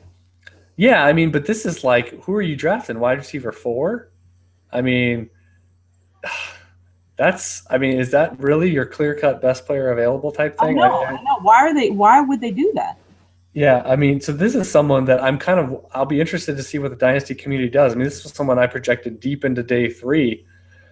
Maybe it's for return purposes. I mean, this is someone who's built kind of like a running back that could be more returner, more kind of, maybe they get Randall Cobb out of the gadget role, and maybe they put someone, maybe they can throw in there, not be afraid to get hurt. Right. Someone like a Montgomery, but still you're investing a top 100 pick. That feels really rich. That's on like the Gurley level of just me being surprised, both by the position and both by the player. Matt At that Jones. spot. I like this guy. This is a good fit right here. Oh, I am digging this. Yep, I like this too. We're getting a little run here. So we got Matt Jones, a UTH favorite. Yes, please. Yep, big boy. So trying to catch up here. He's a guy I really like, and we did the spotlight. I can't remember if the spotlight's up or not, but Doug had this pointed question of just give me the metric love on why you like Matt Jones, and I said I don't have any. Right. Yeah, I remember. I have none because the metrics suck. It's just that good old fashioned gut feeling of when I was watching his tape. Yep. He's a mini Marshawn Lynch. Yep. I really see it, and not just because of the number, and not just because of the dreads. Not the only one that I've heard though that has that same kind of. You watch his tape and he just pops. It's kind of like the same thing you and I. When we talk about Devontae Parker, he jumps off the page metrically, but he doesn't do anything for either one of us when you watch him. And again, I know there's a lot of people that like his game and like him, and I don't doubt that he'll be a good receiver in the NFL, but there's just something about him he doesn't pop for me. Yeah, and just down the line, if that crops up, you wouldn't be surprised just because you've had these feelings all along the way. Let me reset here with where we're slotting Matt Jones in. I kind of thought he was going to be buried. Maybe he goes in round 4. But yeah, slipping in here, that's a nice feather in his cap. I mean, it was looking like maybe he would be some guy you could get in round 4 of rookie drafts. But now, I mean, he's kind of locked into round 3. Yeah. Which, if you're being but who would have guessed? I mean, if you had Vegas odds on Matt Jones going ahead of Jay Ajayi. I mean, is Ajayi getting like the Lake Seastrunk treatment? This is like really bad in terms of this fall now. I mean, it's official. Yeah, it's definitely got to be the medical. He didn't have any off-field issues like. Yeah. I gotta be medical. And again, there's guys every year that sort of we have maybe a little bit of an impression that it's possible, but we just don't really think that the value proposition, the risk reward for a team that they're going to say no based on maybe their innate talent or what they offer. And we're seeing that they're just shying away completely. And Matt Jones, I mean, who would have guessed he's the 8th running back off the board? I mean, wow. And that was someone I remember there was a ton of followers after they saw I did a draft, a startup breakdown where I was taking Matt Jones. I was so excited that I could take him in like round 15 of the startup. And then, I advised some followers that were doing some drafts to do that. And just that's looking like a big win because people might see that as being blocked. But again, Alfred Morris he's not, I just don't think he's a difference maker. So, yeah. I'm perfectly happy with that landing spot. And they were actually on my list. So, I mean, that landing spot at running back made my list of like 15 or so teams that I would be looking for, whoever they pick. Cleveland just traded with the Patriots. You got to have a Patriots trade, right? It's not an NFL draft with that one. And you know that they can't trade their next pick, so it had to that's probably why. Yeah, that's probably why they were. Who knows? They might trade both of them if they could. Right, but they can't. Yeah. So yeah, Matt Jones, and he doesn't go to somewhere like Dallas would have been. Not good from a trying to acquire him standpoint, but that would have been. Yeah, I like him. Now, how do you think?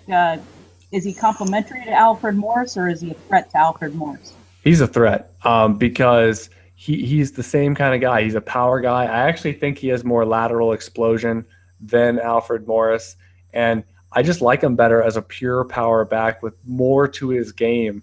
And again, Morris, with where he was coming from, you're expecting a lot to think he's going to string together what now would be 3-4 years sort of relevance from the very beginning. And let's not forget, it was supposed to be Roy Haleu, right? Back in the day, not Alfred Morris, to kind of emerge. Haleu got hurt. Morris kind of ran with the job, and that's how the story was written for Haleu, and now he's somewhere else.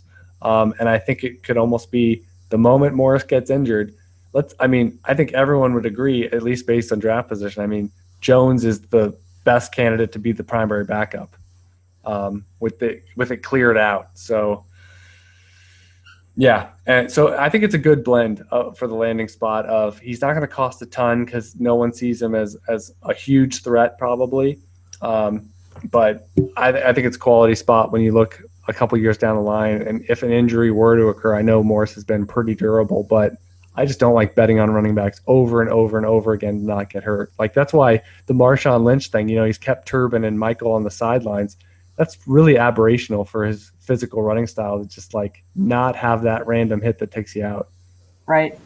I just got you get the emails with the trade bait updates. Yeah. Those are hilarious, by the way. Andre Ellington. It's like, Yeah, like I hate the trade bait is so dumb. Like the fact that it just allows people to be stupid because rarely do they put someone that's actually of interest. They're gonna put all the guys that they would rather just drop. It says lowball me. That's what it is.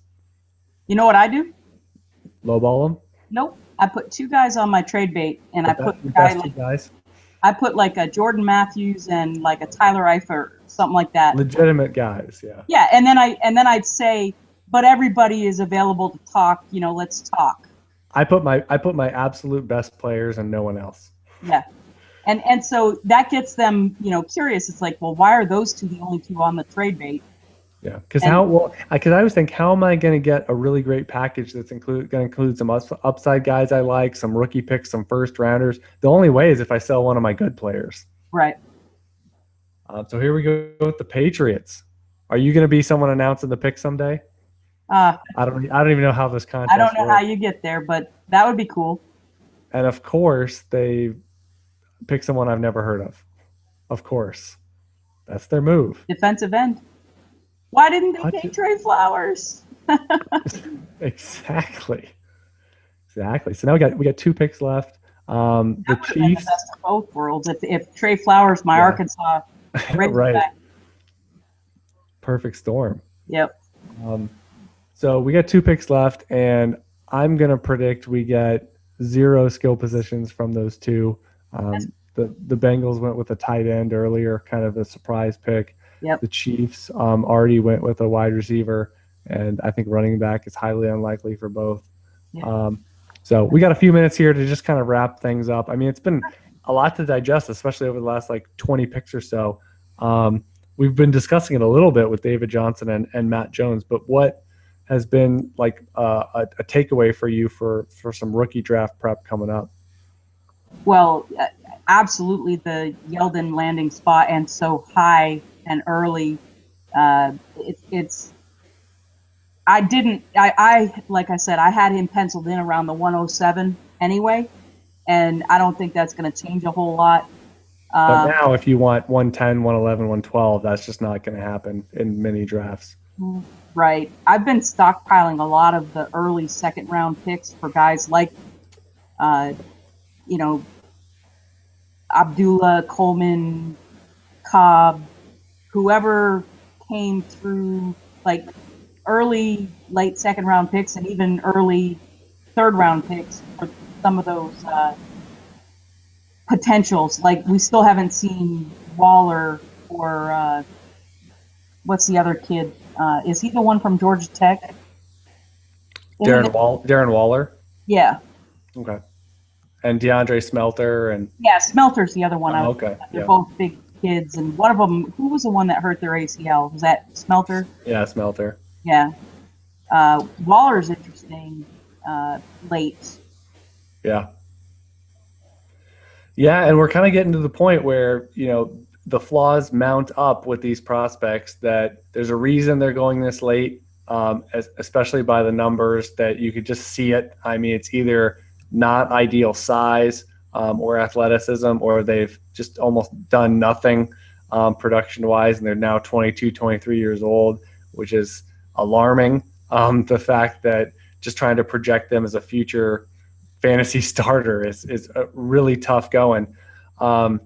So is there one guy? I mean, you said a couple players. So let's who are you looking for that you'd be shocked if they didn't go early in day 3 tomorrow? as people are boning up on this podcast and getting ready for the critical round of the rest of the draft.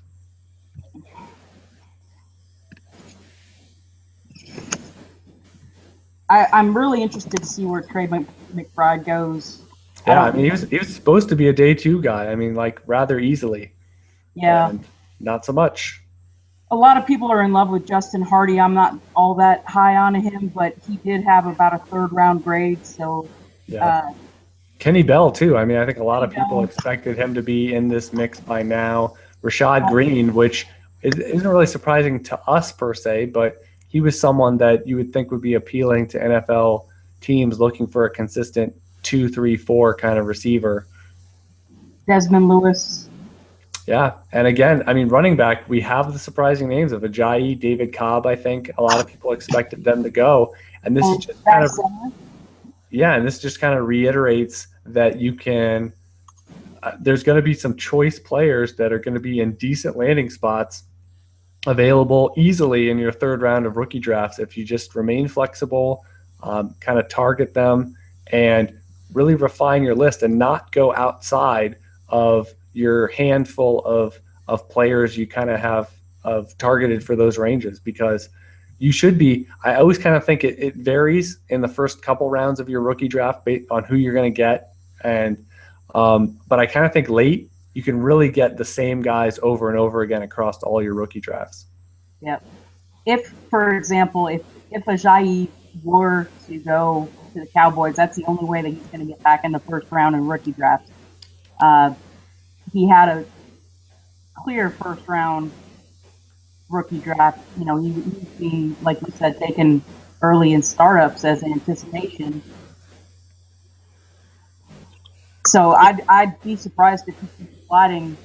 I'd like to know a little bit more about the why, because he's not a problem. Yeah. Well, I'm sure between now and when day 3 starts, there's going to be some stuff online about this, because he's obviously one of the bigger names out there that's. And we had a little bit of a heads up, but not a complete picture of the ramifications and the depth of how far this could go, because now he's slipping into the hundreds. Go ahead. I'm a little surprised too that Brett Hundley and Bryce Petty, those were the 2 next quarterbacks left out. They haven't even gone yet. Now, is Cleveland going to go ahead, because they have like a 9th or 12th or something overall pick in the 4th round? Yeah. But they just traded with New England, so maybe they don't, because they just moved up. So I don't know I didn't see what that deal was. But yeah, that's right. Yeah, the Patriots took 111 from them, so it looks like they have 116. So yeah, they're relatively early coming up. Right. So Buffalo still needs a quarterback, and Cleveland supposedly. So I guess this is good news for Manziel that they haven't taken one early. Yeah. So closing things up, I mean, Kate, I feel like we're besties. I mean, with the last 2 days, we've talked for like 7 hours, and tonight was very, very slim pickings. We had the rotation, the round table in full effect for round 1. And honestly, I mean, tonight was more fun and more informational for rookie drafts, I kind of think, because while you just kind of try not to miss with 1st round picks, I mean, this is really where the rubber meets the road with the later picks. And you mine value out of here where you're trading the guys for future 1st and future 2nds from the depths, and cashing out, or they're becoming, top 10 players on your roster. That's really how you win and how you build from the bottom up with kind of your built-in farm system. That's exactly right. And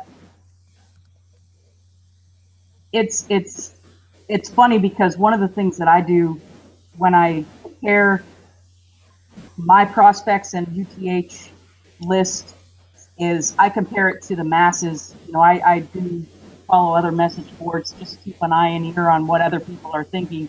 And I look for those areas of biggest differentials. So, for example, if TJ Yeldon is being listed on other sites as the running back 8 or something. Yeah, the 8 or whatever. It's like, okay, I need to be a little aggressive with him, whereas Matt Jones is being, his ADP is in the 3rd round. I know that maybe my mid-second would get him, or you look for also the guys that are sliding, like Aguilar will be one of the ones where they've got him rated quite high, and that'll make somebody else that we like fall a little lower. So you just compare the two lists and try to mine value, like you said.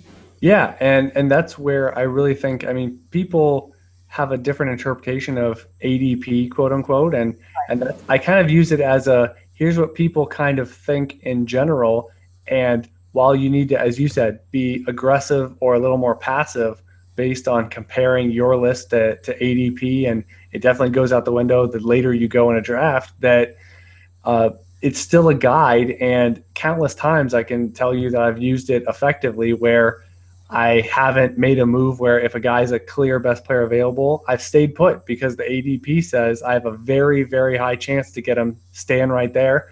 And when in doubt, let other people, kind of make the opposite picks in front of you when that's what the probabilities kind of say.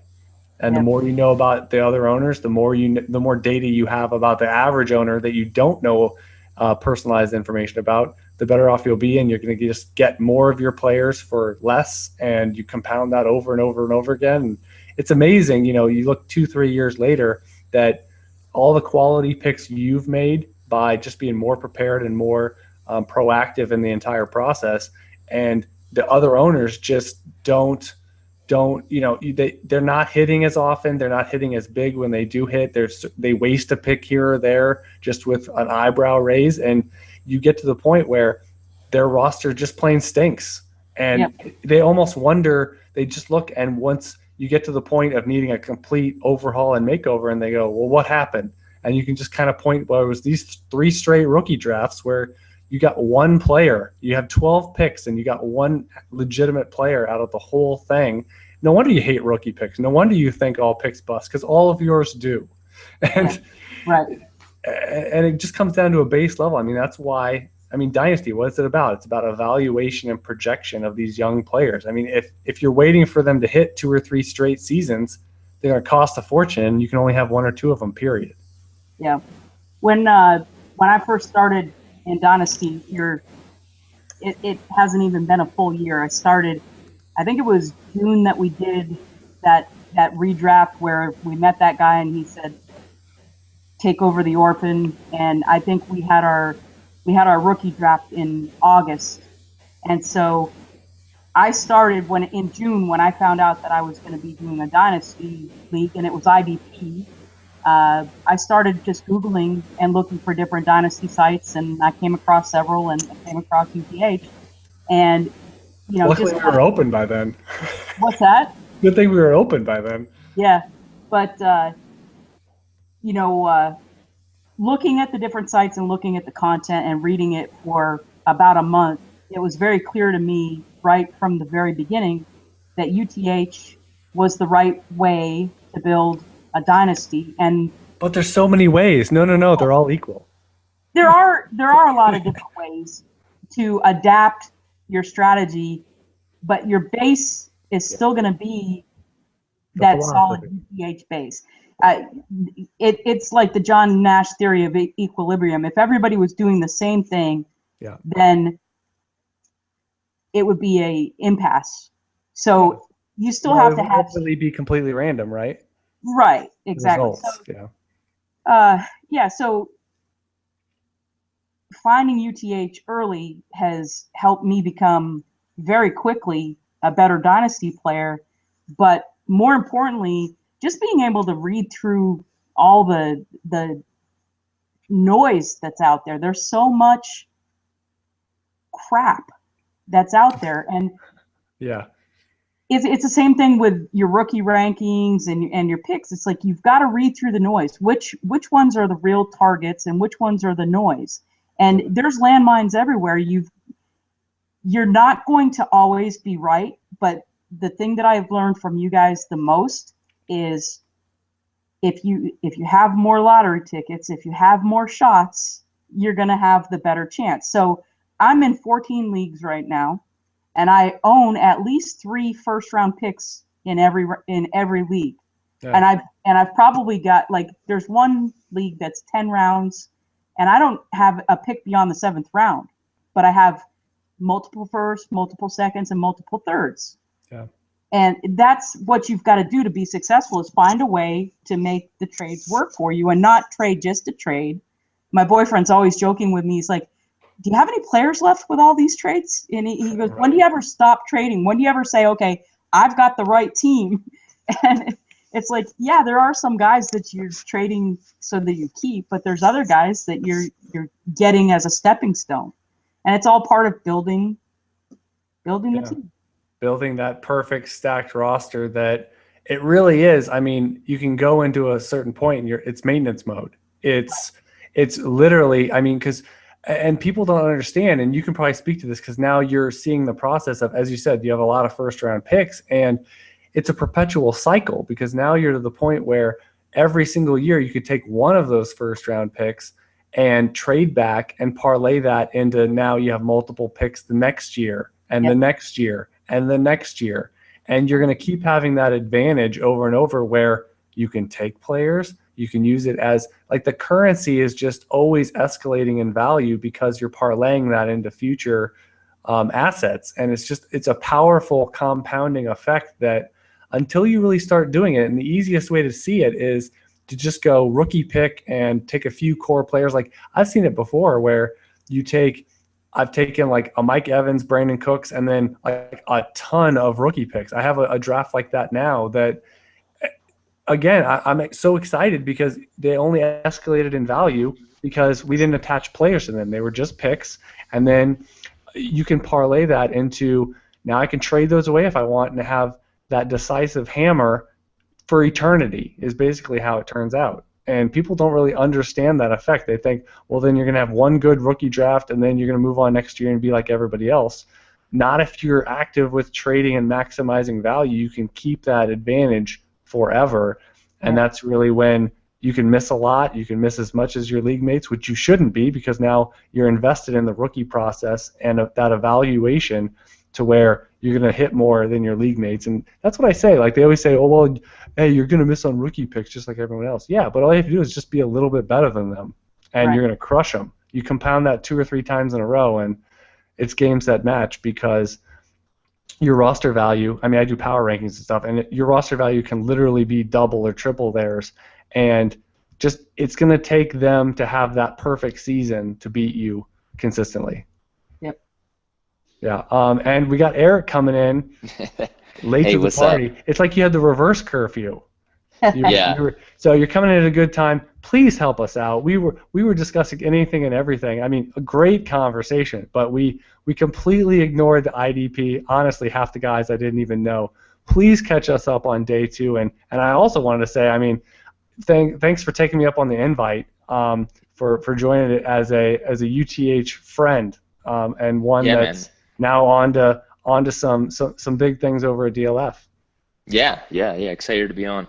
Yeah, a lot happened on the IDP front. I mean, right at the end there, we just saw Paul Dawson go to Cincinnati. He was falling, right? I mean, he was a guy that was expected to go far earlier, right? Yeah, well, it's tough. He has, like, great instincts, but he's terrible as an athlete. I mean, we saw that at the Combine, and then he took another run at it his pro day and still did terrible. That's not a good sign. But he's a nice fit in Cincinnati. Burfisit might not be back because of that microfracture. We don't know when he's going to be back, and Maluga graded out negatively all last year, so that's a pretty nice fit. I think some of the real takeaways, a lot of the edge rushers went to 3-4 systems, so they're going to be outside linebackers, which not hurts ideal, our cause. Right?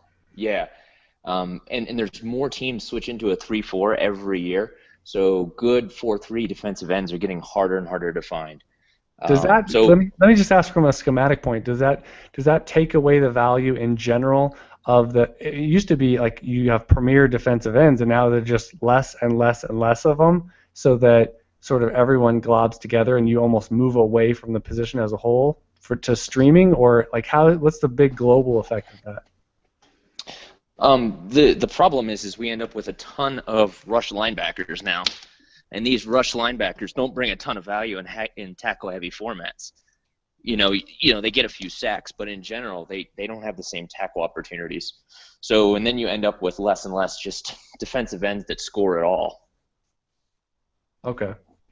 And that probably gets pretty interesting when you get to a point where it seems like defensive tackles now are coming up in terms of their athletic ability and maybe their ability to produce those fantasy enticing numbers. So the line is getting a little more blurry. I mean, I know there was a league where I got kind of squeezed out on the top defensive ends, and I kind of rolled with some of the top defensive tackles at the defensive line position in more of a shallow format that just it worked out just fine. Is that something where you combine position, these defensive tackles are becoming more viable? Yeah, you're seeing the 3-techs and the 5-techs just creep up the defensive end rankings for sure. And speaking of those guys, Odighizuwa, I've liked him for a while. He went to the Giants, and that's just kind of a fit made in heaven right there.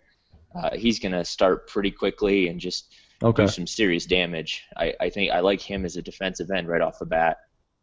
Okay, and yeah, they know their stuff, right? I mean, they go back to the well on defensive line over and over and over again. And their track record has been pretty strong.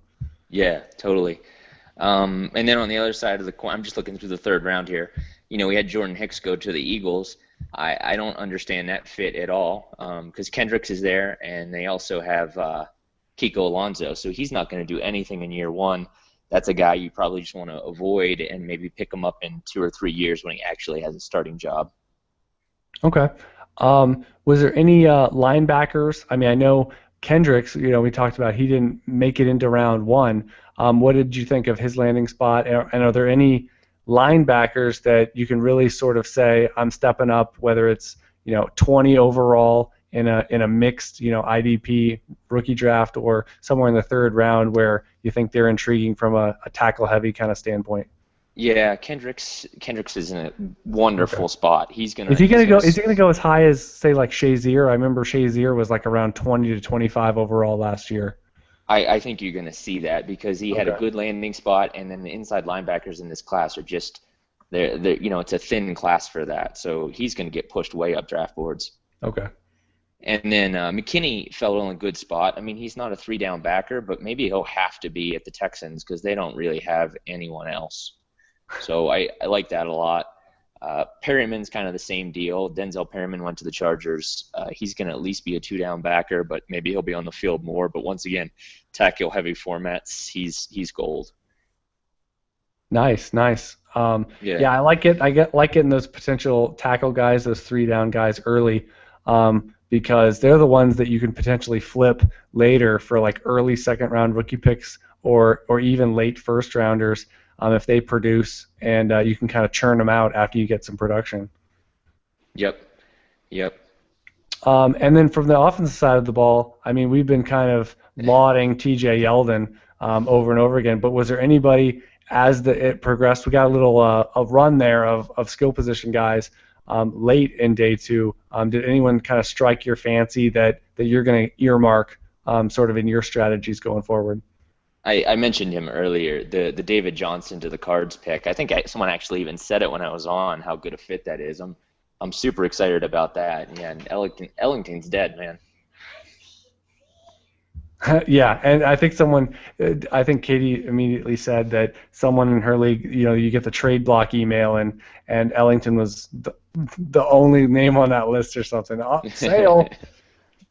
Sale. And yeah, unfortunately, if they had got like an early down thumper, that probably would have blended better with Ellington's pass catching. But now you get someone that's an even better pass catcher and someone that's prototypical size, and just that's not a bad, a good formula for him. Yeah, one guy I wanted to ask you about is Ty Montgomery. Yeah, I really question that one. Well, I mean, he's been a super divisive player. I mean, he's been high on some people's draft boards. He's been low on others. And then the Packers take him, and the Packers are just renowned for their ability to evaluate wide receivers. Yeah. Yeah, I really didn't know what they were doing there. And my general takeaway was, I mean, maybe he's going to, number one, be more of a returner, and number two, he could potentially take some of those kind of niche role touches that we saw Randall Cobb take, and maybe they want to protect Cobb a little more from, we saw him line up in the backfield a little bit, which we did see Ty Montgomery do. just sort of take those unnecessary hits in those package role positional kind of snaps. And for Montgomery, I just think that's really high to sort of take someone with that storyline behind it. And yeah, I mean, they have a great track record, but it's like, is this bad news for Jeff Janis? That's a lot of wide receivers that are quality guys to kind of take and all be interested in from a dynasty perspective. Yeah, I completely agree, and I guess the Sammy Coates pick kind of feels the same way. He went to a loaded wide receiver core, which is confusing. Yeah, and it's like, so you'll get a good deal on the talent if you bet on him, but it's the same thing. It's like, so is he going to beat out Martavis Bryant, or are they thinking he can line up outside? They'll put Brown in the slot in 3 receiver sets. I mean, the biggest takeaway is probably Marcus Wheaton is the Andre Ellington of wide receivers, just dead. But it's just, yeah, it feels like, I mean, they got a good value on the player, but I just kind of question the fit from an NFL standpoint of the ultimate upside. Yeah, I'm just looking at the draft board. Sorry, we're going to go back and forth, but as far as defensive ends, Henry Anderson, I've liked him for a little bit from Stanford. He went to the Colts. He's going to start as a 5-tech right off the bat. So, he's probably not going to put up huge stats, but if you're in a deeper league, he'll be a really nice grab. Yeah, I like that. And one thing we pointed out, and we're closing up here, but I wanted to point out. We saw some running backs go, but also Garrett Grayson goes to the Saints. He gets a chance to be groomed a little bit, and I mean, it's more interesting. We were just kind of commenting that quarterbacks, it's kind of like the ones that went past the big 2 weren't the ones we were expecting. It was also an historic gap between those 2 that go 1-2, and then we waited a long time to see anybody else, and it wasn't Brett Hundley, it wasn't Bryce Petty that sort of had more fantasy appeal by the masses, and for myself included, that even in Superflex, it's going to get dicey, and you're going to go way into round 3, in my opinion, before you get anybody else. Yeah, the whole Saints draft honestly confused me. I mean, Pete's not a bad tackle, but I think they reached for him. I think they reached for Anthony. I think they reached for Kikaha. So I'm not sure what they do. And they blew up the entire team, and then they're building it like this. Right, and they had shots. I mean, we kind of wondered if they were going to go for a tight end. We also thought they had a pretty big hole at wide receiver, and they had some nice shots to address it, and they just declined. Just openly said no, thank you. And I mean, that's a boost for the floor and ceiling of targets for Brandon Cooks. And maybe this is a nice boost that people won't really register to a large degree of someone like Josh Hill, potentially, that all signs are pointing to they like quite a bit, because the competition is not coming, and no tight end drafted at this point is really going to change that. Yeah, so I had one more question for you to get your thoughts. I know you and Doug have been beating this drum pretty hard, but and maybe you guys have already talked about this, but St. Louis grabs 2 tackles, to go with Gurley. I mean, you think they're just going to pound the rock now? Well, and again, if Mason can get decent touches as a secondary guy, and yeah, I mean, well, and look at the composition of their team. They have someone like Quick, someone like Britt. I mean, these are big guys that can run block.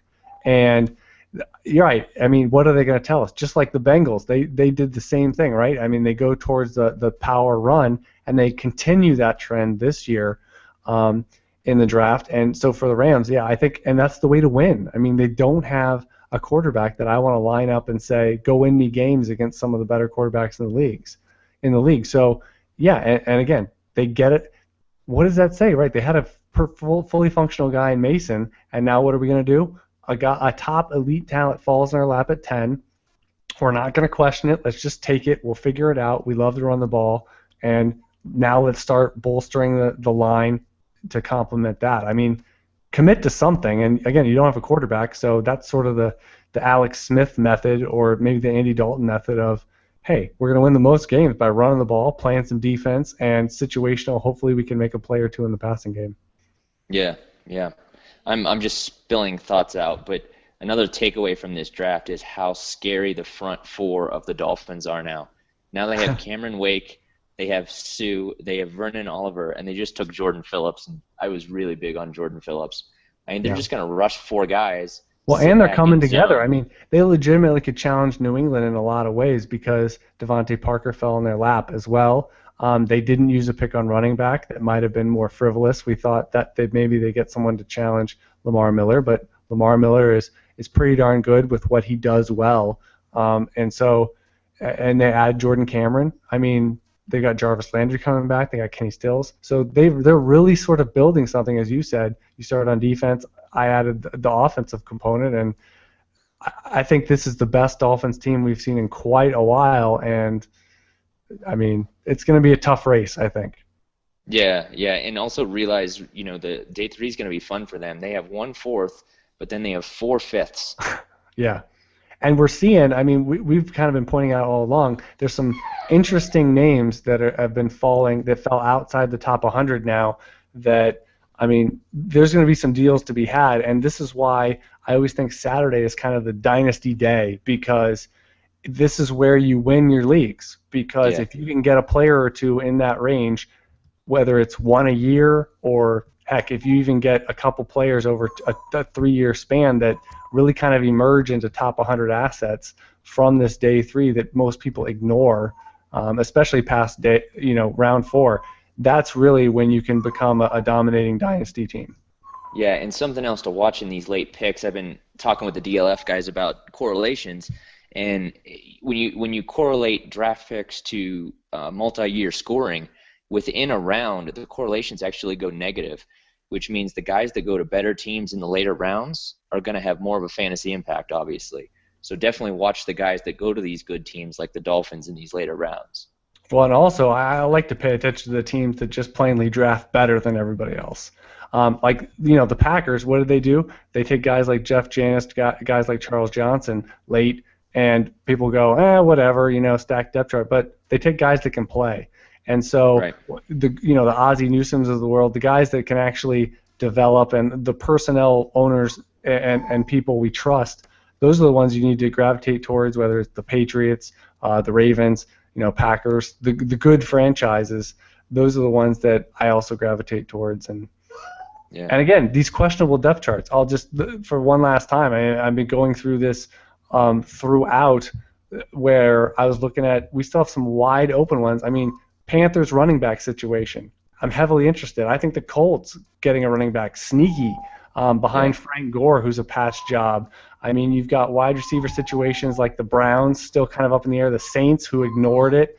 You've got the Chargers that could potentially have some room. The 49ers, I think, is a sneaky spot.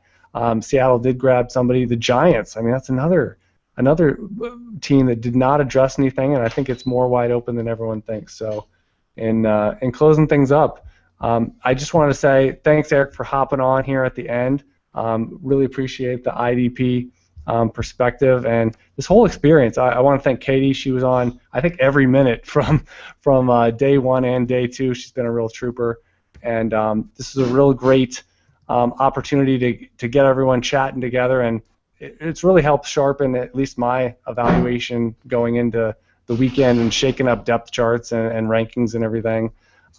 So for former contributors, current contributors to the website, this will be up on iTunes, and folks can listen to it. But for everyone, and until next year, and we're going to break it down here after the draft, keep building those dynasties.